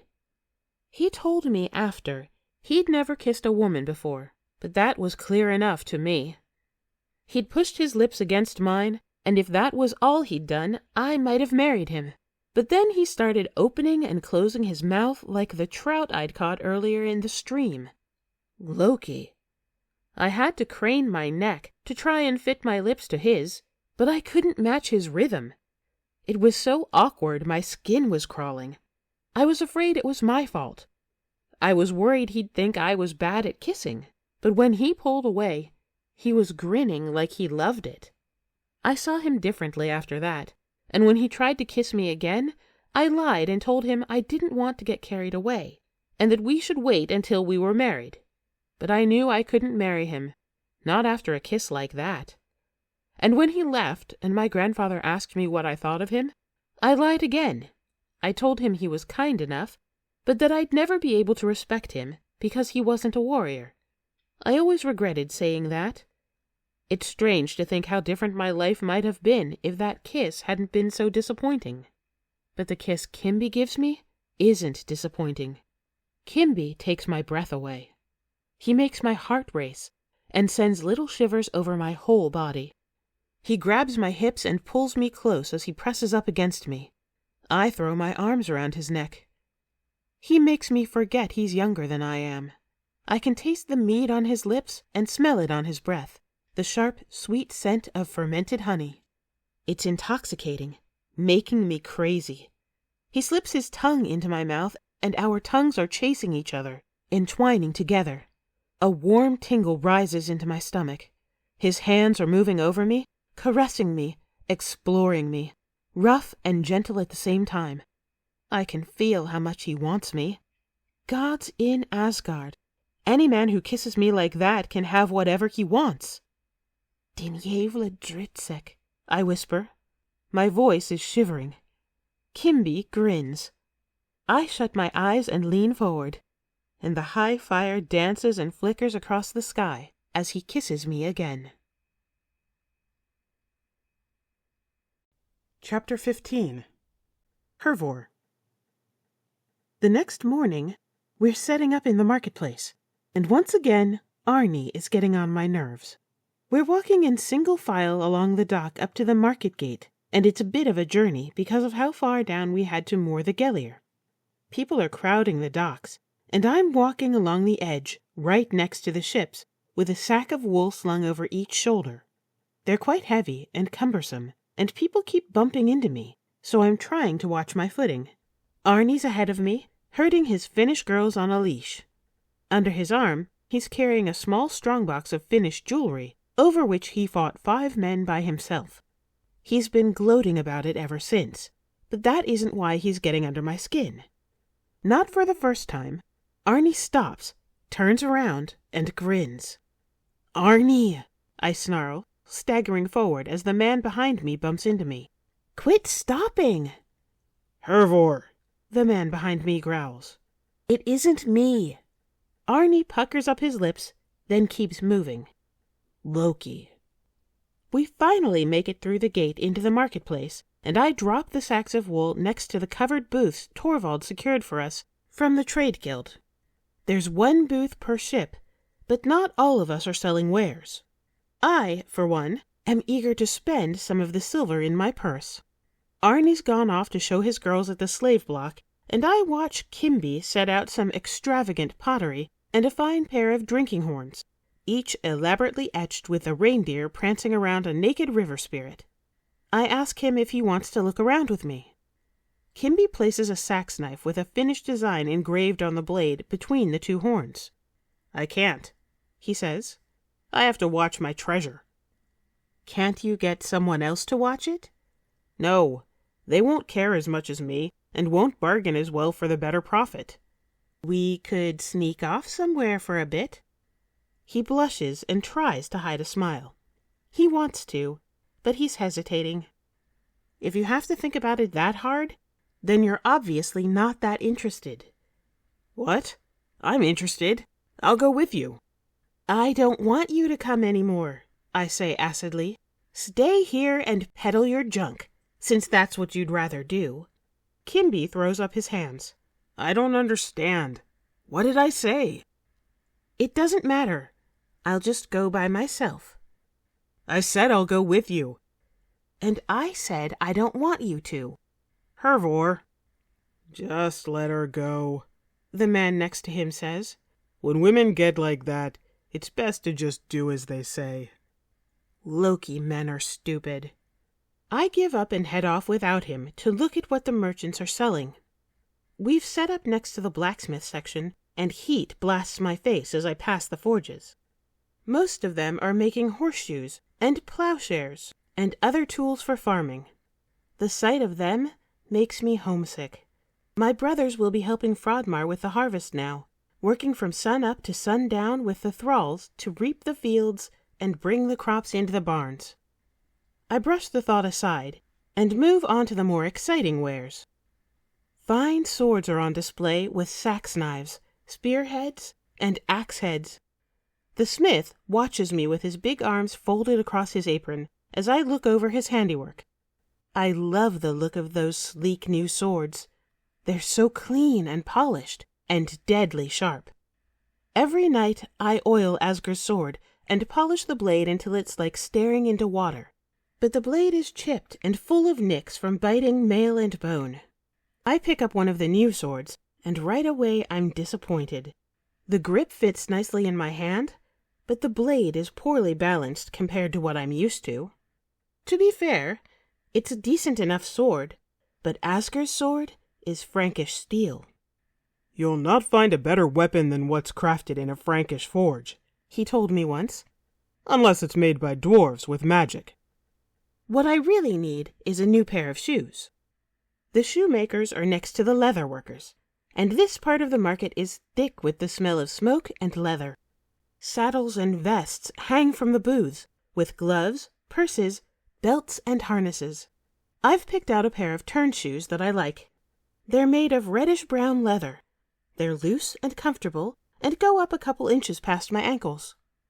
I sit down on the bench in front of the shoemaker's booth to try them on.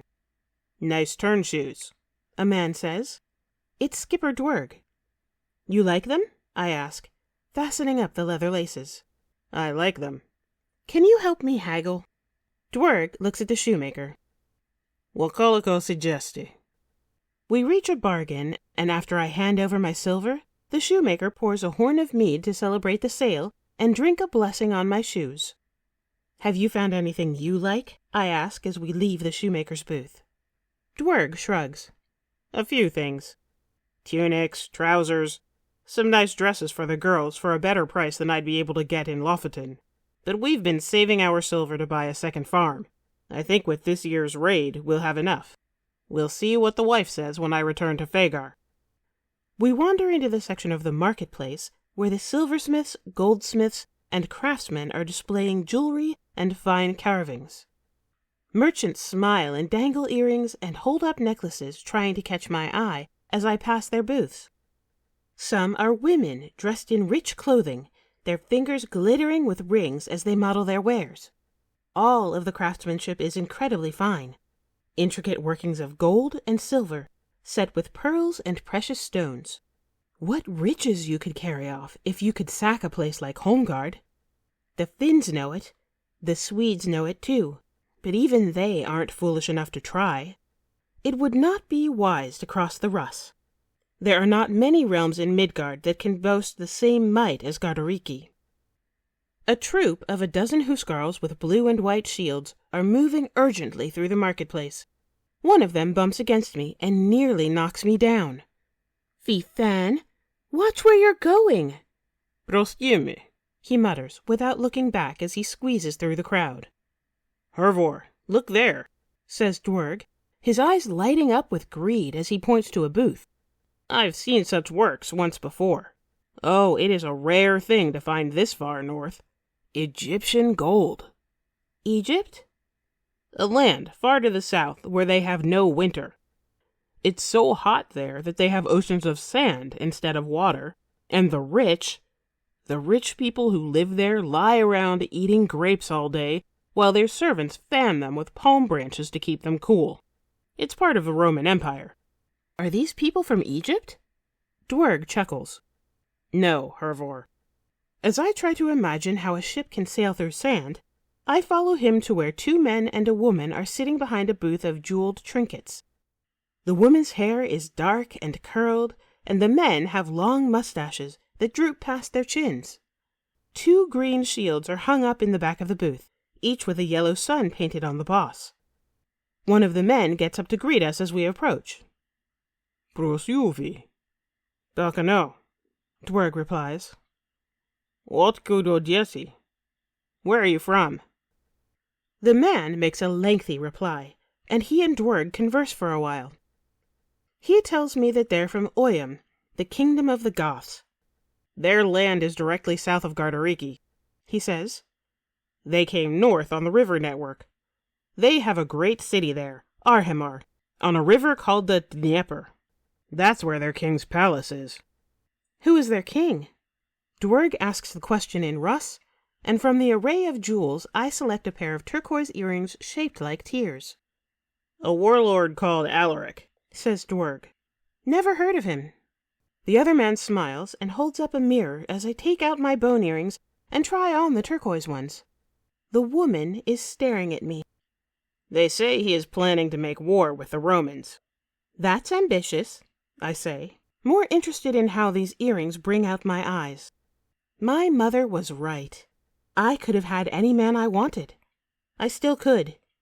My cheeks color a little in the mirror as I think about Kimby pushing me up against the wall. Then my eyes sharpen in the reflection. Skipper, ask the woman what she's looking at. Dwerg asks the man, who asks the woman, who answers him herself. She says that you are an intriguing girl. She wants to tell your fortune. He gives me an uneasy look.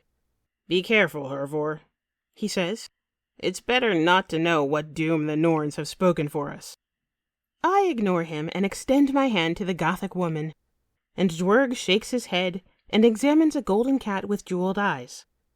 The Gothic woman grins and stares deep into my eyes as she traces her fingers along the lines in my palm, whispering my fate in her strange tongue. Dwerg, what is she saying? That she sees blood, and riches, and fame, he says absently, stroking the cat's head with 2 fingers. Excitement twists in my stomach. Ask her about the man I'll marry. Dwerg snorts. 1 kiss and suddenly that's all you can think about? Just ask her. Dwerg relays the question, and the woman's grin widens as she nods and speaks of my future husband. You will marry a prince from the race of giants, a hero of great strength. He will become king, and will be a wise and just ruler. If you ask me, Hervor, that doesn't sound like Kimby. But I don't hear him over my racing heart. I'll be a queen, I whisper. In my thoughts, I'm tangled up in furs and white sheets underneath a powerful king with a broad, hairy chest and bulging arms. Tell me about my sons. The woman nods and traces her finger along a different line. Her smile fades. What is it? What does she see? But in my heart, I already know. The woman answers quietly. She says you will know great sadness, says Dwerg. I told you, Hervor, it's better to be ignorant of such things. I pull my hand away into a fist. So I'll get it then? I'll get my father's sword from Samsa Island? But the woman turns away and gets up from the booth, leaning on the other man for support as he leads her away. What is this? Where is she going? Dwerg exchanges a few words with the first man and tells me that she needs to rest after expending herself. The man can see I'm angry because he holds up his hands defensively and goes on some more. Now what's he saying? He says not to put too much faith in palm readings and that nothing about the future is certain for anyone.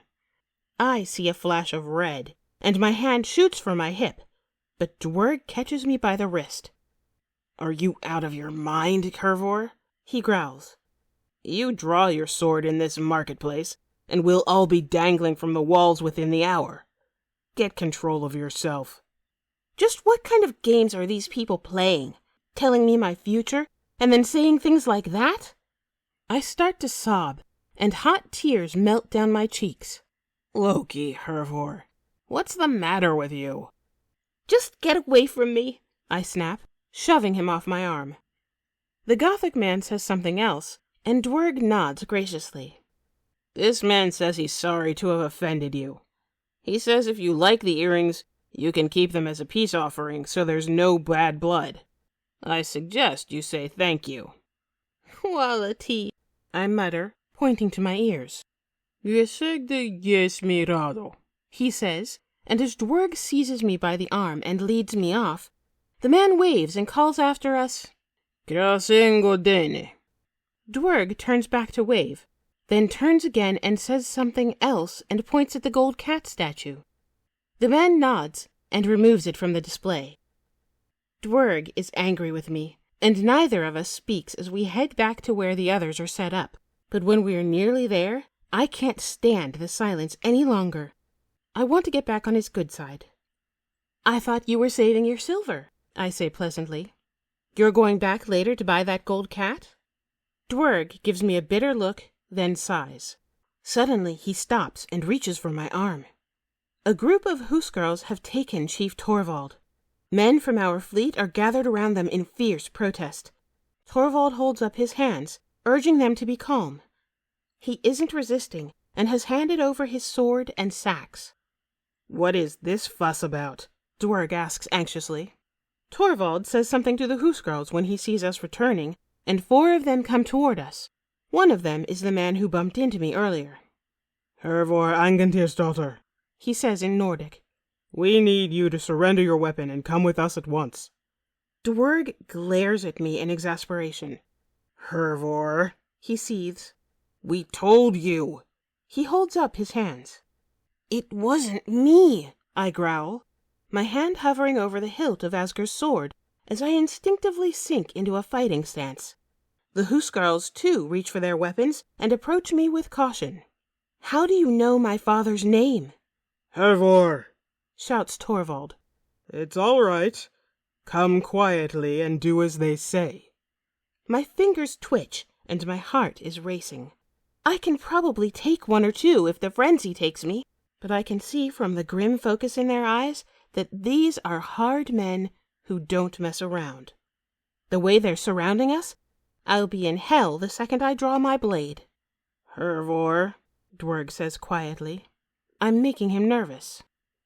Yevla, I whisper. Dwerg makes a huge sigh of relief as I raise my hands and lift the baldric strap over my head and give up Asger's sword. I snarl and shrug as two of the Huskarls grip me by the arms and lead me over to Torvald. The men are furious. The skipper of Torvald's ship is pacing back and forth with wild anger in his eyes. They want to kill these Huskarls and free their chieftain. And they could, too. We outnumber this small group of Huskarls.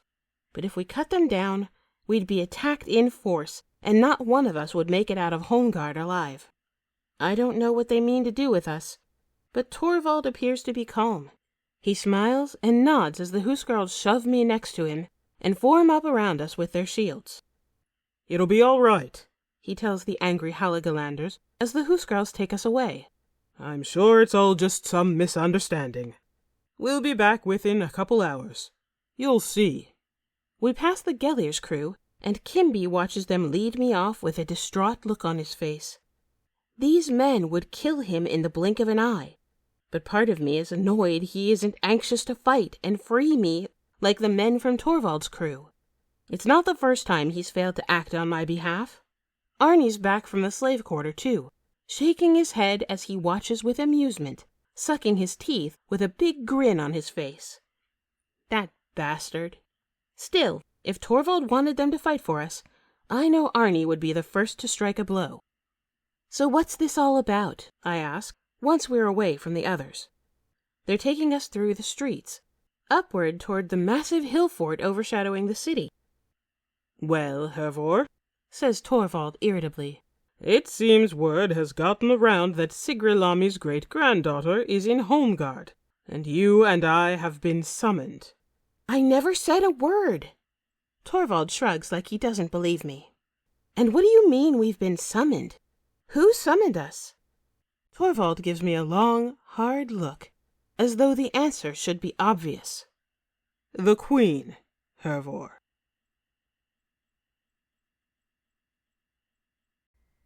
Chapter 16. Hervor. Queen Sifka stares down at us with a face of iron, no longer the grinning, playful woman from the night before.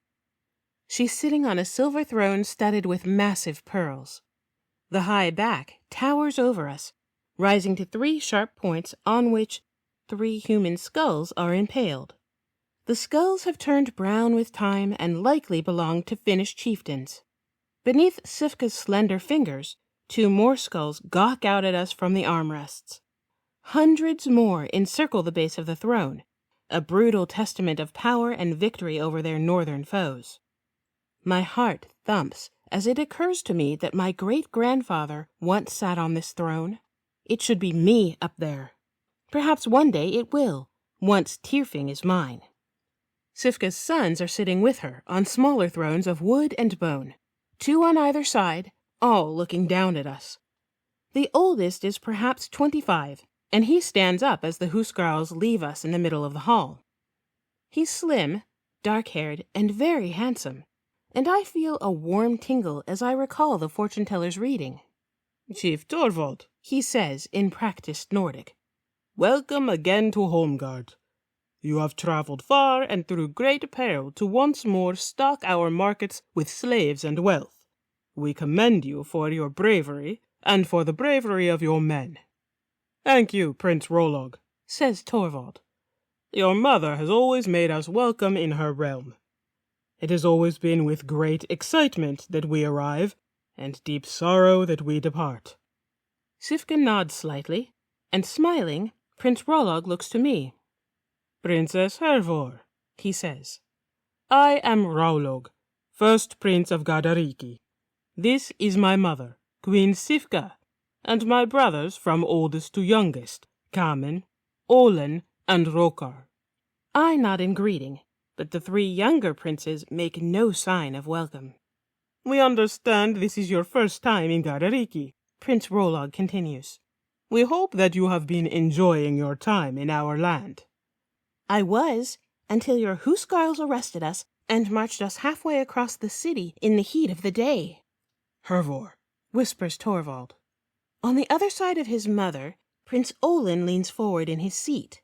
He has a fat face and only the faintest shadow of a mustache. "Woman," he says, and his accent is so thick I can barely understand him. "you better watch your mouth in our presence." Sifka's eyes shift to her son, but her stern face betrays no emotion. Rolog holds up his hand to silence his younger brother, still smiling gently. "We are sorry," he says, "that your invitation was so ill-received. Homegard is a vast city, and its streets can at times be confusing. We did not wish for you to get lost along the way. We thought an escort would be an appropriate gesture to demonstrate your value to us. Perhaps we were in the wrong, and caused you some alarm." I mean to ask him why we were made to surrender our arms then, but Prince Rolog claps his hands and calls for refreshments. Several thralls set a square table before us. Then they bring loaves of rye bread, dried fish dressed in boiled beets and cabbage, and a black heap of mussels. "Please," says Prince Rolog, as a thrall puts a flagon of mead on the table. "eat and drink as much as you like or as little as you desire." We sit down, and I grab a mussel, as Torvald pours us each some mead. I reach for my sacks to open it, and remember I turned it over. A thrall leaves a small knife on the table, and I pry open the shell and slurp out the salty flesh. The queen and her sons watch us eat in silence, and no one speaks until the table is littered with fish bones and empty mussel shells. "Are your bellies full?" Prince Rolog asks. "I think we're both satisfied," says Torvald. "Thank you for your hospitality." Sifka nods, and Prince Rolog waits until the thralls have cleared the scraps from the table and have left a fresh flagon of mead before standing again. "We take great care to ensure that all visitors who come into this hall, whether they are ambassadors of good or ill will, are treated as guests of honor. It is an old tradition. Do you have this custom in your land?" "We do," says Torvald, but Rolog looks to me, waiting for me to answer. My grandfather, the Jarl, always welcomed visitors to Offitfjord with food and drink, I say, even if they came from Sweden bearing Gizur's insults. "There is a story of a king," says Rolog, pointing to where his mother sits, "who sat in this very throne and received a chieftain who had journeyed from afar. The chieftain was a young man, fit and handsome, and was a warrior of significant reputation. He stood in this hall where you are now, but the king scorned the tradition of jarls and chieftains, and did not welcome him with refreshments or invite him to sit down in his presence, because he knew he had come to take him to the Hjom. The man issued his challenge to the king, and the next morning, as the sun rose, they fought their duel." He points to the back of the hall, where white rays of sunshine peer through the open doors. "Right out there, by the gates. It was remarkably quick. With the third swing of his sword, the king missed and struck the blade deep into the ground. Before he could pull it free, his challenger struck off his arm and split his head down to his shoulders." 2 of the younger princes snicker, earning a sharp glare from their mother. Rolog ignores them. "This story is often wrapped into a proverb, in which the gods cursed the king for his inhospitality, and Hel herself reached up and clung onto the blade as it sunk into the earth. Such talk is born of ignorance. As we understand, Hervor, The king in this story was your great-grandfather, Sigurlami Finnsbane. The warrior who killed him was Arngrim the Berserk, your grandfather. Next to me, Torvald shifts uncomfortably, eyeing the huskarls along the side of the hall. I'm aware that I come from a line of greatness, I say coolly. The queen's eyes flash with anger, yet she remains silent as her son speaks. A line of greatness, yes, says Rolog, but also tragedy. Sigurlami was indeed cursed, but not by the gods for being inhospitable. It was Tyrfing that brought the curse into his life. The sword forged for him under duress by dwarf spirits he bound with iron in the wild. Such spirits are slow to forgive, and their malice will last until the end of time. They were not quick to avenge themselves on Sigurlami. They tortured him slowly, driving him mad. They say it was the nightmares that nibbled his sanity away, the things that visited him in the night. It made him into a hateful man, and few could stand his presence very long. Not many were sad when Arngrim struck him down, but he also was made to suffer and see all his sons struck dead in a single day. Tyrfing was a wicked thing that brought 2 ounces of grief for every ounce of victory it won. Praise all the gods it slumbers in your father's tomb. I dig my nails into my palms. It won't be slumbering for very long. Then you do mean to claim it? I'll not lie to the queen's face in her hall. I do mean to claim it. I am Hervor Angantir's daughter, and I'm proud of who my father was. Prince Rolog shakes his head. Then I must tell you now, should you return to Gardariki with Tyrfing in your possession, you will be branded Need the moment you step foot in our lands. It will be every man's duty to hunt you down and kill you. I'd like to see them try. Tyrfing made this kingdom, and it could unmake it. Prince Kamen and Prince Olin both leap to their feet, but Kamen speaks first. How dare you threaten us? We told you before to watch your mouth. Forget yourself again, and we'll show you what a woman's good for. I can't help but snort at that. Your mother won't let you fight the Finns, so you're going to resort to abusing women in your hall? That's not very manly of you. I'm not sure you'd even know what to do with me. Prince Kamen turns red with rage. You slut! He screams, his brown eyes blazing, and I know the challenge is about to come. I'm on my feet, reaching instinctively for my hip, forgetting that I've given up my sword. Then he spits it out. I'll take you to the... Queen Sifka bolts up from the throne, and her voice fills the hall. Stoye! At once her son shuts his mouth, cringing like a disobedient puppy. Yell-a-me, he says quietly, but she shakes her head, her eyes wild, and points out of the hall. O tiedi, ostawimia wopekoji. The 2 others throw up their hands and start to protest, but the queen's voice is unwavering. O tidi. Sifka's eyes are burning as her 3 sons suck their teeth and roll their eyes and begrudgingly make their way out of the hall.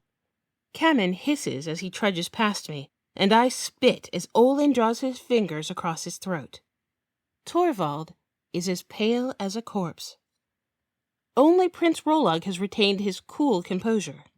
If he is angry, he's hiding it well.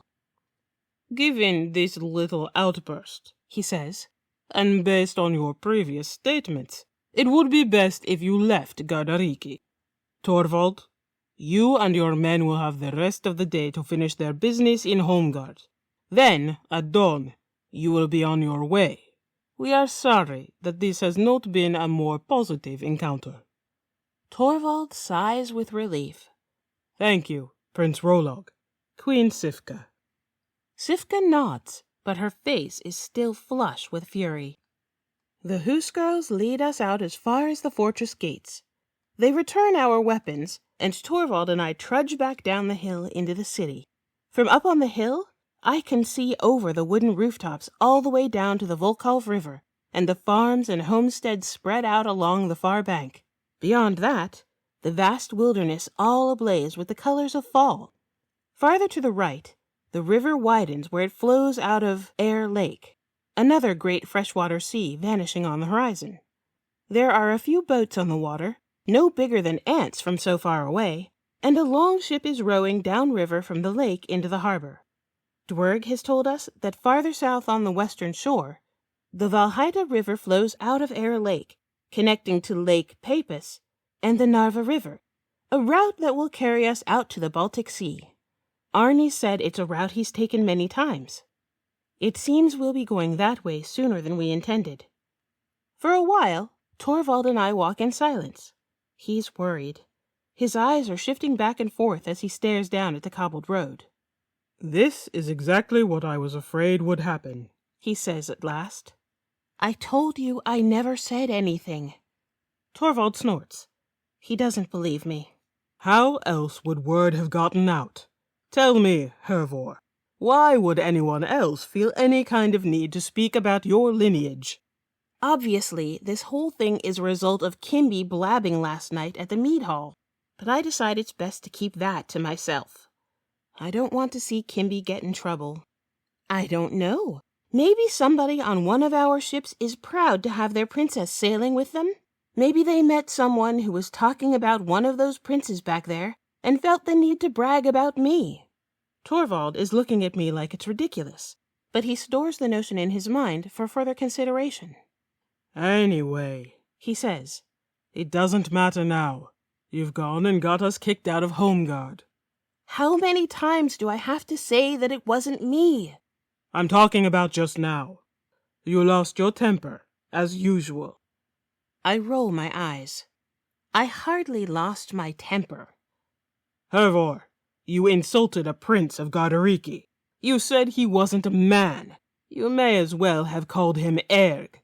You don't think he deserved it? You heard what he said to me. He nearly called you to the Hjom. Thank the gods his mother stopped him. Why do you say that? I wish he had challenged me. Oh, really? And just how do you think that would have gone? I can't resist a little grin as I imagine Prince Kamen challenging me to a duel.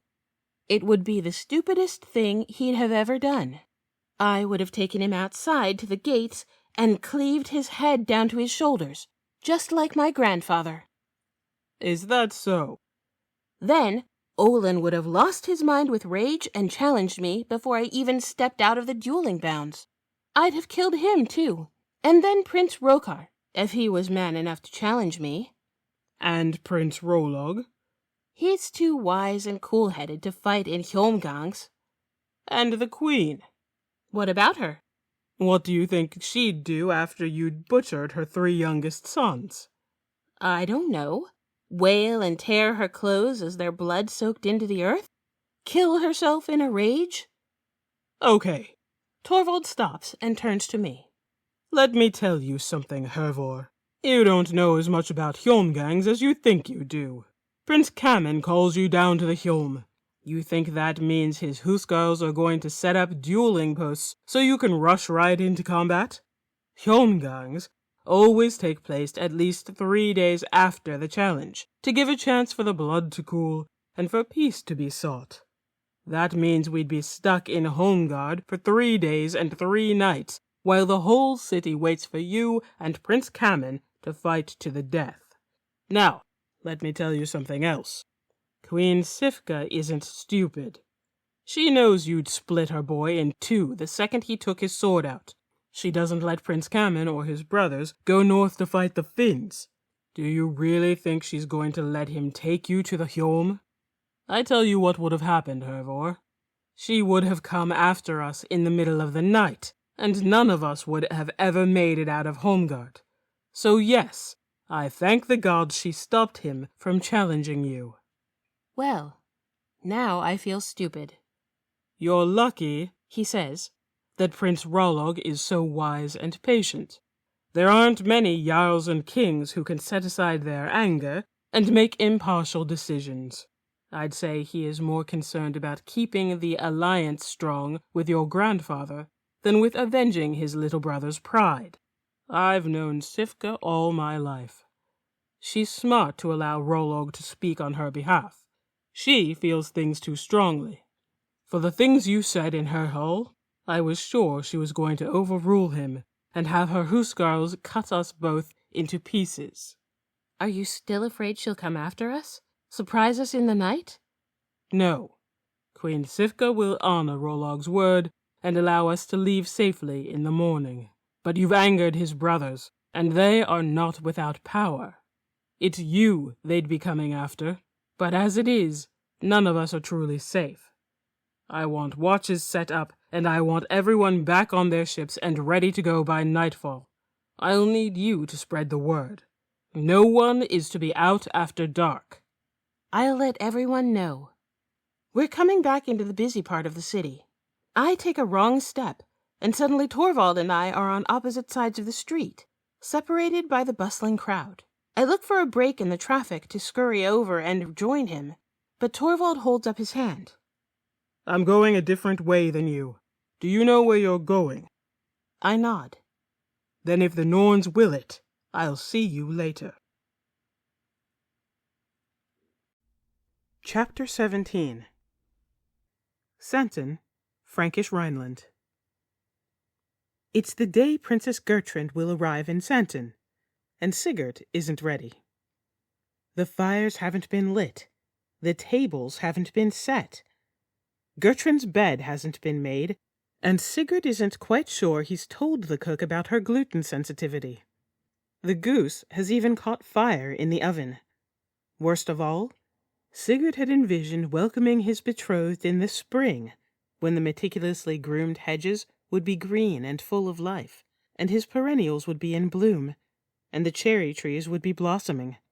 He'd imagined the two of them strolling arm in arm, as the soft pink petals floated around them on the warm evening breeze, scattering the tranquil garden path. But no, Gunther had decided to send her in the fall, when everything was brown and dying, and he hardly had any time to prepare. You could take her hunting, Gunther said. I used to take her all the time when she was younger. She loved it. Sigurd knows of only one time Gunther had taken her hunting. Gertrude had been very young, and had witnessed the boar's sharp tusks unseam the belly of her favorite dog. The incident had traumatized her, and she'd vowed never to go again. Wringing his hands, Sigurd steps out of the way as a thrall maiden scurries past him with an armful of furs. Are those going to my mother's bedchambers? He asks. They are, yes. Has a fire been lit yet in the hearth?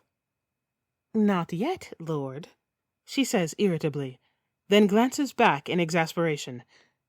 Your boots, Sigurd, lord. He looks down. He's been tracking mud all through the castle.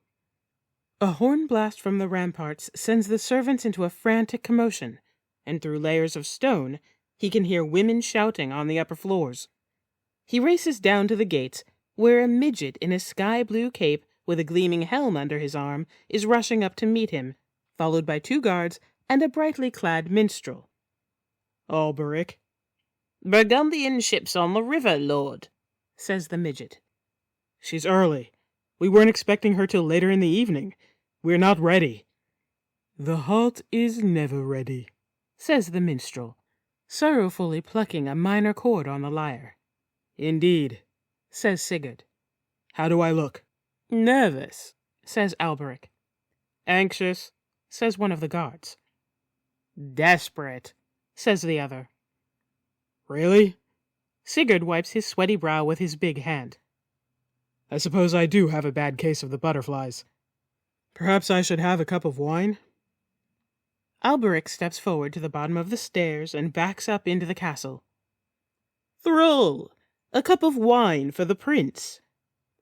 A moment later, a flustered woman with messy short hair scurries down the steps and fills a goblet with wine from a silver flagon. Sigurd takes the cup and drains it quickly, then smiles for the others to see. Are my teeth blue? The woman and all 4 men nod reluctantly. Ah, this day. I'll have another. You're worried, Lord, the girl says, as she pours him a second cup of wine. but you shouldn't be. Princess Gertrude won't notice all the things that aren't going right. You really don't think so? He asks as he accepts the goblet. No, Lord. It's no secret she loves you deeply. I think she'll just be glad to be with you. Think about it from her perspective, my lord. A young princess coming down the Rhine, staying with her betrothed for the first time without her father? It must be quite an adventure for her, and I'll wager anything that she's even more nervous than you are. But we'll take good care of her, Lord.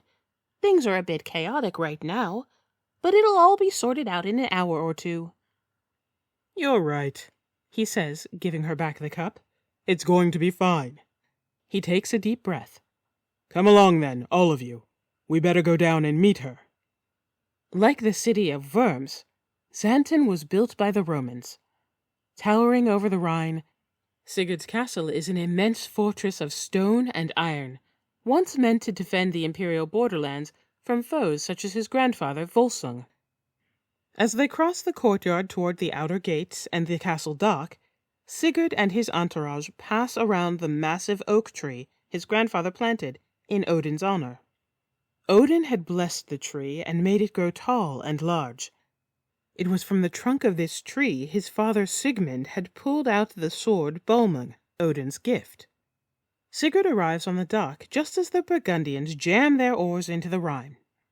There are 5 ships on the river, all flying the pink and yellow flags of Gunther's royal emblem. Their gunnels are lined with pink and yellow shields. The polished rims and bosses gleam brightly in the afternoon sun. The longest vessel, Gunther's own personal ship, formerly called the Rhine Maiden, but recently renamed the Valkyrie, glides up along the dock.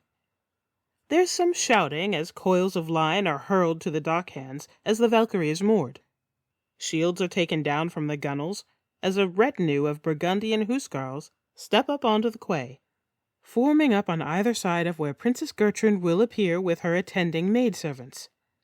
Drums are pounding, and in perfect unison, Frankish guardmen reach for the horns slung across their chests and lift them to their bearded lips to welcome the princess. Sigurd's heart flutters, and he inhales deeply as he prepares to capture this moment in his memory. A buzzing warmth rises from the center of his chest, causing his worries to melt away. The girl was right. All that matters is that Gertrude has arrived. Then, Gunther steps up onto the dock. Sigurd frowns. What's he doing here? We weren't expecting him, were we? I know I wasn't. Alberic shakes his head. Sigurd squints and rises on the balls of his feet to peer over the huscarls into the Valkyrie. And where's Gertrude? I don't see her. It seems there's been a change of plans, Sigurd, Prince, says the minstrel. And if you ask me, the King of Burgundy does not appear to be in a cheerful mood.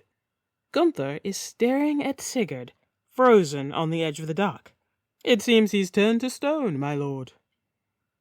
A moment passes in silence, and some of the Frankish troops start to shift their eyes and whisper from the corners of their mouths. Sigurd holds out his hands in confusion. Gunther, what are you doing here? Did you get your dates mixed up? Gunther's eyes burst into flames. Sigurd, he roars as he starts toward him, his voice blasting over the key. But Sigurd is disoriented by the sudden alteration in his plans, and his disappointment turns to anger.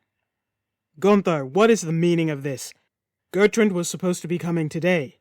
We talked about this weeks ago in your study. You were happy to give your approval then. Well, you no longer have it, hisses Gunther. Nor do you have my blessing. Gunther, what is the meaning of this? I'll tell you what the meaning is, Sigurd, Gunther says acidly, his hand hovering over the hilt of his sword. I don't want my daughter marrying the sort of disgusting, backstabbing snake who makes her father into a cuckold. My lord, gasped the minstrel. How unlike you. Sigurd turns almost green with pallor. He was tiptoeing on thin ice, and now he's fallen through. Alberic, the minstrel, and the servant woman back away, so not to get caught up in the tempest of Gunther's fury.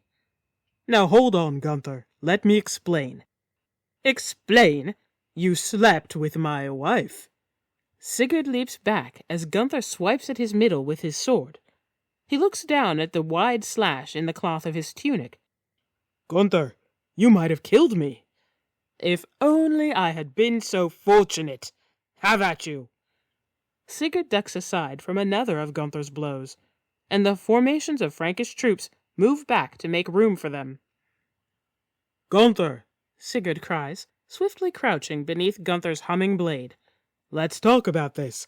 It was Brunhilde. She forced me.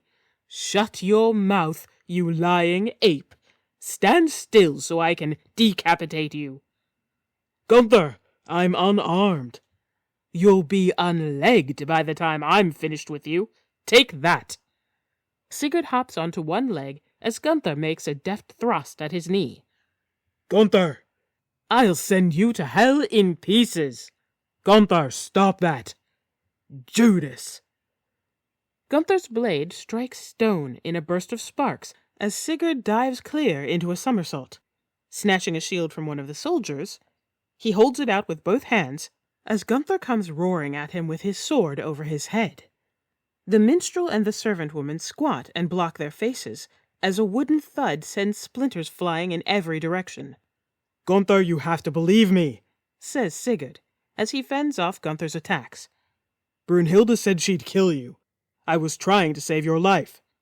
Gunther viciously chops at the shield with all his strength. You sure chose a funny way of doing it. Gunther, would you listen to me, please? I'll listen to your groaning corpse as the last whiff of stale air escapes your lungs, pants Gunther, beginning to tire from his malicious exertions. Stop this, Gunther. Think about what you're doing. I have thought of nothing else, Gunther wheezes, than spilling your bowels all over these very cobblestones since the day that she first told me. She told you? Gunther, don't you see? She forced me into it in order to use it against you.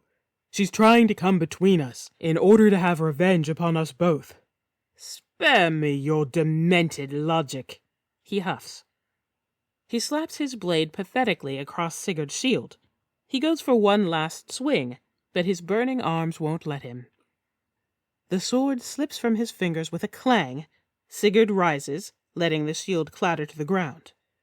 Gunther stares at him, his brown eyes smoldering as he breathes heavily, spittle hanging from his open mouth. Gunther. Don't, he says. You've hurt me deeply. His voice breaks into a sob. No words can make this better. Nothing can. He turns and starts back for the ship. Gunther, where are you going? Back to Worms, he says. Do not write to me or Gertrand. I will have my servants throw any letters from you into the fireplace, unopened. Do not send troops or resources or weapons to assist the coalition. If you still care to fight the Romans, you can do so on your own. You and I are finished. Gunther, no! No! Sigurd hurries around in front of him and cuts him off, sinking to his knees. Don't go just yet. I beg you. Forgive me. Forgive you? You have ruined our friendship and my marriage. Brunhilde did. If only you could know how adamant she was.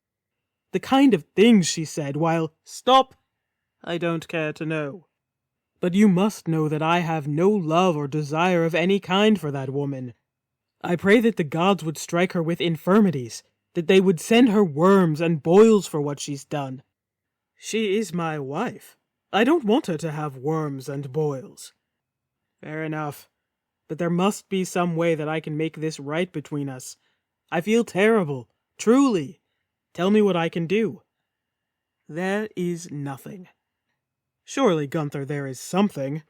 I won't let this destroy our friendship, or the alliance of our peoples, and poor Gertrude. She is more precious to me than any other woman on earth. If I cannot marry her, then I will remain unwed until my death. For you and for her, I will perform any feat. Tell me, Gunther, what can I do to prove my friendship and put this wicked stain behind us?" There's a sudden change in Gunther's regard, and behind the fire in his eyes, Sigurd can almost see the gears whirring in his pragmatic mind. For a moment, it causes him to wonder if this whole incident wasn't a meticulously calculated ploy. "It can never be behind us," Gunther says coldly, "but, with great determination, it is possible to redeem yourself and earn my forgiveness." "Thank Odin," Sigurd huffs. "but such a path must be truly terrible and perilous indeed. I swear on the sword Balmung," Sigurd says gravely, "which is of greater value than my life, that I will do whatever you ask, even unto my death." Gunther raises his chin. "Then I ask you, for the sake of our friendship, to bring me the head of Fafnir." Sigurd's heart sinks. "Gunther." He raises his hand, silencing him. "And if you wish to marry Gertrud, you must bring me the creature's ring from his treasure. It is a priceless object that, when dipped into fresh water, duplicates itself into a second ring. It is a source of infinite riches, and could alone fund our war against the Romans. As for the slaying of the serpent, no other feat on earth could bring us such renown." "I will be killed," says Sigurd. "You may as well decapitate me now."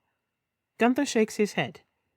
"No, this is how I would have you meet your end. If Fafnir does kill you, which he almost certainly will, know that I will treat your death as a willing sacrifice, and that you will have my forgiveness. I will not trouble your spirit with unpaid debts." He covers his left eye with his hand. "I swear on the one-eyed god." Sigurd grits his teeth. "I will do it." "Good. Then I will wait for tidings of either your triumph or demise." There's a spring in Gunther's step as he turns and marches back toward his ship. Sigurd gets up immediately. Without watching the Burgundian ships disembark, he hurries toward the castle in great distress. Alberic dismisses the Frankish guard and scurries after him, with the minstrel and the serving woman. "Such drama, lord," cries the minstrel. "Were I to put it to verse, I'd become the most famous poet in all the land." "You'd become the most dead poet in all the land," Sigurd growls. "Anything you need, my prince?" asks Alberic. Sigurd turns to the serving woman, who is already pouring him another cup of wine. He takes it from her and empties it in one long draught. "I'll need a ship and a crew ready to leave at first light," he says, holding the cup for her to fill again. "And I need a skipper who isn't going to wait for days and weeks for the weather to be perfect." "It won't be easy to find men at such short notice," says Alberic. "What shall I tell them is their course?" Sigurd gulps down the cup of wine and returns the goblet to the woman. "Tell them," he says, "we're going to Sweden." Chapter 18. Holmgard, Gardariki, Hervor. The sun is setting over the city as the last of my crewmates come back aboard the Gellir. They're all glowering at me through the reddish haze. Everyone knows it's my fault we're leaving Holmgard early, and they all resent me for keeping them from finishing their business and from drinking and gambling in the mead hall. Even Kimby gives me a sharp look as he comes aboard and slumps into his seat.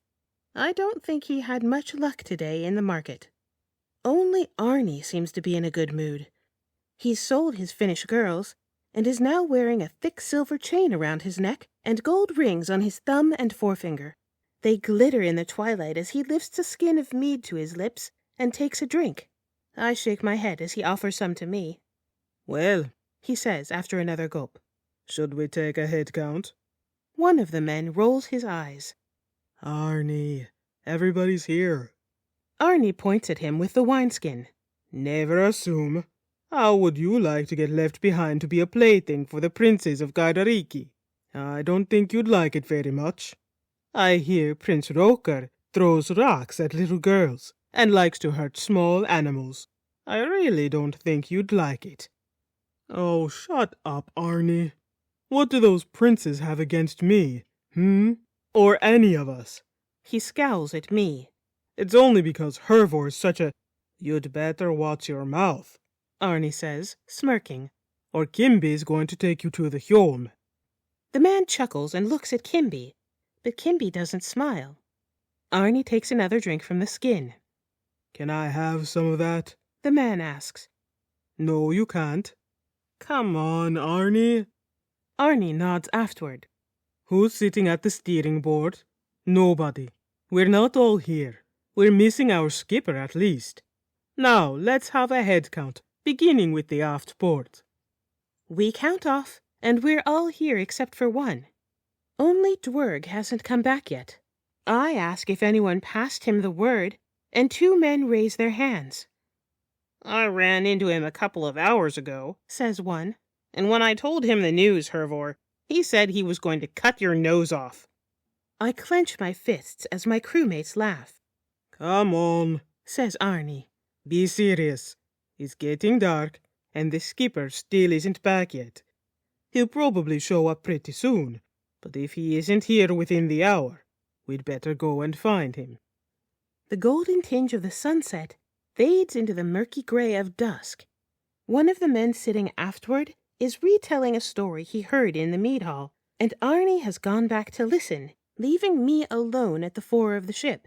The two men in front of me are playing a game of dice. It's getting on my nerves the way they're making the dice clatter across the bottom boards and saying the numbers out loud as they bend over to pick them up. I'd like to tell them to play a quieter game, or at least roll the dice on a fur or something, but everyone's already unhappy with me. I was hoping Kimby at least would shrug it off and come up to the fore. He's sitting on his bench with his arms folded across his chest, resting his head back against the gunwale. He opens his eyes at the sound of voices singing, more like yowling, in Nordic.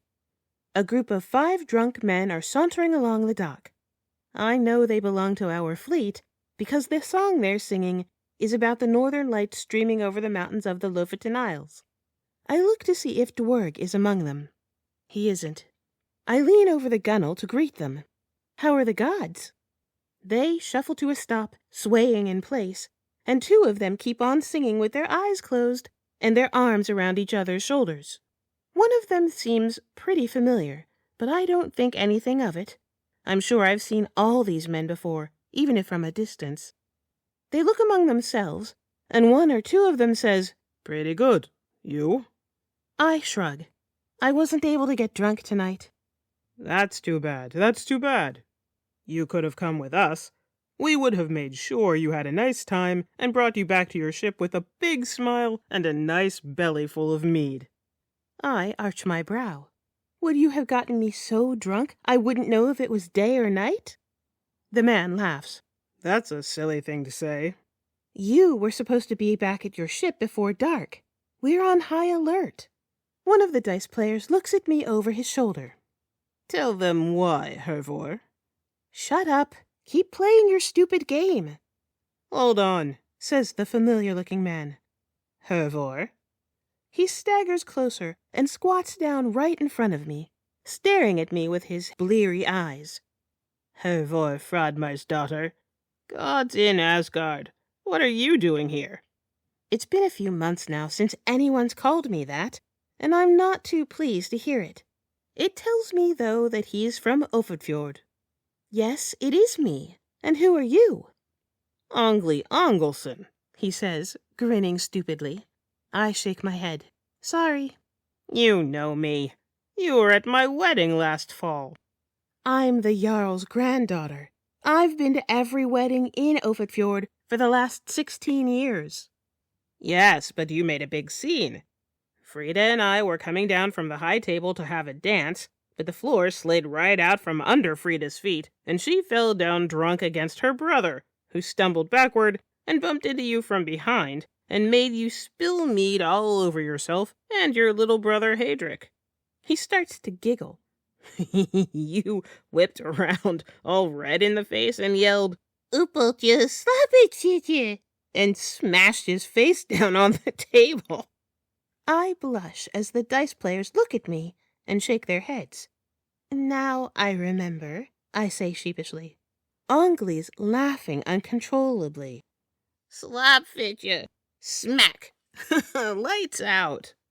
I let Angli and his crewmates laugh for a bit, then ask if they've run into Dwerg. "There's a Dwerg in Fagar who is my second cousin once removed," says Angli. But have you seen him? Angli slicks back his hair as he tries to think through his drunken stupor. "No," he says. "I don't think so. Wait, actually, I think I did see him. I did. I stepped outside the mead hall to relieve myself, and that's when I saw him." My crewmates have all turned to listen to Angli speak. "I was pissing in the alley," he says, "and he was going through that way. He told me if I splashed him, he'd black my eye." Which way was he going? He flings his arm behind him toward the market. "That way." Of course. The Gothic merchants. How long ago was this? Asks Arnie. "I don't know." "Was it dark yet?" Asks Kimby. "Was the sun setting?" "I guess the sun was just setting. He didn't like that I was pissing on his shadow." That would have been a while ago now, I say. I'd better go find him. I think you'd better stay here and sit quietly so you don't cause us any more trouble, says one of the men. Oh, shut up. I was with Dwerg this afternoon, and I happen to know where he was going. Sure you do. You're just bored stuck here on the ship. You got us into this mess in the first place. And so it's my responsibility to make sure nothing happened to our skipper. He sits back and folds his arms across his chest. Whatever, Hervor. Just don't do anything that will make the situation worse for everyone. I take Asker's sword from where it's stowed behind the stringer, and Arnie stands up with his axe in hand. Are you coming with me? I ask. He nods. Can't let my rowing partner go off by herself. Lead the way. Chapter 19. Dwerg has a warm feeling as he hurries through the dark streets back toward the ship. He can just imagine the look on his daughter's face when he gives her the golden cat statue with the jeweled eyes. She's going to be ecstatic. His wife will be furious they have to put off the second farm for another year, but she'll have no choice but to forgive him when she sees Helva's face light up. He haggled well, too. Drove a fierce bargain with that Gothic merchant. Interesting people, the Goths. He feels like he would have formed a friendship if he had been able to stay longer. As it was, he could only stay for the additional drink to celebrate the deal. It's a shame he couldn't stay. They were quite hospitable, urging him not to go, tempting him with dishes from the Dnieper. But no, he had to let Hervor join his crew. Loki. The woman might as well be drilling holes in the bottom of the ship for all the trouble she caused. A single day in Holmgard. He'll be lucky if the crew doesn't have him dangling from the spar pole, just letting her come aboard. Dwerg quickens his pace. He'll be hearing it from the crew when he gets back for being out past dark. It's not good for a skipper to hear it from his crew. It's gotten cold enough to see his breath.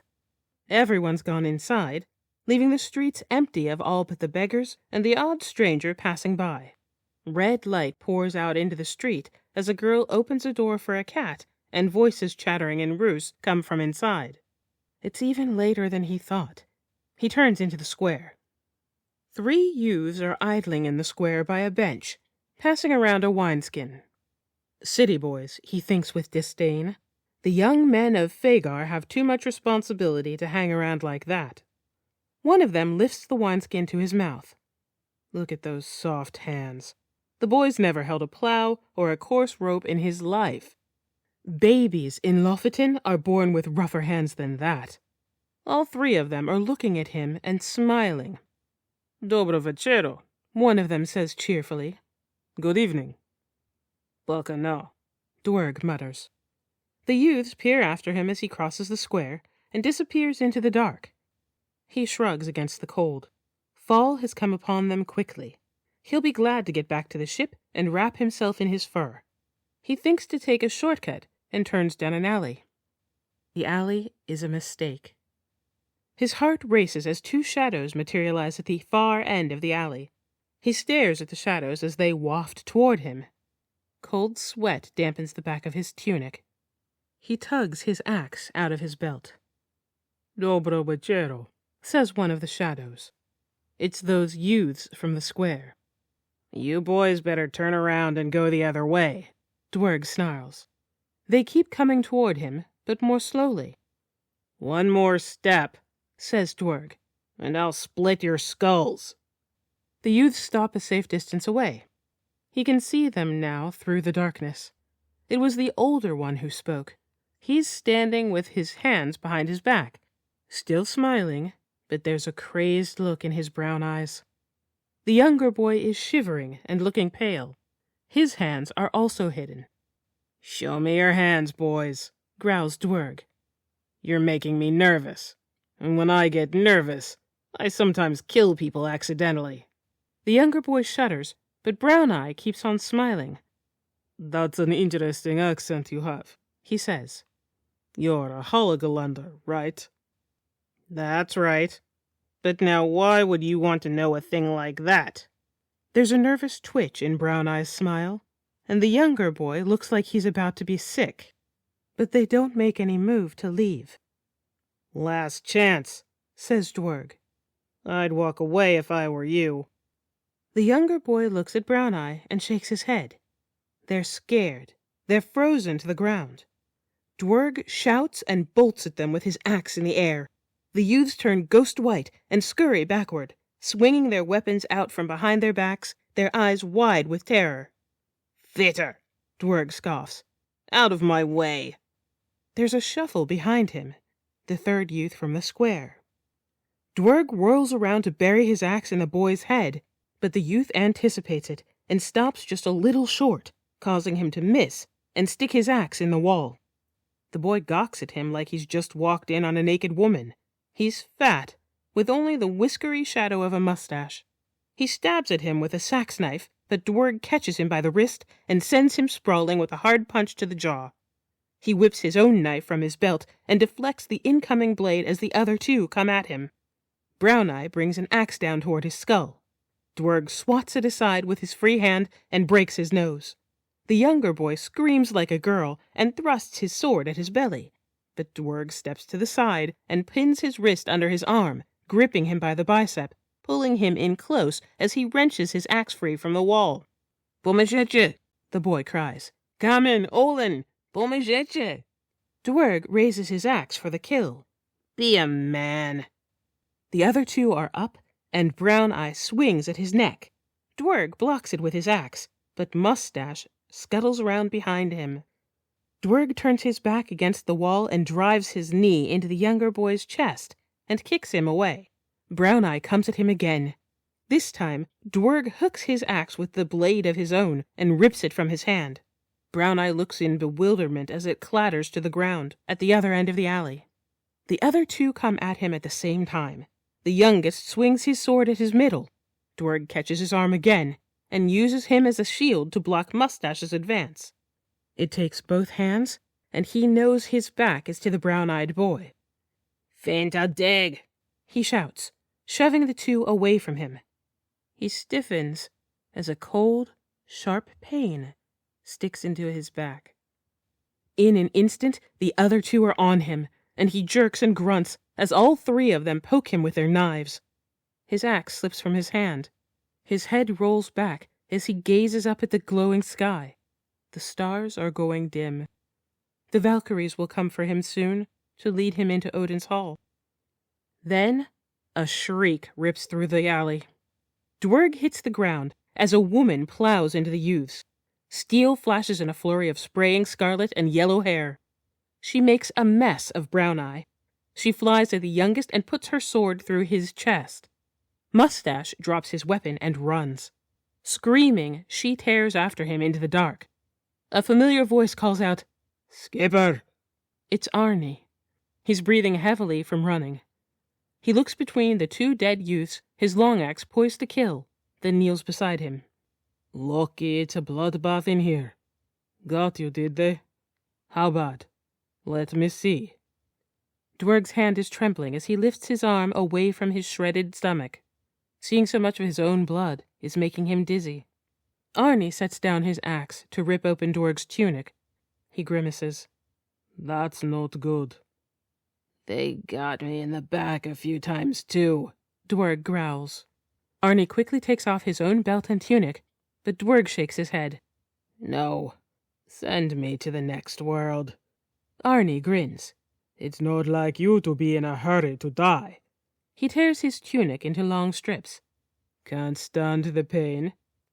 "No pain," rasps Dwerg. "Just cold. I can feel my guts freezing into blocks of ice. You shouldn't bother. I'm a dead man." "You better shut your mouth or you'll die from talking," says Arnie, wrapping the strips of cloth around and around Dwerg's gushing waist. "It isn't over until the Norns say it is." Dwerg grunts in pain as Arnie lifts him over his shoulder. A scream rings out some distance away, followed by angry shouts. "Come on, Hervor," growls Arnie. "What are you doing?"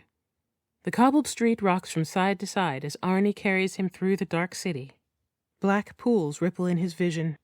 Blood fills his mouth and trickles from his lips, leaving a trail of black blotches behind them. He can feel Hel caressing him in her cold embrace. His breath wheezes from his lungs like a groaning corpse. Arnie is saying something, but his voice is muffled, and it sounds like he's speaking to someone at the other end of the ship.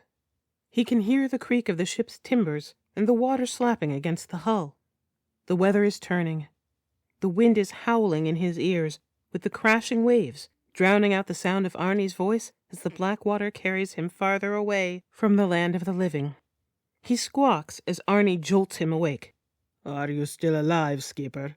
I won't be happy if I carry you all the way back to the ship, only to find out you died on the way there." "I told you not to bother," Dwerg rasps. "Good man. We're almost there." They come to the wall separating the river from the rest of the city. The gate is still open, but Arnie glances warily up at the huskarls keeping watch from the battlements. He starts singing about Lofoten, slurring the words to the song and swaying a little as he saunters through the gate. Then, groaning ships, the suck of the river against the quay. Arnie's carrying him along the docks. "Friggin' Freya, what happened?" Someone asks. "Ego jumped in an alley. 3-1. Stabbed him about a dozen times." The world turns upside down. Dwerg can see the stars and the worried faces of his crew as many hands ease him down into the ship. They're muttering curses and cutting open his tunic. The smell of blood is overwhelming. Somebody pushes a roll of cloth under his head. "Who jumped him?" Someone asks. Arnie shrugs.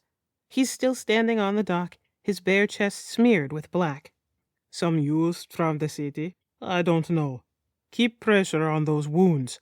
He said they got him in the back, too." "All right, let's turn him over and look. On 3, 2, 1. Dwerg's vision reels as he's rolled onto his side. Behind him, someone sighs an oath, and he feels something damp against his back. Someone's fingers push something underneath him. They tug it tight around his middle, then poke it under him again. They're wrapping him in something, wrapping him tight around and around. His head rolls to the side, and he grins as he looks beyond the crowding knees and elbows. A raven is perched on the steering board. It takes off as soon as he sets his eyes on it, flapping away into the dark. His vision reels again, and once more he's staring up into the stars. Someone pulls a fur over him. "Do you think he'll live?" It's Kimby's voice he's hearing. "If he was going to die tonight, he'd be dead already," says someone else. "He won't bleed out. You can live for days with holes poked through your gut like that.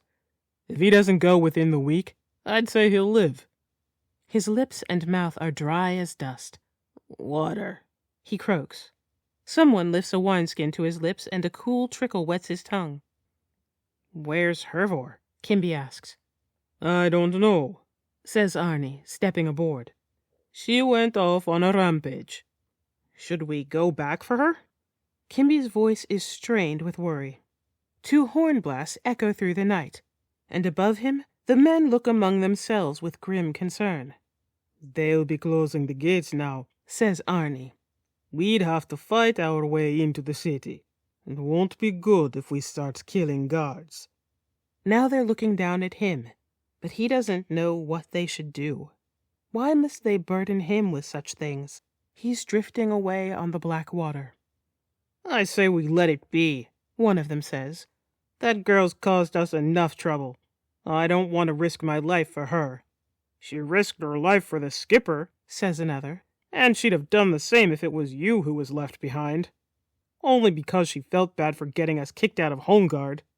Well, I say we go after her. I say we don't. Let's put it to a vote, then. No need. There she is. Rapid footsteps pound the dock, and the ship jolts suddenly as someone throws themselves aboard. "We need," a woman huffs, "to warn Torvald and the rest of the fleet." Warn them? What do we need to warn them about? Someone asks. They didn't have anything to do with this. It was Rolhug's brothers in the alley. The princes. The men above him groan and whisper oaths. One of them steps up onto the dock and stoops down. What are you doing? The woman pants. We can't leave. We have to warn the others. Arnie!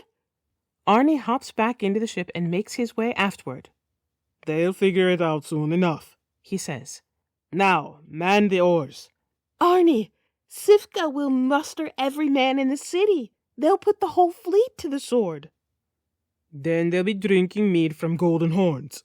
I don't like it any more than you, but I'm not the one who picked a fight with the princes of Gardariki.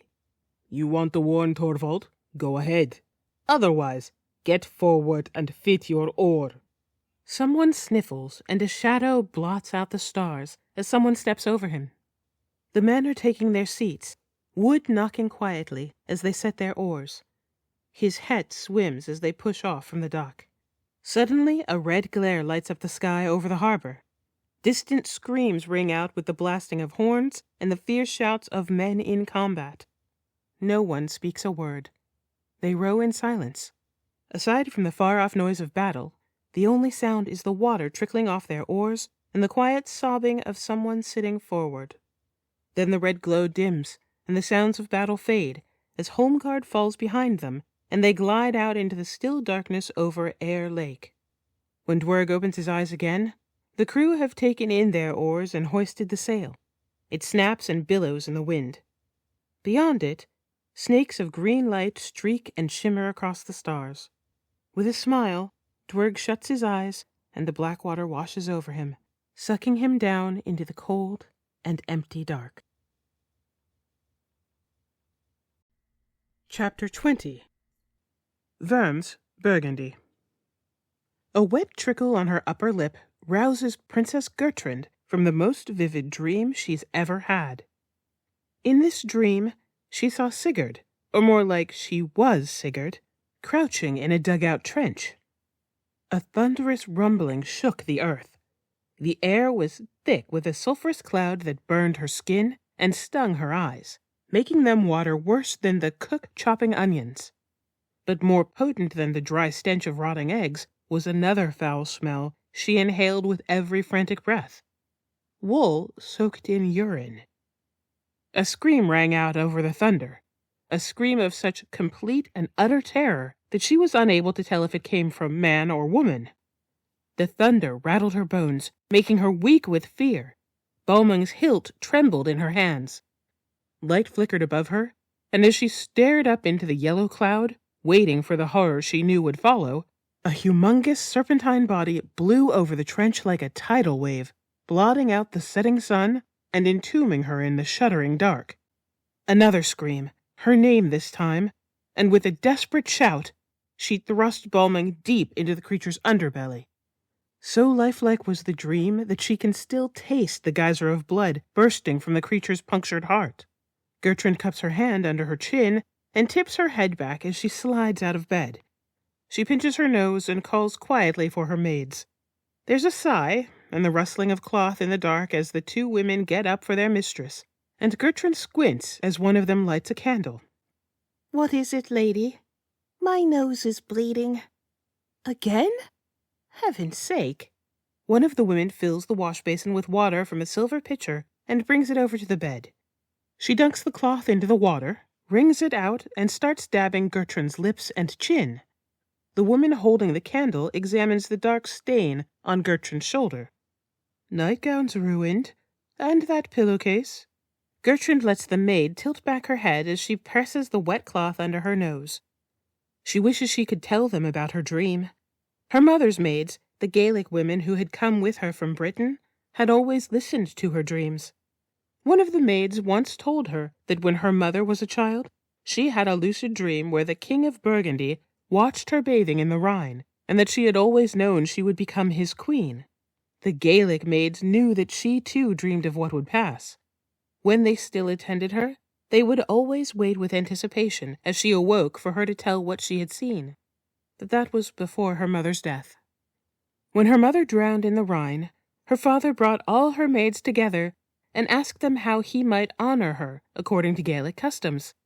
They answered, "Build a wooden statue 70 feet tall, an image of her likeness, then place her in it, along with as many living men and women as can be fit inside, and burn them to death at sunset as a sacrifice to the sky god Tyrannus." This would have greatly pleased Our Lady. Perhaps her father interpreted this to mean that the maids wished to accompany their mistress into the next world, or perhaps in his grief he blamed the maids for her mother's drowning. But her father did construct a wooden statue in her likeness and place her body in it. The rest of the statue he filled with all the criminals in the land, captured Roman soldiers, and thralls who were too old or injured to be of use.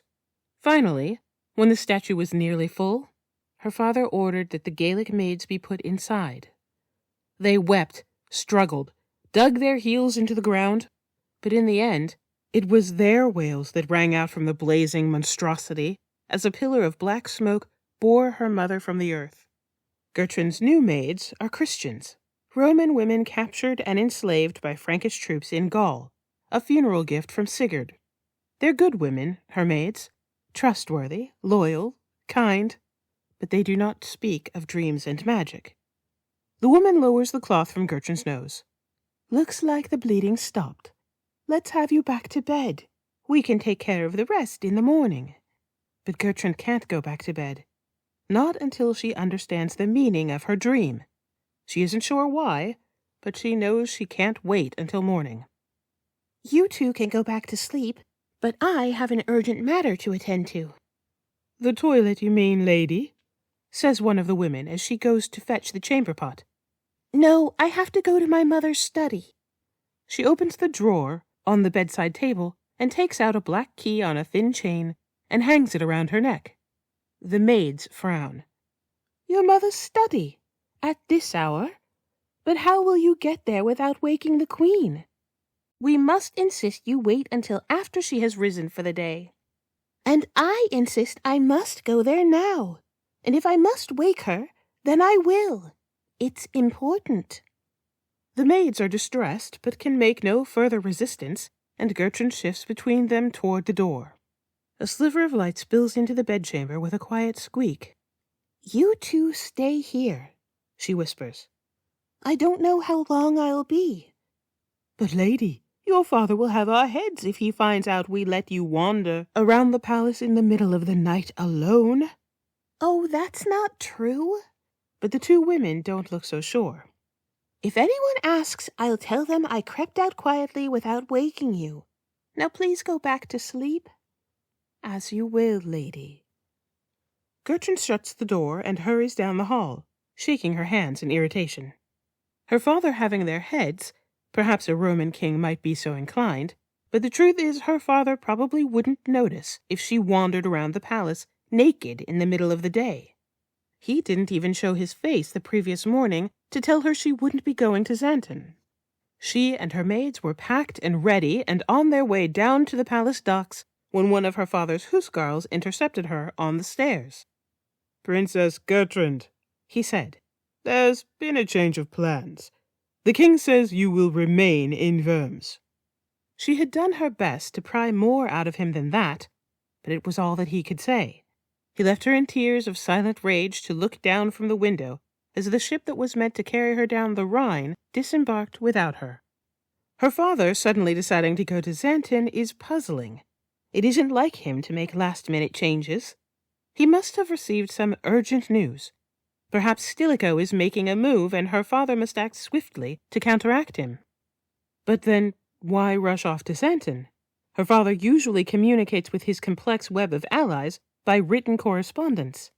Messengers are nearly always lined up in the hall outside his study, waiting for one of the scribes to open the door and hand them a letter addressed to some pagan lord or chieftain. Sometimes a letter is meant for Stilicho himself, who always responds quickly and with careful tact. A letter or two has even gone to Emperor Honorarius Augustus in Milan, though the messengers never returned. In an emergency, her father would send out a homing pigeon with a tiny scroll attached to its foot. While such instances were rare, as the pigeons had to be bred in the recipient's location, then shipped to Worms from where they might be released to fly back to their nest with the message, a pigeon could reach Xanten within 3 hours, where the trip downriver would take a whole day and a half. No, Gertrud cannot make sense of it.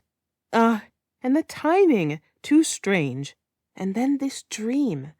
Something is afoot. That she knows, and whatever it is cannot wait until dawn. It's a cold night, and Gertrud shivers in the crisp fall air as she reaches the galley overlooking the Rhine. A huskarl on guard duty is standing at one of the open arches, watching the moonlight shimmer in the river's current. "You should be in bed," he says as she hurries past him. "I can't sleep. I'm going for a walk." He nods and turns back to his view. "They'll still be up in the kitchen if you get hungry." "Thank you. Have a good night." He says no more, and Gertrud is relieved he didn't notice the bloodstain on the shoulder of her nightgown. She hopes there aren't many more guards between the gallery and the Queen's chambers. She turns a corner at the end of the gallery and heads down a dark hall, passing the life-size wooden idols of the 3 mothers. She's in the Queen's wing of the palace. Brunhilde hasn't yet convinced her father to take down her mother's Celtic gods. She's certain it will happen. Sometime before the Yule altars are reddened, Sirona, Tyrannus, and the horned god Cernunnos will be taken down and replaced with Freya, Thor, and Odin. She turns down another hallway. Voices. An orange glow fills the stairwell at the end of the corridor. Guards coming up, so close to Brunhilde's chambers, they'll question her and send her back to her room. She sprints for the middle of the hall, her bare feet falling silently on the cool stone, and ducks into the next passage just as the guards appear at the top of the stairs. Her heart is pounding from the run, and her chest feels like it's going to burst. She tries to breathe quietly. There's a stitch in her side, and as she turns down the passage to Brunhilde's chambers, she stands at the big oak doors for a moment, with her hands on her hips, as she waits to regain her breath. Fortunately, since the departure of the wedding guests, her father relaxed the palace security, and the sentinels no longer stand guard outside the Queen's chambers. Gertrud knocks. Dead silence. She knocks again, a little louder this time, her courage wilting as someone inside whispers a slew of profanity. The door opens, and the shield maiden Birta peers sternly down at her. She's in her nightgown, and her blonde braid is draped over her shoulder, hatefully beautiful, despite being woken up suddenly. "Sorry to wake you, Birta. I need to get into my mother's study." Birta scrunches her nose. "Why?" "I had a dream. It's quite important. Won't you let me in? I have the key." "You must be joking. Go back to bed." "Please, Birta?" "No, go away." "But—" "Good night, Gertrud." Birta shuts the door very quietly, but Gertrud knocks again. Birta whips the door back open, glares at her, and jabs her finger into her chest.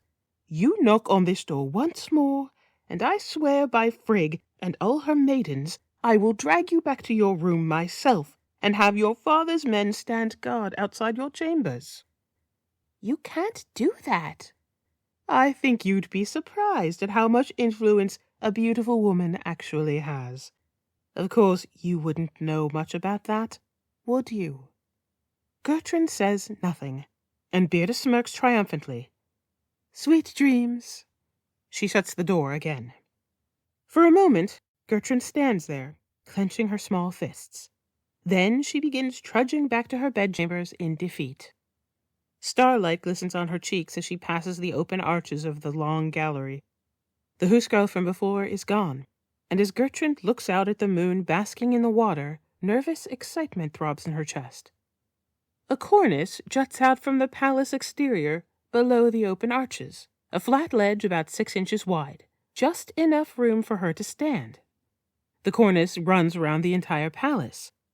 If she were to shuffle sideways along the ledge, she could creep around and climb into her mother's study through the window.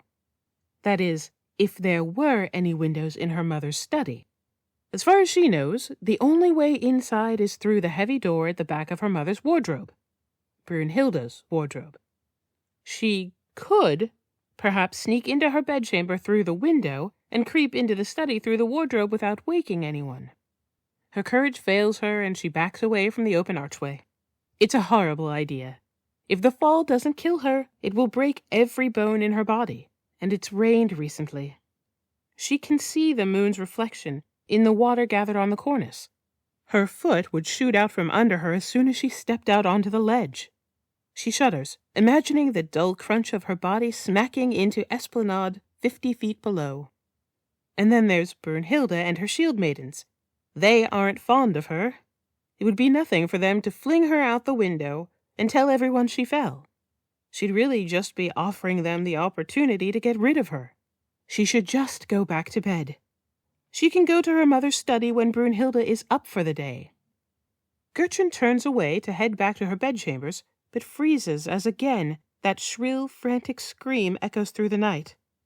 She pauses for a moment, listening, then moves toward the end of the gallery. She stops again. A hissing, yellow vapor swirls across the marble floor, coiling around her ankles, rising to surround her in a shroud of poisonous smog. Her eyes are watering.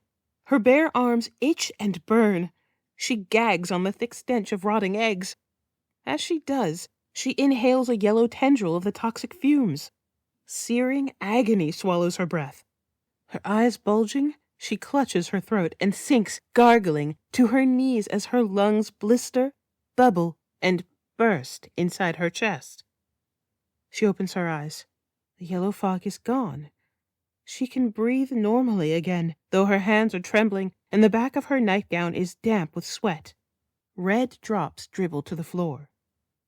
Gertrude pinches her nose with the hem of her nightgown and returns to the open archway. She leans out to look at the cornice, knowing with utmost certainty that she cannot wait until morning. If she does not go into her mother's study this very hour and search through the lore contained within her ancient tomes, the man she loves will die most gruesomely. Her hair flutters in the cold wind as she climbs through the arch. Now that she's about to do it, the fall seems farther, and the ledge seems slipperier and narrower. After a final glance to make sure no patrolling huskarl is present, she squeezes her eyes shut and whispers a desperate prayer to Andraste, the goddess of victory. Then, with short, frantic breaths, she lowers her foot to the cornice, then her second foot, and then, with great reluctance, she eases herself off the arch until all her weight rests on the ledge. The cornice isn't wide enough for her feet, and her toes are sticking out over the edge.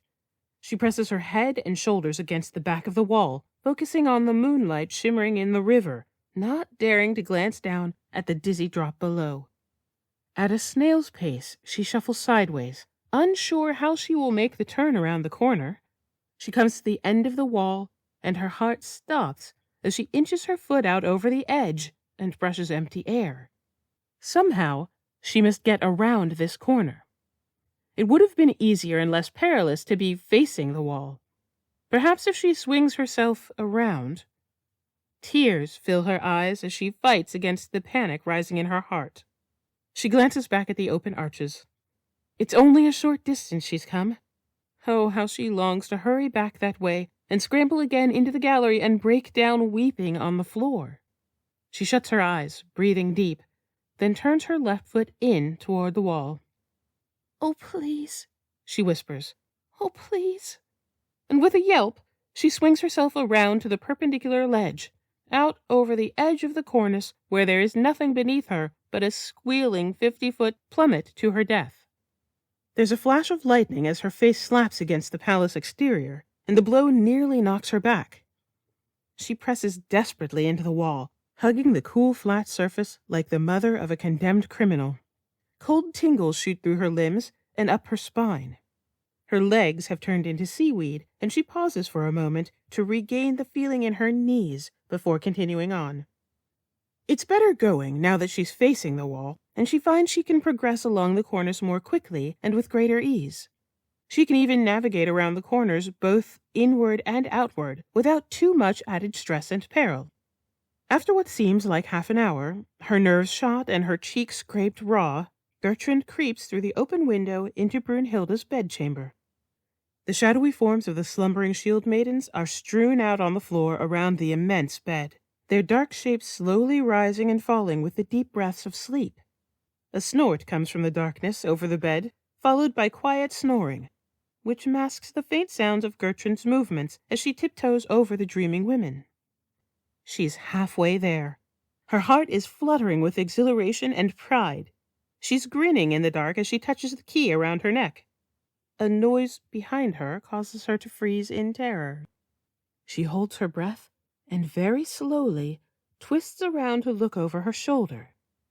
One of the shield maidens is sitting up. She's staring right at her, her gray eyes gleaming from the darkness like two crescent blades. She's done for. She's about to cry the alarm and rouse the other shield maidens. At best, they'll tell her off and send her back to bed. At worst, they'll fling her out the window. But as she awaits the shout that will startle the Valkyrie Queen and her elite warrior women into violent awakening, it does not come. The girl continues staring at her in a wide-eyed stupor, not fully awake. "Shh," Gertrude whispers. "It's only me. Please go back to sleep." To her amazement, the shield maiden lies back down, resuming the deep, slow breaths of slumber. Gertrude hurries to the wardrobe, pushing through Brunhilde's elaborate collection of exotic furs, extravagant gowns, chain-mail dresses, and jewel-encrusted breastplates. Finally, she reaches the door to her mother's study. She removes the key from around her neck and fits it into the lock. The bolt clacks loudly, and the heavy door grinds open on rusty hinges. She slips inside and she shuts the door quietly behind her. All light is swallowed up in dense blackness. "Solus Mahoy," Gertrude whispers. A gust of wind blows between her legs through the crack under the door, and one by one, tongues of supernatural fire flicker to life in the iron sconces, casting a purplish glow throughout the 8-walled chamber. A high bookcase crammed with ancient tomes and scrolls takes up an entire wall. Beside it, another smaller shelf displays her mother's colorful collection of potions, all neatly labeled in the Gaelic tongue. In one corner of the chamber are the idols of two naked goddesses, Belisama, the Bright One, holding up a lantern glowing with the same purple fire as the iron sconces, and Sirona, the Wise Healer, carrying a basket of eggs on her hip and a snake around her shoulders. An extravagant giant mirror stands between the two goddesses, a mirror which her mother warned her never to look at. Usually the mirror is covered with a sheet, and the sight of it bare and glimmering in the eerie luminance causes the hair to rise from the back of her neck. Furthermore, someone has taken a stick of chalk and drawn a sloppy circle in the middle of the floor. Her father's been in here, meddling with things he should not be meddling with. Gertrude shuffles around the outside of the circle, taking great care not to step inside. Shielding her eyes from the mirror, she stoops down and gathers the sheet lying in a heap at the golden base. As she drapes it over the top, an eerie moan comes from the mirror. She shudders and backs away toward the bookcase. She squints in the purplish glow, muttering the Gaelic titles under her breath as she runs her finger along the ancient leather spines. She stops at the second shelf from the bottom and carefully eases out a thick volume, so worn with time she's afraid it might crumble into dust. But time has made it no less heavy, and she grunts with effort as she lifts the tome onto her mother's workbench. There are some other books on the workbench, and some sheets of parchment strewn with her mother's handwriting. Temporarily forgetting her mission, she glances at their contents, lest she find some last musings that might grant her some new insight into her mother's heart, or, she dares to hope, the beginnings of a letter addressed to her. To her disappointment, in the final days before her drowning, her mother was only concerned with preserving her aging outward beauty, and her writings allude to nothing more than failed attempts to retain her youthful appearance. It is perhaps merciful that she died before she was able to explore her most recent hypothesis, which suspected that soaking in the blood of beautiful virgins would keep her skin looking smooth and young. Gertrude shoves the clutter aside and opens up the great compendium of beasts, sneezing as a plume of dust rises from the yellow pages. She flips over the lengthy preface concerning the Fomorian goatmen who once inhabited Britain before the arrival of the Celts, and scours through the drawings of trolls, ogres, unicorns, chimeras, impatiently turning past a chapter on fairies, dwarves, and forest folk. She pauses to look at a sketch of a dragon perched on a high ledge, its wings spread as if to take flight, spewing fire into the air. She keeps looking. As she nears the end of the bestiary, the drawings bear greater resemblance to the creature from her dream, though they are growing larger and more terrifying. The basilisk, the Loch Ness monster, the serpent of... Her heart stops as she stares at the hideous likeness of that final monstrosity. It fits perfectly with the fleeting glimpse she'd caught of the massive creature from the dream. Now she is relieved that she risked so much to come into her mother's study and find the creature's weakness, for had she neglected to do so, Sigurd would surely be going to his doom. She reads the description aloud to herself 3 times, her voice quivering with excitement as her clever mind works out a method for Sigurd to vanquish this impregnable abomination, recalling certain details from the dream and interpreting them in the context of the Druidic lore. Finally, she reaches for the ink and parchment, and using very small letters, she writes instructions for Sigurd in a long strip on the edge of the page. When she's done and has looked it over, she carefully tears off the message and rolls it up into a tiny scroll. No longer worried about Brunhilde and her maidens preventing her from fulfilling her mission, Gertrude locks her mother's study behind her and sneaks out of the bedchamber through the big oak doors into the hall. Hours later, in the bluish light of the early morning, as Sigurd slings Balmung over his shoulder and makes his way to the dock where the sailors are loading the ship with gear and provisions for the voyage, Alberic the midget is awoken by a pigeon cooing on his windowsill with a tiny capsule on its ankle. Chapter 21. The Baltic Sea.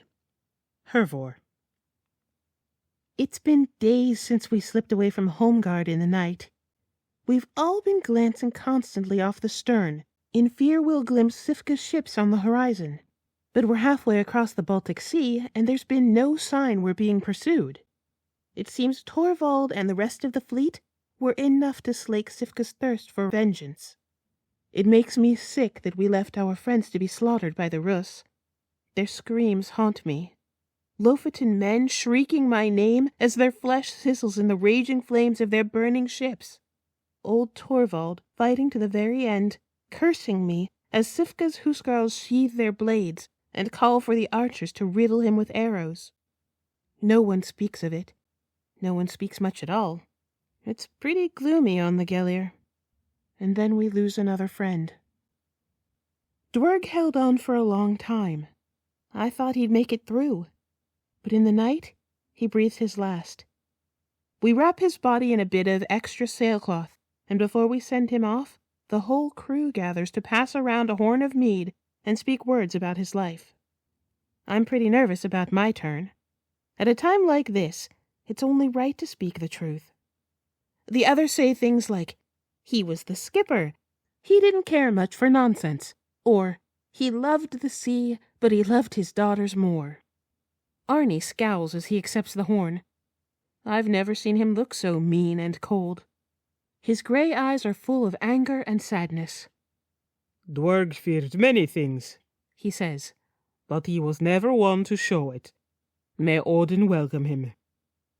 The men all nod somberly as Arnie drinks from the horn. Finally, he passes it to me. I'm the last to go. Dwerg was afraid of women's magic. He was afraid I would curse him, so he let me come aboard. Now he's dead. The crew stares at me, their eyes all grim and bloodshot. Then 4 men lift Dwerg up and tip him overboard. The sea carries him for a bit, and we all watch in silence as his orange-wrapped body rises and falls with the tossing waves, until water fills his lungs and hell pulls him down into the dark. Goodbye, Dwerg. I jump as Arnie claps his hands together. Well, that's that, He says, suddenly cheerful. Now we better elect a new skipper. He looks around at the crew. He's one of the biggest men on board, and unlike everyone else, nearly all of whom have left their families and their farms, smithies, or fishing boats to come on this voyage, he's made his living as a professional raider. Pretty easy to see where this is going. I'd like to put myself forward as a candidate, He says. I'm a seasoned sailor, and you all know that when we're on a raid you can always find me where the fighting's fiercest. I think I'm pretty fair, and I know these waters better than any of you. What do you say? The men all shrug and nod and stroke their beards. No one's even going to contest him. Skipper Arnie. It's going to take some time getting used to. Near the end of the day, Kimby brings his rowing partner's Sneffletaffel set up to the fore to play with me. He's still upset, so I let him win. He grins as his king escapes to the corner of the board, and I push a silver coin across the rowing bench. Play again? He asks. Sure. As we set up for another game, the ship creaks and dips sideways, and I slap my hand down on the board to keep it from sliding off the bench. Kimby mouths an oath as his pieces go clattering across the bottom boards, and he gets down on all fours to gather them up. Gods, Arnie, can't you steer the ship a bit more gently? And now the sun's in my eyes. I shield my face and look off the bow to where a strip of purple coastline juts out of the waves on the horizon. Far off in the distance, a white speck no larger than a flake of ash is drifting on the water. I bolt up from the bench. Skipper! Ship off the port bow! The crew all curse and gasp as they turn to see. It's the Rus! Cries one of the men. They've chased us all the way to Sweden. Is that what you think? Says Arnie, steadying himself on a line as he stands to peer at the white speck. That she only sent one ship after us, and that it was so fast it sailed right past us and turned around to cut us off? Don't be stupid. Look at which way they're going. They're heading for shore. We're behind them. Do you think it's a Swedish ship? Asks Kimby. Probably. I speak up and say that we should raid them. The whole crew turns to look at me, and one of the other men shakes his head. Therefore we just escaped from Holmgard with our lives, and you want to go raiding. Why not? Think about it. A lone ship on an overnight voyage? It's probably a merchant ship. Arnie strokes his chin. You're right, but it's not too wise to raid a ship with only one ship. It's better if we outnumber them. Who's to say we don't? If it is a merchant ship, it could be a carvey with as few as 6 rowing benches. We could outnumber them by as much as 4 to 1. I'm not saying we should charge in recklessly and throw our lives away. Let's go spy on their camp and see how many of them there are. If there's too many, we'll leave them alone. But if we're sure we can beat them easily, we should plunder them. Who doesn't want a little taste of victory after the way we left Holmgard? Who doesn't want to go home a little richer? Isn't that why we're all here? To get loot and show how brave we are? I think we'd all be walking a little taller. The way the men are looking at each other, I can tell they're in agreement. My words have made them confident, and it's the first time since we left Home Guard that I don't feel like they want to toss me overboard. All right, tough girl, Arnie says. we'll have a look, and if the odds are for us, you'll get your little raid. Chapter 22. The Swedish Coast. Hervor. The stars are out when we drag the Gellir out of the sloshing waves onto the rocky beach.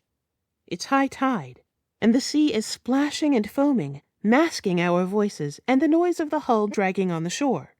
The crew of the other ship isn't camped too far away. They're just around a bend in the coast, close enough for us to see the smoke of their fire rising up into the night. 2 men head off to scout their camp. When they come back, they're grinning, and one of them gives me a playful shove. Never doubt a woman's intuition, He says. Well, how many are there? Arnie asks. The scouts grin. 12. Don't play with us. 12 men? Yes, and I'll tell you what else. They've got fine steel with them. Bundles of swords, axes, enough for a respectable tribute. One of them looks like a prince or a chieftain. I'd say it's an emissary ship headed for Uppsala. We gear up and follow the scouts through the dark, encircling the camp like a pack of wolves, crawling on our bellies through the tall grass overlooking the beach. The crew of the other ship is sitting around a fire, eating, drinking, laughing. Like us, they've dragged their ship out of the water, taken down the mast and braced the hull. On either side of the fire, they've erected a row of 6 brown tents, and at the head of the camp, closest to the bank, is the biggest tent. It's blue and hung with golden tassels, indeed the tent of a prince or chieftain. Next to me, Arnie rubs his chin reluctantly. I don't like the look of their tents, He whispers. They're lined up too straight. And look at the way their cargo is wrapped up tight and pegged down with perfectly spaced ropes. So? So, that's not a merchant's crew. That's a chief with a bunch of huskarls. We outnumber them almost 4 to 1, and we've got the high ground and the element of surprise. Yes, but we should think carefully and plan out our attack. We don't want to be stuck caring for wounded or have any more empty rowing places. You haven't been skipper for 1 whole day, and you're already sounding like Dwerg. Arnie shakes his head and looks down toward the camp. Do you want to be the skipper, Hervor? Dwerg would think before he'd speak or act, so he wouldn't get us killed. If you did that more often, Hervor, he might still be alive. Go to hell, Arnie. On my other side, Kimby leans in close and whispers across me.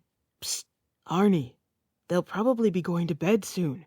If we wait until halfway through the second watch, we can be pretty sure they'll all be sleeping, except for the man whose turn it is to sit up. We could swoop down and kill them all before they realize. Second watch? I say. Kimby, that could be 3 hours from now. How many of us will have to piss before then? Probably everyone. Shh! Keep your voice down, hisses the man on Arnie's left.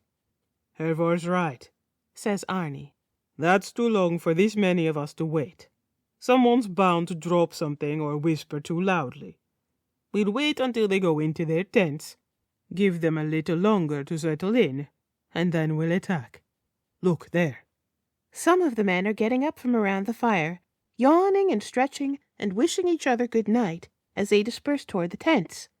Then this one man stands up, and there's some quiet oaths from the tall grass alongside me.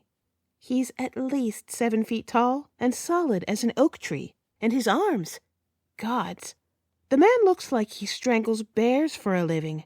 He ducks into the blue tent. Arnie whistles quietly and shakes his head.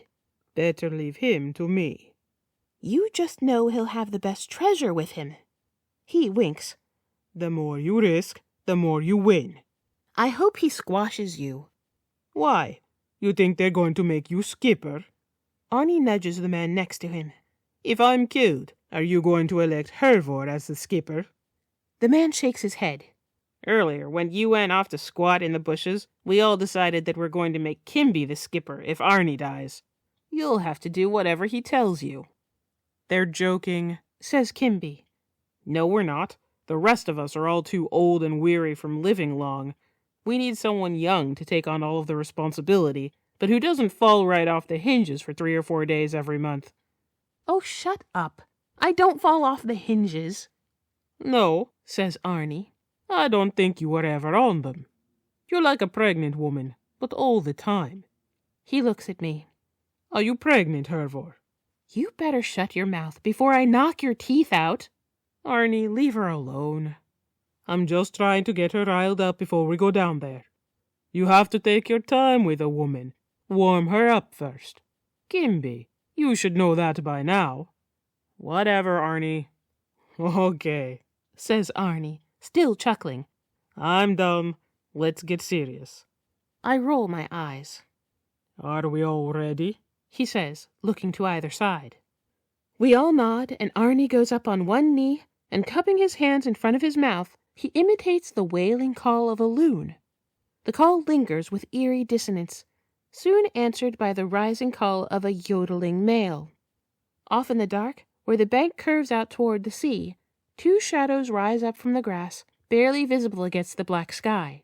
Arnie pulls on his helm and grips his axe. My heart is throbbing. My stomach squirms. My hand twitches nervously on the hilt of Asger's sword. I draw in a shivering breath. Gods, the moment right before the charge. I snatch Kimby by the collar of his mail shirt and pull him in for a deep, exhilarating kiss. Tonight, after we've looted the camp, I'm going to bring him back out here into the grass, and we'll take each other's breath away. A cold wind blows in off the water that makes me shudder as I pull away from him, and somewhere from the dark behind us comes the shrill call of a raven. Hiss! Thwack! The man at the fire slumps over dead. We jump to our feet, whipping out our swords and axes, and tear down the bank into the camp. That rushing feeling rises in my chest, like the thrill of leaping from a cliff into the fjord. It sets my heart on fire. It shoots my veins with chills and tingles, finally bursting from my lungs in a warlike shriek. The battle cry goes up from the others. Kimby, Arnie roaring beside me as we fall upon our victims. Gulveig, mother, accept the blood I'm about to spill as an oblation. The man in the blue tent storms out to meet us, pulling the sheepskin sheath off his massive sword. Hell and Loki, he's bigger than I thought, and that blade's as long as a ship's oar. Behind him, his men are scrambling out of their tents into the middle of the camp. They form a shield wall in a circle around the fire, like a herd of bison protecting the young. But this big man from the blue tent strides straight at us all alone, 20 to 1. I've seen men rush headlong into certain death, their wild faces and adrenaline-wired eyes, their gnashing teeth and twitching mouths, their bodies tense with fear and desperation. Not this man. What I see in him is irritation. He's offended. He's annoyed that we've attacked his camp. We're bothersome flies to be smacked between his hands. We've made a big mistake. He winds back his humongous sword and I skid to a halt, yanking Arnie and Kimby by the shoulder. Steel sings, and the silver flash cuts through my crewmates like a scythe through a sheaf of wheat. I lose my footing and fall down, pulling Kimby with me, but Arnie's eyes are sharp and shining. He bares his teeth, growling like a wolf, as this giant, this monster, clips the heads off 2 more of our crewmates. An inhuman roar escapes his throat. He dashes across the sand, his long axe raised to split his skull. "Arnie!" I scream. "No, Arnie!" Arnie brings down his axe with a powerful stroke that could have struck a pig in 2. Most men would have shuddered and staggered back from the force of such a blow, but not this giant. He blocks it neatly with his huge sword, rooted in place like an indomitable oak tree. Arnie's quick, and as he lands the blow, he whips his sack from his hip. He thrusts for his belly. How a man that size can move so swiftly, I'll never know, but he narrowly steps aside and Arnie's blade stabs air. Arnie twists to swipe at him again, but his foe is even faster. He punches Arnie square in the mouth with his giant fist. Arnie steps back in amazement, and his axe falls from his grasp. He snorts, coughs, spits half his teeth into the sand. He stands there stupidly, like his brain's been scrambled inside his head. The huge blade arcs toward him and cleaves him in half, straight up the middle. My head is swimming. My crewmates are dropping like flies around this fellow. It's like the stories Asger used to tell me about the troll, Svangar. I wish Asger were here now. His sword trembles in my hand, and a sob shudders in my chest. The others back away from this giant foe, eyes wide with horror and wonder. The fight's been taken out of them. Their courage is shattered. Their hot blood is running cold. We're like a flock of frightened sheep skirting around a single wolf. By the fire, the men weathering the assault of my other crewmates notice the change as well. With a fierce shout, they burst suddenly from their defensive formation and start cutting down my friends with vigorous tenacity. Their screams are ringing in my ears. My friends are strewn in pieces along the beach, and from where the nearest half of him lays, Arnie stares at me with his murky, bulging eye. I'm responsible for this. I convinced them we could raid this ship. This is my fault, just like it's my fault about Torvald and the others. Everyone's dying because of me, the cursed girl. Beside me, Kimby's face is white with terror. He looks to me in bewilderment, like he's waiting for me to tell him what to do.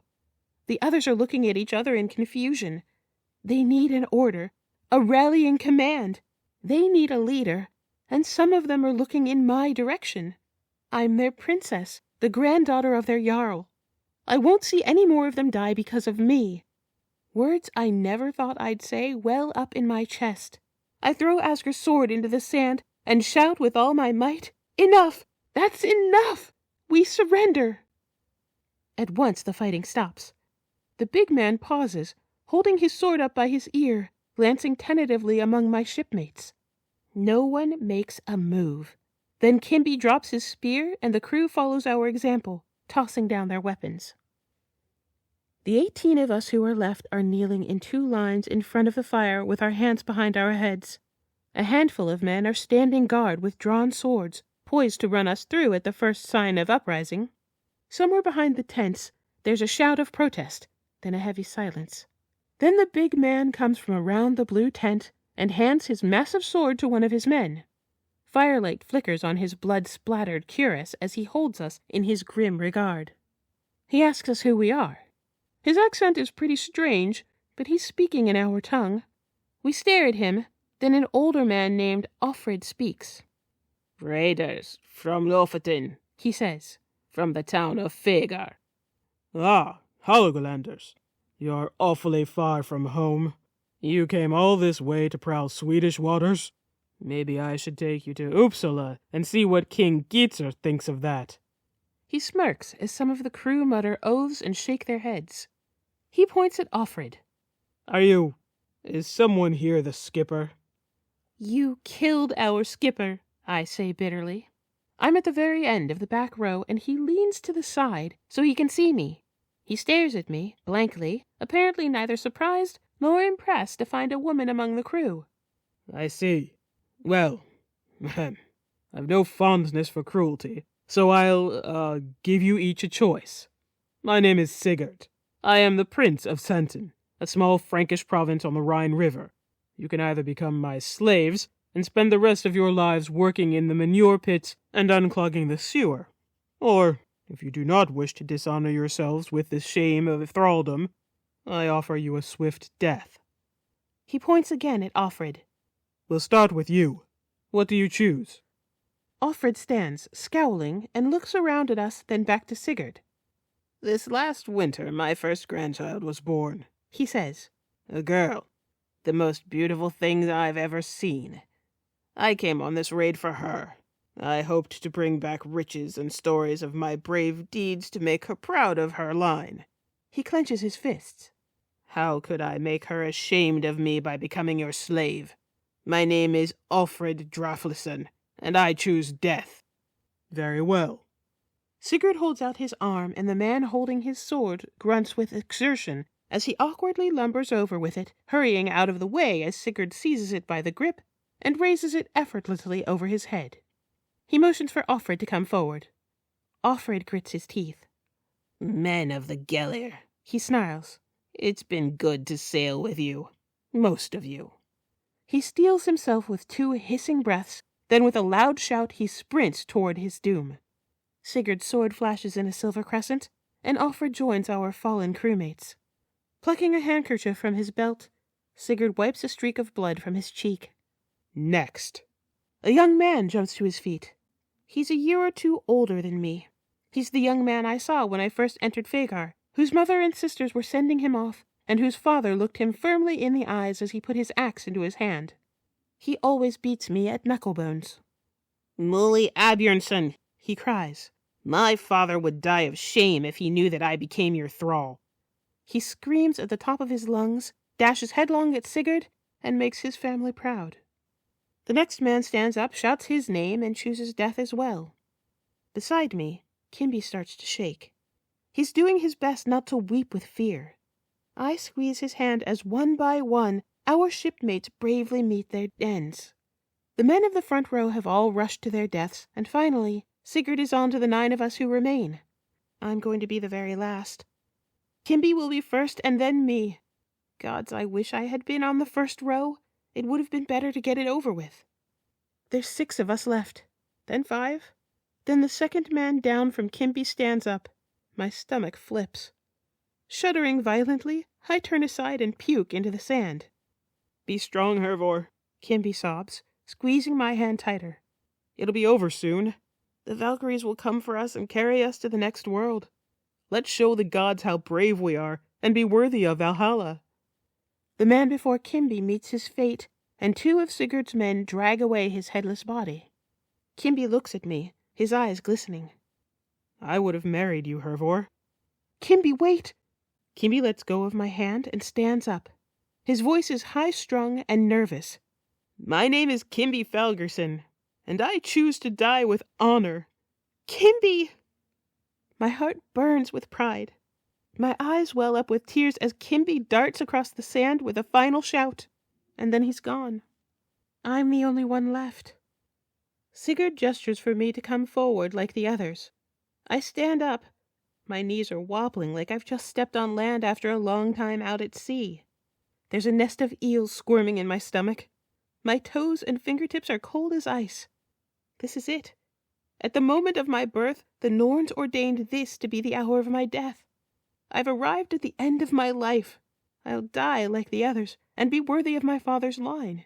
But a thick serpent coils around my chest, squeezing the air out of my lungs as I try to speak. My name is Hervor. I gasp for air. I can't catch my breath. Hervor and... The rest comes out in this wheezing moan. I can't say it. I can't bring myself to say my father's name. Not when I've yet to claim his sword and carry on his legacy. I can't die here. Not like this. I won't. It's not my time. My knees give out, and I drop onto all fours, trembling, my tears dripping into the sand. I suck in big gulps of air as the serpent releases me, and at last I'm able to speak. My name is Hervor, and I choose to become your slave. This has been Calamity's Heir. Written by Timothy J.R. Raines. Narrated by Sarah Palmero.